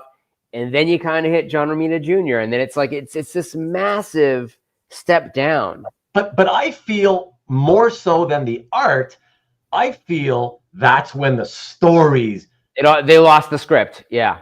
Like the reason that Byrne Austin stuff is so well regarded and still to this day so beloved as probably the preeminent X-Men run of all time. Yeah. Is because not only is it really great story and art, but because after that it already kind of almost immediately starts to go, it doesn't drop off a cliff. Right. I still really remember enjoying those second run Cockrum issues. You knew they were worried because a couple issues later Dr. Doom appears in an X-Men comic. I mean, you kind of know, like, okay, we've completely, now there's aliens. Like they completely lost the script. I hated that issue just for that. I was like, what the hell is why would you bring Dr. Doom? That's so weird. Whatever, but bizarre. But I mean, they certainly started to get a little sideways, and but like, then the X-Men just became a book that they knew they could just put whatever new penciler on because people are reading X-Men. That's true. That was going to be the bestseller for eons to come. And when they lost Bill Sienkiewicz on New Mutants, which they were already kind of like, the fans weren't. And people don't remember this. Like, Sienkiewicz was not a beloved penciler. Like, his work on Moon Knight was popular, and he was popular because it was seen as kind of like Marvel's Neal Adams. Yeah. And then when he started doing that really experimental stuff with New Mutants, and and that great team up of Claremont and then like having Louise as like the mutant editor, really putting together these really heady stories, stuff that they couldn't do in X-Men at that point because it was like a little too cerebral. That whole run is extraordinary. Right. And then it was just like, whatever new artists we want to test out on a Marvel book, we're going to stick them on New Mutants. But we got this hotshot kid over here named Adams that we can throw on the covers. And so like there's all these great Arthur Adams covers on New Mutants. Then he did the couple of tie-in issues with the annuals. Yeah, I did some beautiful covers. And we got lucky. We got like, I think Brett Blevins ended up doing some New Mutants in that era. I think we ended up getting he did a nice run. He did a nice run at the time. Yeah. But don't forget, even Barry Windsor Smith started doing a cover run on New Mutants. Yeah. Yeah. You know? I was like, what? That's weird. Okay. You know? Yeah. I mean, I know he had done a couple of whatever X-Men fill-ins or whatever, but still, it just seemed weird to me. Like, New Mutants, really? Those X-Men fill-in issues are amazing. Yeah.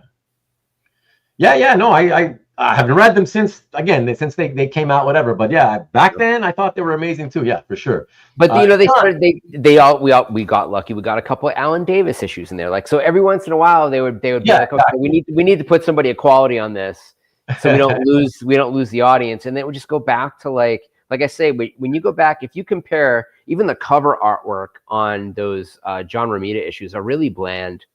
That Trial of Magneto cover is like, considering what that comic represents, is a super bland cover. Which one? The Trial of Magneto, which is like X-Men 200. Oh! You missed that one. You missed that one because I showed that one on the last Stop the Insanity. It's a really important issue, but it's a really bland cover. And then the next issue of like, Storm without powers fighting and beating Cyclops for control of the X-Men 201. Right. Which is now kind of seen as a somewhat iconic cover, but it's not a very well drawn one. It's like that cover of Wolverine that drives me crazy. Isn't that a Rick Leonardi? Yeah, I think it might be a Leonardi cover. And Leonardi would have been like, I think he's a great talent, and I love what he did with Cloak and Dagger. Yeah. But I'm with John. So John says he liked the first 120 issues of Spider-Man, which I'm assuming you mean the original 1960. ASM, yeah. 3 or 2 or whatever, right? You can go a little higher than that. I mean, like I like some of the, I think that covers the Gil Kane run too, right? Or no? Gosh, because the Gil Kane issues are great. Some of it, maybe, yeah. Pollard, some of the Pollard covers are fantastic. I can't vouch for the Spidey stories. I probably read the stories up until just past 100, and then right around, I guess, in the Morbius, and then after that, I kind of stopped, and I don't read again until the 200s. I skipped. 127 is what? Tarantula. 129 is Punisher. Most 100s I've skipped, other than a few issues here and there, kind of thing, Is the Nightcrawler crossovers with the Punisher? Yeah. Well, that's pretty dopey. A few Punisher things, little things here and there, but. So I'm not really familiar with the 70s stuff. The 121, 122, Death of Gwen Stacy, Green Goblin. I love that. But John, I also love the Paul Smith fantastic era. I love that whole Brood story, the whole with the Brood and outer. I love that. I mean, the alien by bringing the aliens in, it was kind of like they had completely lost the script on what the X-Men were. But those are good comics. Yeah, they're good comics. Yeah. Marcus says that 201 was the best issue. Well, it's the introduction of Nathan Summers, right? That's when it kind of, for me, heading towards 200 was really, I was really starting to not like it anymore. And then pretty much from that point on, especially in the Silvestri run with all these 40-something guys like James and they love that shit because, of course, they were kids. That's their era. I totally get it. If that's their thing, I totally get it. And those guys have good jobs, and so they have money, and so they've driven the price up on that artwork. And that's great because they're only going to have to compete with each other for it because there's no nostalgia for it for the generation before or the generation after. So, like, when they age out, that stuff's going to drop in price. That's probably also true of the Kubert brothers' work on the second X-Men title, which I think, in a way, were underrated in their era, and now I think the art values are overrated. But I mean, if people are paying it, then that's the price. And it's not like it's terrible stuff. They're really good illustrators, and they learn from one of the best people in the business. So I think that stuff in a way ages a little bit better. It's a shame it wasn't as well written as the era that preceded it that didn't have such great artwork. Again, I guess it's different strokes for different folks, whatever. But you know, try and find any artwork from the Jason Aaron run on House of X or Powers of X. None of it is available. None of it is for sale. But who has it? There's collectors have purchased it. Like it got bought like that, and people smarter than me got in and were reading that stuff and like, this is really good shit. And like the Jason Aaron run on Fantastic Four, also really hard to find that stuff. Right. All right, let us get back off our tangent and show a reminder really quickly. So everybody, this last piece, we're showing the X-Men, John Romita Jr. with Rogue in a bikini. Check it out, September 2022, and sold for the, in my opinion, astronomical cost. And I love this page. I really think it's really nice. But $14,375. Like I said, I thought it would fall somewhere between $6,000 and $8,000. And then that person resold it, and it sold for this. That seems more like it. Ba-boom! Yeah, 2 years, 9 months later. Wow. I mean, what? Like last week, like 4 days ago? Well, yeah, pretty much. Yeah. Yeah, so it was just earlier, like whatever, a week ago or whatever. Then the last Comic Link auction. I do like the whiteout. I like the whiteout on that page. Yeah, it's cool. Even on the last panel. Yeah. Yeah. You know, it actually almost looks like a Gene Colan Tomb of Dracula page. Interesting. Yeah, actually, the black and white on this does look really, really nice. The original artwork is so much better than the color that it's shocking. Yeah. And actually a really cool place for him to sign it. Like, it's a good layout for that. Yeah, absolutely. Perfect. It's perfectly, yeah. No reason that signature should go anywhere else, you know? Yep. And yeah, bam, ouch. Everybody's getting hurt. The money's burning, guys. Rogue absorbed all the money. But that's, you know, the price that got paid for it. I think that's a fair price for this. And that person is going to make money on this when they resell it. Oh, yeah. Like I said, I thought somewhere between 6 and 8. So 62, 69, right? Bang, you know, in that you know, near the bottom of the range that I expected it to be. So now I have to address this because everybody always brings this up because I bring it up. Oh, the clipped corners. Okay, let me just say, hold on. Let me just say, guys, one last look. A loss of $8,700 is incredible. 60% of the money gone. But of course, like I said, $14,000. It was badly bought to begin with. It was way overpriced. So there you go. I hope that the new owner keeps this for many years and he'll be okay. But yeah, let us come back to you. Yeah. So here's what I was gonna say because before you say it, I just want you to know, Matt. I want you to know. I mean, it's a live show you can watch on Rewind, so it's not like it's a secret or anything.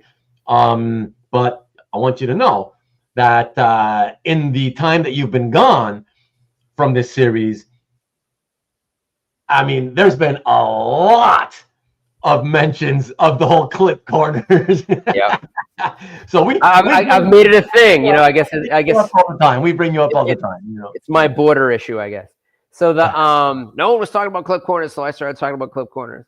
No, it's not that. It's that nobody agrees with you. Nobody is on your side with that. No, so what I'll say about that is this, which is that certainly when I did the first Pop Sequentialism exhibition and I was bringing comic art to a clientele that only bought fine art at that point and illustration-based fine art, which is what we sold, that I could not even present that stuff to them because it was too much of an argument in telling them. I know. I remember you telling me it's the only way it comes. It's the only way it comes. It's the only way you can get it. Now, the difference is that depending upon who is operating the film machine that shot each comic, some people took more care than other people. So even within that realm where you see a lot of pages where they're really, really cut very badly and poorly, that there are some pages that aren't. There are some pages that are cut really, really well. Pat's back. Pat's All right. Been a while, Pat. Since I'm going to show my hand so people know that I'm not typing as Pat, that it's not like some second identity of mine. But I think that, in comparison, that if, and I've said this before, that if you've got two gorgeous George Perez pages next to each other, and one is an absolutely mint condition page, perfect condition page, and the other is cut a little funny, the one that is a perfect condition page is going to sell for more and will always sell for more. If everything else is the same, if there's not a first appearance on one page that isn't on the other. But here's the deal. Here's the deal. A lot of those first appearance pages are cut all fucked up. So the only way you can get them is the way that they appear. And that's true of every original art page, that the one that is available is the one that you can get. But here's the thing. I saw a page hit auction last week that had a stain on the bottom, an aftermarket stain on the bottom. Well, that's now the only way you can get that page. So is that page now going to be worth less than the page before it or the page after it because it has a coffee stain on it? Is it a page of any consequence, I guess is the question. So is aftermarket damage to a page something you can complain about if you don't care about fresh to market damage? That's a question. I think it's a valid question. Fresh to market damage? So if some idiot operating the film archive, shot them, turned them, damaged it, that's not the way the artist prepared it. So what if I cut the top off of a page for whatever stupid reason, or it gets damaged at my house, it gets bent in half and hits the market? Now, why is that page less appealing? Well, I'll tell you what, though. Still the only version of it? No, but I'll tell you what. I'm assuming in your hypothetical example, you're not saying that the damage is on the image area, that somehow the damage was still confined to the borders, right? Sometimes those cuts aren't to the borders. Sometimes they go into the artwork. I've never seen into the arbor. I see them a lot, dude, a lot. I've seen where it curves down. Yes. And it touches the top of the black line of the top panel. I've seen what I'm that. saying. Yeah. The panel, the panel boxes. Yeah. But I gotta tell you, man, if I had two pages and one had the corners and one of them had that weird cut, and like you say, they're both great, I'd still just be looking at nothing other than panel to panel to panel. Like, but if they are equal, if image-wise they are equal. No, because there's always something, because that has happened to me. It happens to a lot of people, where you're like, wow, they're so close. It's so hard to choose. But eventually there's something on one of the panels that sways you enough to like, yeah, but I really like that thing. So yeah, I guess I'll take that one. Certainly. There is that is a very subjective thing that we all have, that I like her hand in this panel. I like the mouth in this panel. But I'm telling you, in the example I'm giving you, I'm not giving you any leeway. I'm saying that the differences in these two pages are so nebulous that they are objectively equal, except for the way that one is cut, then you are absolutely going to go to the one that is not cut all fucked up. Your argument is that I don't believe that there are two pages that are equal. But that's not that. It's a valid argument, because you know as well as I do, every page is one of a kind. So they can be equal where you think they're equal in terms of content quality, right? Intrinsic value. In intrinsic value, they are equal. Same value, but you're looking at the content. You're buying art, so you're looking at the content. The intrinsic value is equal, and you have no fetishes. Go. No, I mean, it comes down to fetish. Okay, no, because listen, let's be honest. Really, what you're really saying then, Matt, okay, what you're really saying then, it's just the same thing as you saying. You might as well just say, well, if you had this page and you had the option, it's currently stuck, it's taped to the drum, okay, at the printer. It's taped to the drum. You want to buy that page? Excellent, I'll give it to you. Now, I have to tell the guy at the printer to take it off the drum, and he can bring it to me. He usually slices it off to save time. Would you like me to ask him to carefully take the tape off, or would you like me to, right, just have him, do you care how he takes it off? Of course I would tell you, well, yeah, I would rather you not cut off any of the board if I have a choice. Well, Neal Adams told that dude, if I get one more page back and it's cut, I'm bringing the box cutter myself, and I'm going to show that guy what it feels like to have your shit cut. And Neal Adams pages didn't get cut like that anymore. Well, there was a way of working around it, and a lot of people did it. There was. But what I'm saying is that, so again, without getting too mired in the same argument that we've had since time immemorial, is that I understand that there's just, if that's the page, that's the page. There's no two ways about it. If that's the page that you want, if that has the word balloon that means something to you, if that has the shoe that means something to you, then that's the page. That's the only way you're going to get it. But I also think that aftermarket damage should also be nebulous.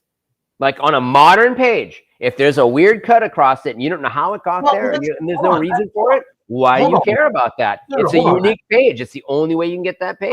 Hold on, Matt. That's a little bit of a different example, because I thought we're only talking about, those 80s pages, because that's how it was done at the time.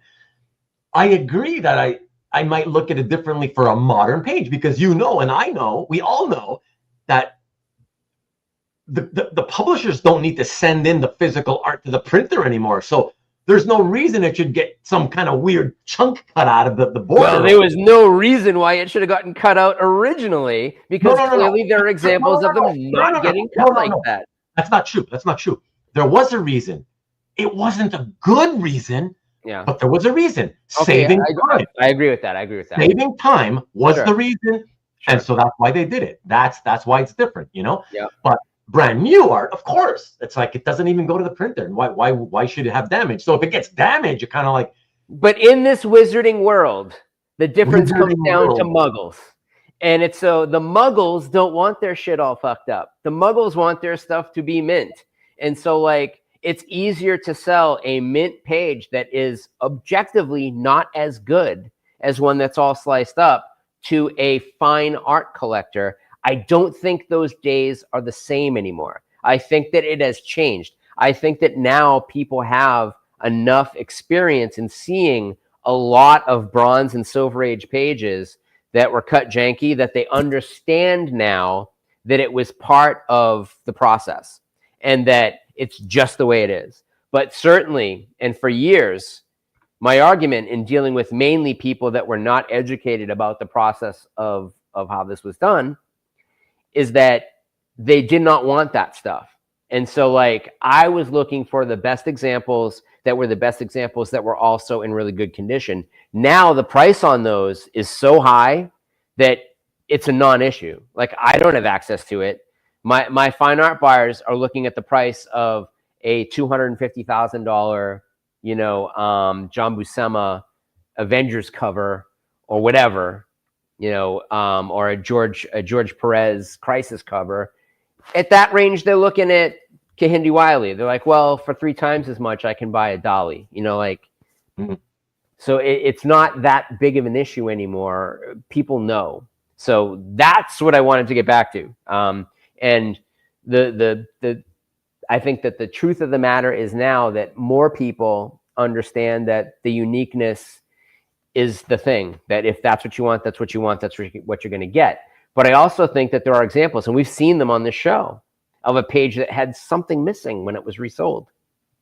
Like a word balloon fell off or a plate, There's occasional, 80s typically pages, with the glued on things that missing or whatever. Now, do people care about that much? Some do, some don't. I mean, no one explains. No one says when they've replaced lettering. It's not something that's included in the provenance on artwork, and I don't think people care. No, in this, they should disclose it. Yeah, of course. Any alteration should always be disclosed, but as you know, nobody does, right?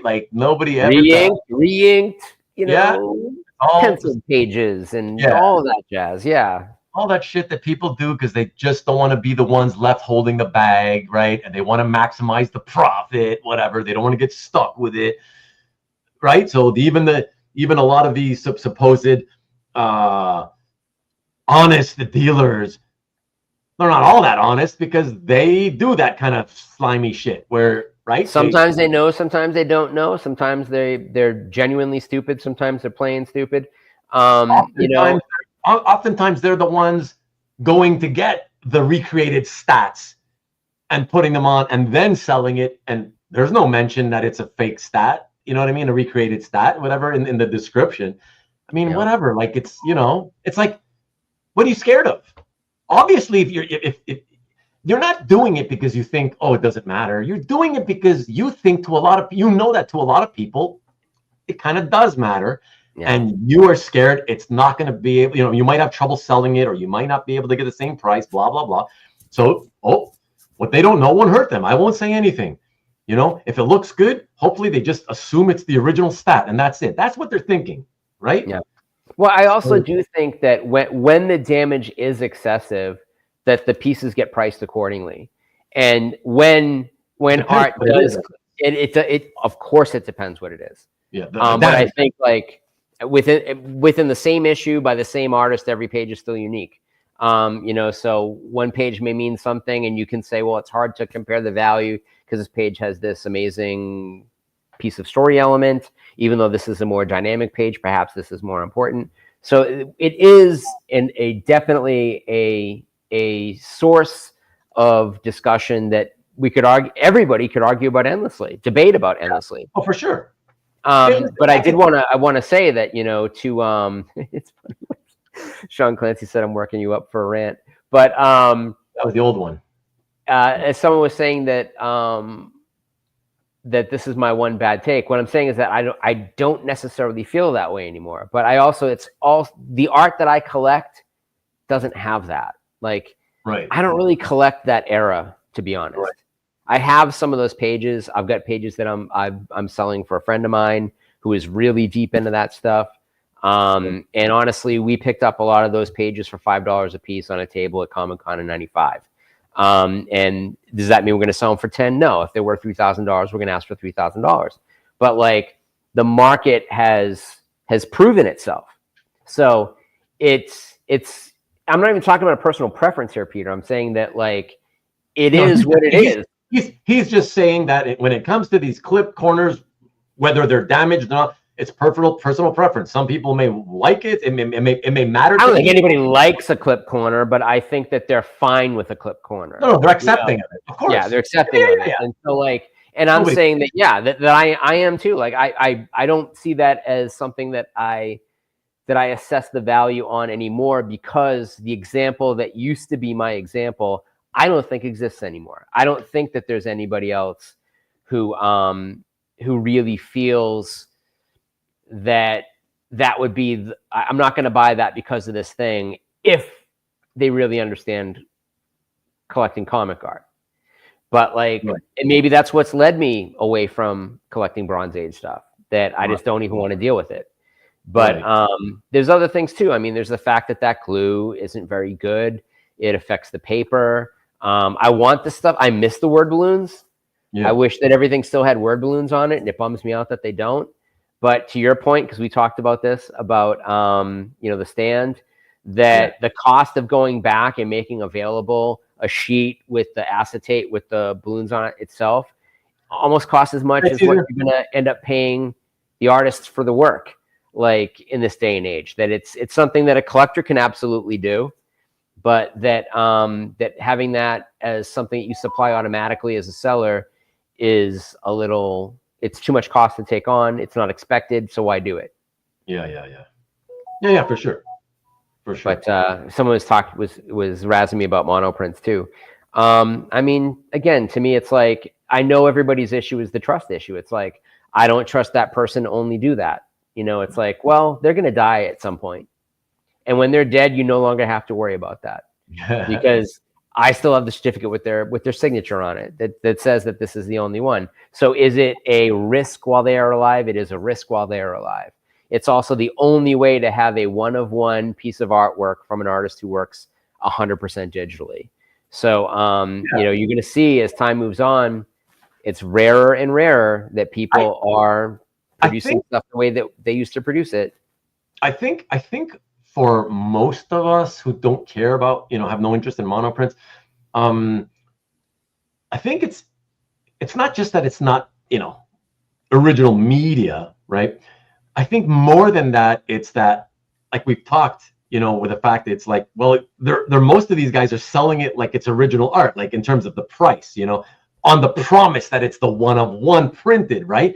I think that's even a bigger problem than the fact that it's not original pencils kind of thing in inks, I think it's that idea that, well, you're charging me, this covers $2,000 for the print. I don't get what the hell, and even me, I'm like, I would maybe consider like if it was, again, I've said this before, if I'm reading like you, and I still haven't done it, I eventually will, but you and a lot of other guys have told me, yeah, read the Bruno Redondo run on Nightwing, right? And or Saga.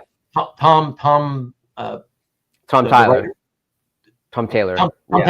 Yeah. Right. And let's say I went and I read it, and oh my God, you're so right. I love that. It's like one of my favorite So I'd be like, oh yeah, I find out, it's all digital. Oh really? Oh shit. Oh, so many great pages. I wouldn't mind getting some of my favorite print pages, right? It's just that I don't think I should have to pay more than $20 for them. That's the thing. And have you seen them? Have you seen them? Hold on. But no, I haven't. But even if you tell me best quality in the world, whatever, that's fine. I believe you if you tell me they're great quality, that's fine. My thing though is, because it's a print and not original, I would rather they charge $20-25, let's say, and tell me they're not one of one. They're not mono prints. They're just prints. And sure, in this day and age, that's a different collector, Ruben. Maybe so. Someone who collects unique things is not somebody who collects editions necessarily. No, that's true. Yeah.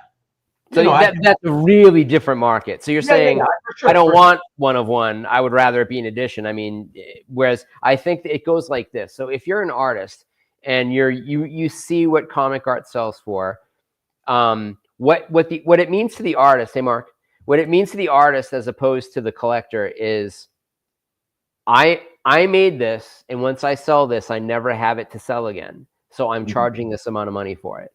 And since this is something that seems to mean a lot to people, I'm going to put a premium on it, because once I make this, I can't make another one. So in that capacity, it has the same value to the artist that an original page does to an artist who does pencils. It's our perception as collectors of whether or not we're willing to go that mile and trust that that's the only page, or and believe that that's the only one that it's going to be a thing. Certainly they are different. No one's making that argument.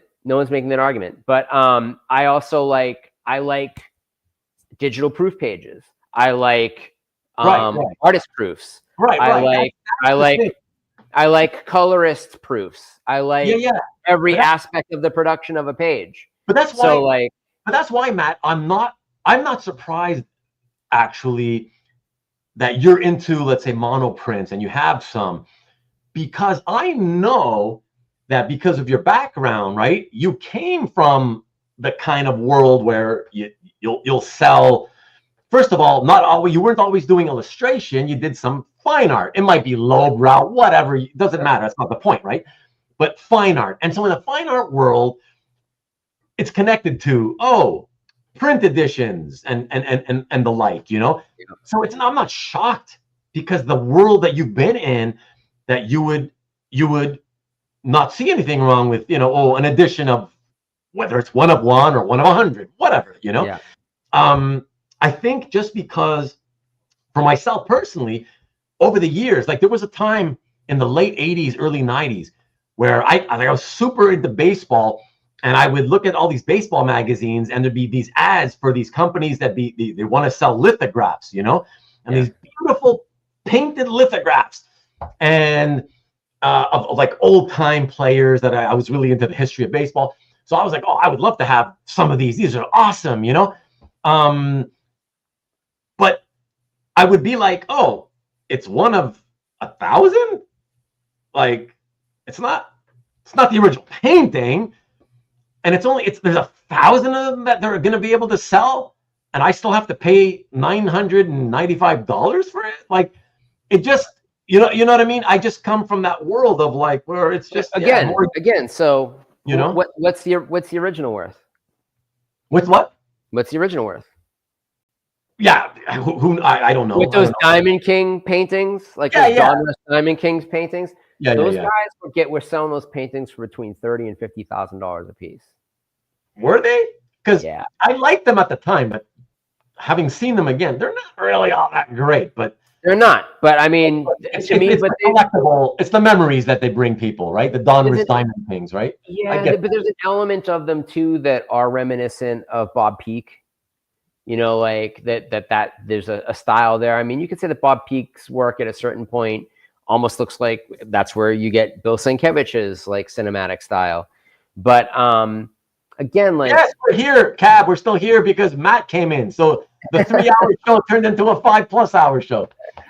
So, but I think, you know, again, like that, that it boils down to, if it's the only one, then it has value. And if it's the only one of a thing that was presented in a format that everybody read, and you can make the argument, certainly, that that because there are lower print runs on comics now, that the artwork should actually be worth less. But that's not what we're seeing. We're seeing that artists get paid more for comics that had smaller print runs. You don't get where I'm coming from here? No, I didn't catch that. Say that again. Like, so in the day, circulation was high. But for what? Comic books. Yeah. The thing that this artwork is printed for. Yeah. So in the circulation being very high, that should make the value of the unique thing that comes from it high, because more people are aware of it. And so there's a wider pool of people with money who could maybe own this thing, that have nostalgia for it, that want to own it. And that makes it more valuable. By that metric, today's comics having such a smaller circulation, the original artwork should be worth a lot less. Oh, that's not what we're seeing. We're seeing guys drop a comic and get $90,000 for a cover of a comic that had a circulation of 100,000 copies. I agree with that, Matt. I agree with that. I've thought of that myself over the years, and the only sort of thing I'll add to that is to kind of change it a little, to say it's tough, because when something's brand new in modern comics, right? When the art is brand new, like, oh, they just released the issue, and you know the rep for whoever the artist is puts you put the art out. Honestly, for modern stuff, that's the best time to sell, it seems, in my experience. Now, these days, yeah. When it's because it's right in your face. The comic is out now. People this week are looking at it, try to sell the pages. They just read the book. So it's fresh in their mind.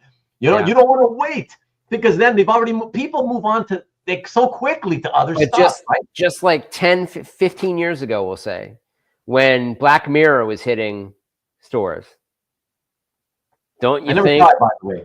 Don't you? But you know what it is. I know that it's like a sci-fi show. That's all I know. No, I'm talking about the run on Detective Comics that Jock did. Black Mirror. Oh, it's called Black Mirror, isn't it? I didn't read it though. Anyways, I would have known just by Jock. I didn't read the Jock run. That's where Dick Grayson becomes Batman. Yep, Dick Grayson becomes Batman. Jock did the artwork, the famous Joker cover, which is at auction right now. Over $60,000 or more. That clearly it would have benefit both Jock and Marquet to wait 2 years to sell that artwork, because 2 years later, that artwork was going for 20 times what it was going for when it was just in, out, garbage in, garbage out, garbage in, garbage out. And that's the way that most reps deal. I mean, Felix has kind of transformed that. You know, Felix has changed the game. Felix has been like, I'm not going to do garbage in, garbage out. I'm going to wait.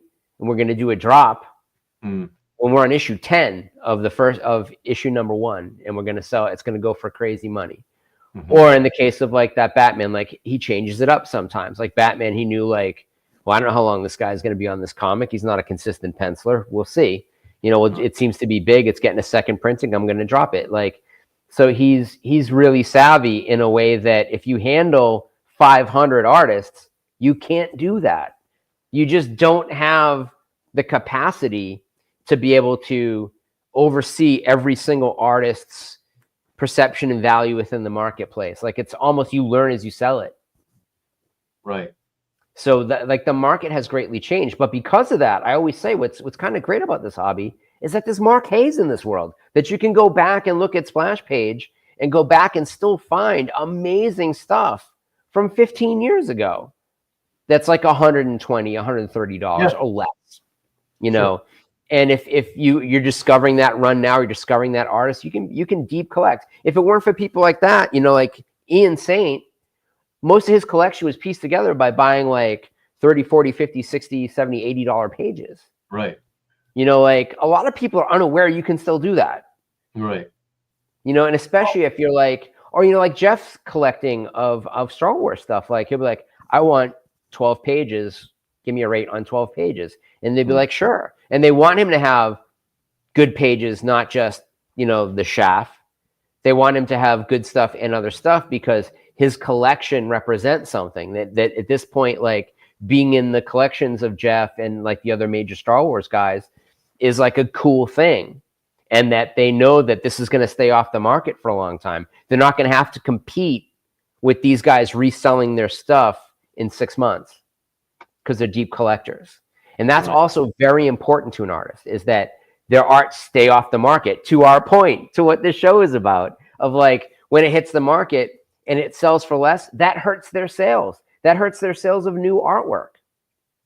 So it's an interesting dynamic to tackle. It's a funny thing. And as it has always been, it always boils down to supply and demand, right? Now we know the supply in this case is there's only one of everything. So demand is everything. For sure. For sure. Absolutely. Well, that's it. I think that's a great way to close out the show, man. I mean, yeah, it's I've missed this. It feels like it's been so long since you were last with me. Like, I think it's been months. It's been months, right? It feels like it. I don't know. I feel like it's been years in a way, but well, yeah, you know what? Because so the first show that I did solo without you, that one was it had already been, I think, close to 2 months since we had previously done a show. Wow. Yeah. And then when you bowed out on that one, I was like, oh, wow. So it's already been, 2 months just for that show. Yeah. And I've since done, because I'm running out of things to do. So I've kind of done, I think, 3 episodes related to this whole Stop the Insanity topic. Cool. In short period of time. So it just makes it feel, even though it hasn't been that many more weeks since that first one I did, it's just the fact that, wow, I've done already like 3 of them without Matt already. Holy shit. Like it makes it feel like I haven't done something with you in like years, you know? Yeah. So it's pretty crazy, man. But yeah, it's awesome. Well, I also didn't want anybody to think we're feuding or anything. You know, I didn't want anybody to think that like there was anything going on. No, I knew people would wonder. Yeah. So first things first, obviously you weren't on the thumbnail, right, of that first episode that you weren't in with me. So obviously they were going to see that. And so obviously I thought, well, it makes no sense for me to just start talking and avoiding the obvious fact that my partner's not with me, right? Right. Yeah, I just told everybody about the whole thing, that even though you're on the West Coast, I let them know you work on East Coast hours, and that it just makes it very difficult for you. And because we go so late, and so everybody knows, But like I said, I was telling everybody, I was like, man, I expect to see a drop off in the views overall. Because once you're not here with me, of course, your fans, who don't give a shit about what I have to say, they're going to be gone, All 2 of them. But I was like, I hope not too many. But that first episode, so I didn't get as many views as your and my previous 2 episodes, Right. but it came in right after that. So in other words, we had done 5, or we had done 4 together, and my first one by myself has now slotted into the middle. So Okay, cool. the first 2 we did are the ones with the lesser views. Yeah. Then it's mine, Yeah. and then it's our last 2 that those are still have the highest views. But I came close on my own. I came close. I was like, the top two we did were something like 760, and the other one was 724 or something. And I came in at like, I don't know, 711 or 716 or some shit. So it's like not too far off, whatever, But last if week, not 7-Eleven, at least Strange Things are afoot at the Circle K. Yeah.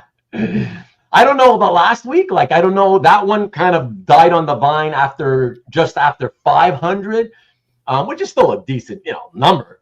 Yeah. But compared to the others, no. But I wonder, I was like, oh man, I wonder, first of all, I'm doing so many of these by myself in such a short period of time. So I was like, God, are people is it too much, too soon of a good thing, right? I always believe that there's such thing as too much of a good thing. But I have no choice. I'm running out of shit to do. I got no guests for any other shows. I'm like, okay, I can do this by myself, People don't know what it's like booking guests. Like, it's a pain in the ass. It's the worst thing. It's going to work. And I think, and I know Marcus is trying to stir up some shit, but there was no rift. It was really just that I had a lot of travel and personal stuff coming up, and I just couldn't commit to being on the show. And there was also a little bit of just like, I felt like I was getting a little too negative, and I wanted to kind of like take some time off and just kind of reassess and relearn to figure out what it was that I really love about this. Yeah. And I had done a couple of call-ins with Swag and a couple other shows, and it became apparent to me that something I had said that I didn't think was that like big of a deal was taken really, really seriously by someone else. Like, oh, that sucks. I would never want to unintentionally hurt somebody's feelings by passing judgment on something that they enjoyed that I didn't necessarily enjoy. And so I had to take some time and kind of like step back and just kind of think about that for a bit too. But obviously, if I'd known that I was going to be home in time to be able to catch this, and I was kind of like, as I put it on in my car, I was like, oh God damn it, now I got to get home quick and get some pizza in me. But and then see if you'd be open to me being on. But yeah, so my schedule hasn't really freed up that much to allow like regular appearances, but certainly I'm sure we can schedule something every once in a while if that's something that you still want to do, which I would. For sure. Let me know. I mean, I obviously I would rather hold the gold. Hold the gold. Hold for the gold. Hold for the gold. Yeah. But obviously I would rather you come on whenever possible, plan so that you're here for the whole thing. Yeah. I think I could probably work out something that's, if not once a month, like once every 5 weeks. I think I could probably commit to that. My schedule should be okay for that. But we'll figure something out for sure. Look at that comment, man. Oh, thank you. Also, special thanks for Matt for joining. Your impact was incredible. Thank you so much. Yeah. So guys, thank you. Matt, do you have a few more minutes? I promise it won't be hours. Do you have a few minutes? Yeah, I'll hang up. Okay, just hang with me, all right? Yep. I can eat when the camera's off, so I'll be like, okay. Guys, thank you so much again. I hope this was enjoyable. It's always fun for me, and it was super fun tonight, especially because Matty joined us again. So that's great to have you back, man. So thanks as always to all of you for continuing to watch. You Rewind viewers as well. Hopefully tonight's episode can still get into the 700s. Hopefully you find out Matt tuned in, and you changing the definition of the 700 Club forever. Yeah, exactly. But thank you again, everybody. And next week, don't forget, I will be doing that comic art commissions episode with Mikhail, Rich Cirillo, and Hart Rykoff. I just don't have the because of the lazy boy who hates to take pictures. I haven't been able to make the thumbnail. But that's what we're doing next week. Thank you, Rick. Appreciate it. Thank you, Tom, as always. Thanks, guys. Good news, good night and good news. Thank you. Appreciate it, guys. The 700 club, yes. I hope so. Hopefully, I need more in that range. To all of us that are still here, yeah. Thank you for all of you that stuck around a lot longer than I expected. I would be sticking around tonight, so really appreciate it. Thank you, JC. Appreciate you, man. We'll stop preaching. I won't. Good night. 5.5 hours watching is hardcore. Yeah. Imagine 5.5 hours when I had to do the whole first show by myself. How crazy. Oh my God. I'll tell you about that. Voice like the rest of the week. I'll tell you that in a second. It was crazy. But internet televangelist, right on. Movie chat time. Some other time, Stanley. But thank you, guys. I'm going to close this out right now. And don't forget Nikki B on Friday, 7 p.m. Eastern, 4 o'clock Pacific. And yeah, I'll be back here at the usual time next week, 8 o'clock Eastern, 5 o'clock Pacific. So yeah, thank you. Have a great week. And until then, as always, go blue.